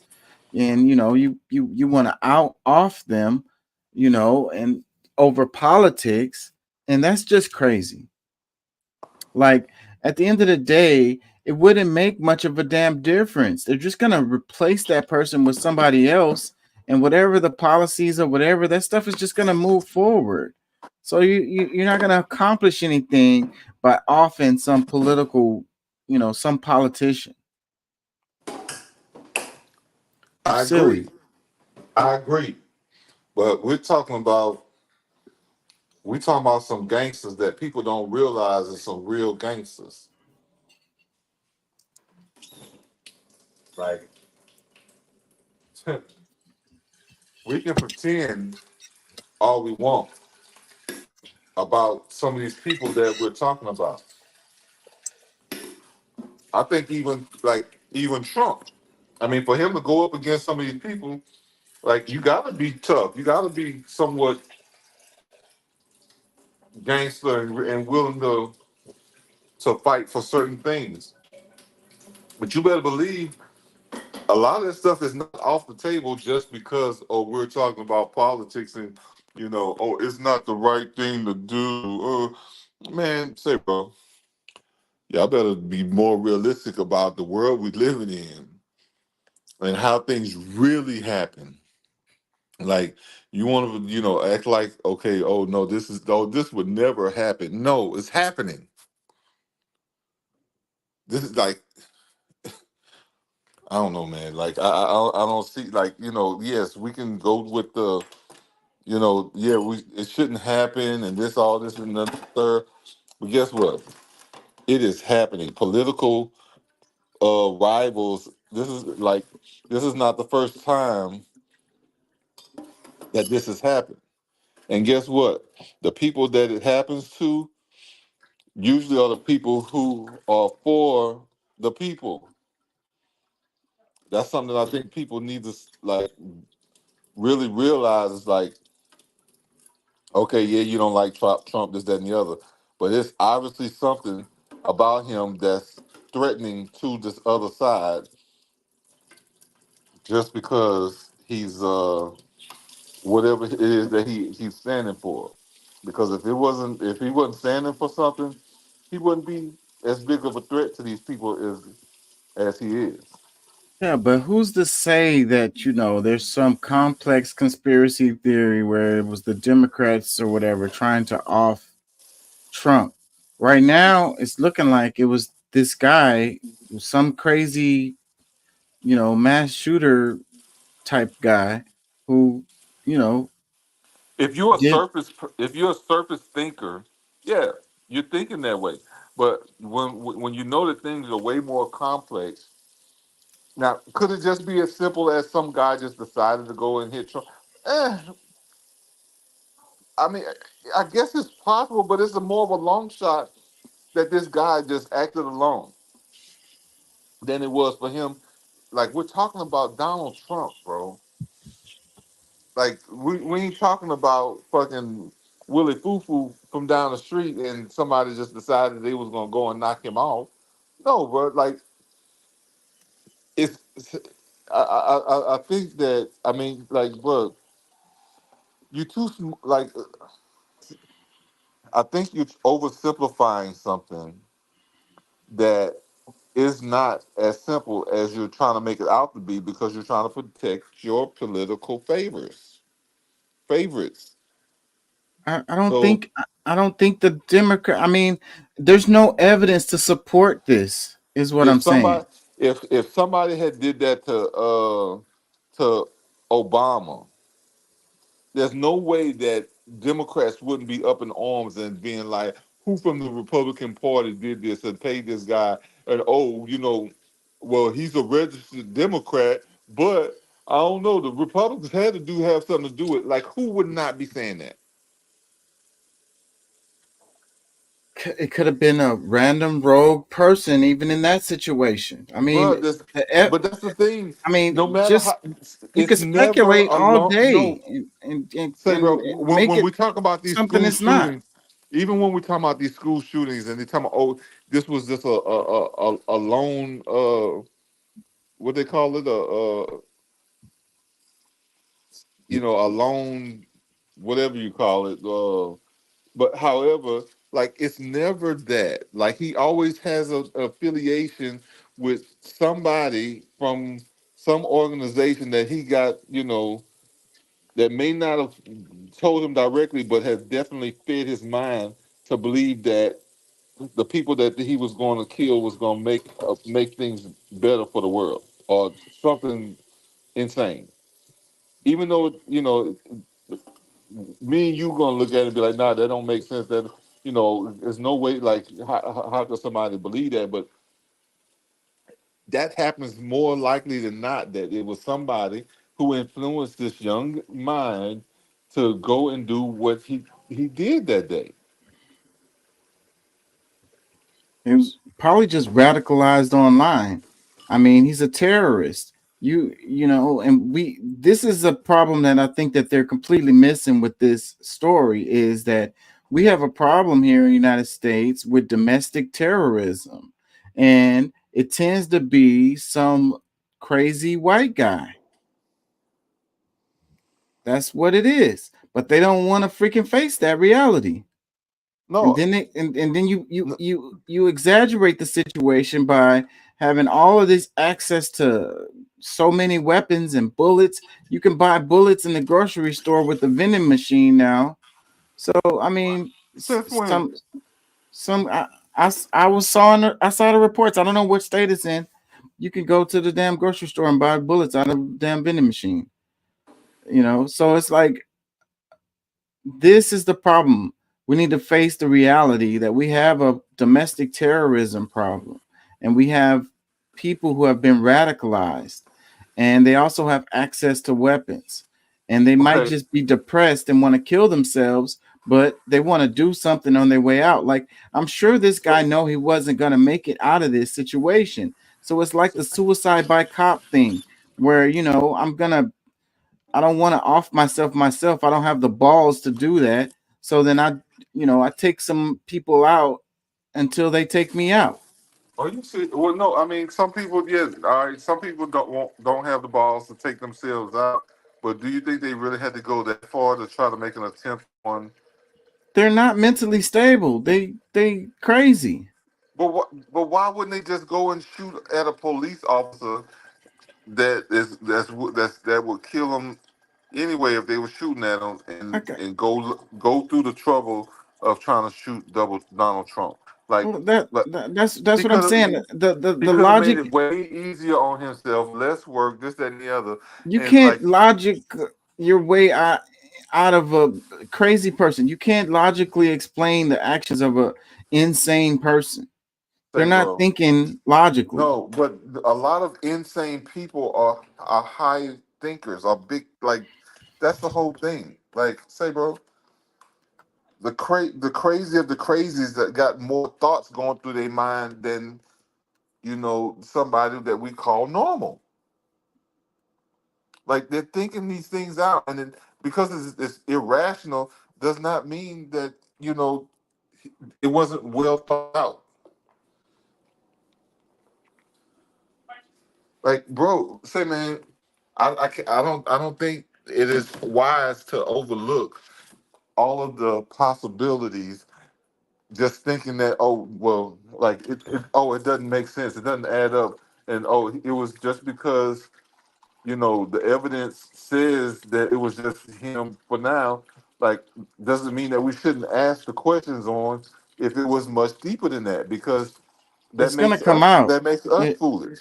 If it was, I'm sure they're digging with a fine-tooth comb because they want to hold somebody else accountable for this. The same things that we're talking about, some of the things that the comments that you're seeing, like, this is things that the investigators are saying, and maybe it's not wide open to or with our knowledge of what's actually happened, or all the evidence that they might have.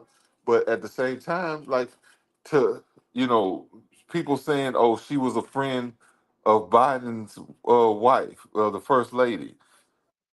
I think that's something that we probably should look into, and shouldn't just say, "Oh, that's foolish." That's impossible. No, let's check it out, and let's prove that to be false before we say that's false.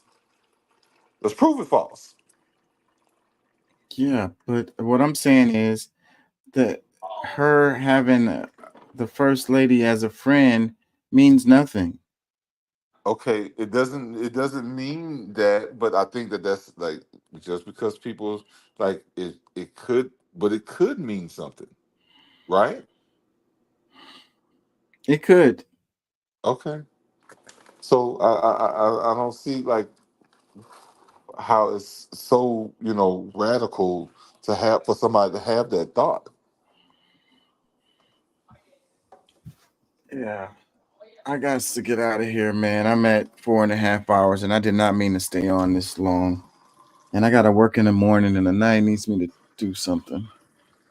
Yeah, I'm glad I was So, able to come on today. I don't know how much I offered the people today, but I wish that I could come on more, to support you and what you're doing, and of yeah, I course, appreciate you being here. and, Last, and to get on your nerves from time to time. You know what yeah, I'm definitely do saying? that. The last time you was here, bro, was the video that got the most views. It was like 1,200 views on Rumble. The last time you What? was here. What? Yeah. I don't know if it was you, but could have been the subject, but I don't know. Could have been you. Well, I never think it's, because I'm a part of the show regardless whether I show up or not. Like my heart is with you guys all the time. So but I've been going through some transitional period, different things, and I guess the times would like now it's more beneficial for me to do it in the middle of the week, like because I'm off tomorrow. That's Yeah. what one of the things, because I would probably be asleep right now because I go and or just just now waking up. But either way, I'm flattered that okay, maybe the video I had something to do with the video having so much interaction. But either way, I'm here in spirit when I'm not even being heard. You know what I'm saying? Yeah. Well, let me get out of here. Thank y'all for joining. Thank y'all for listening. And peace and love. And we'll be back. 10-4. All right. 1.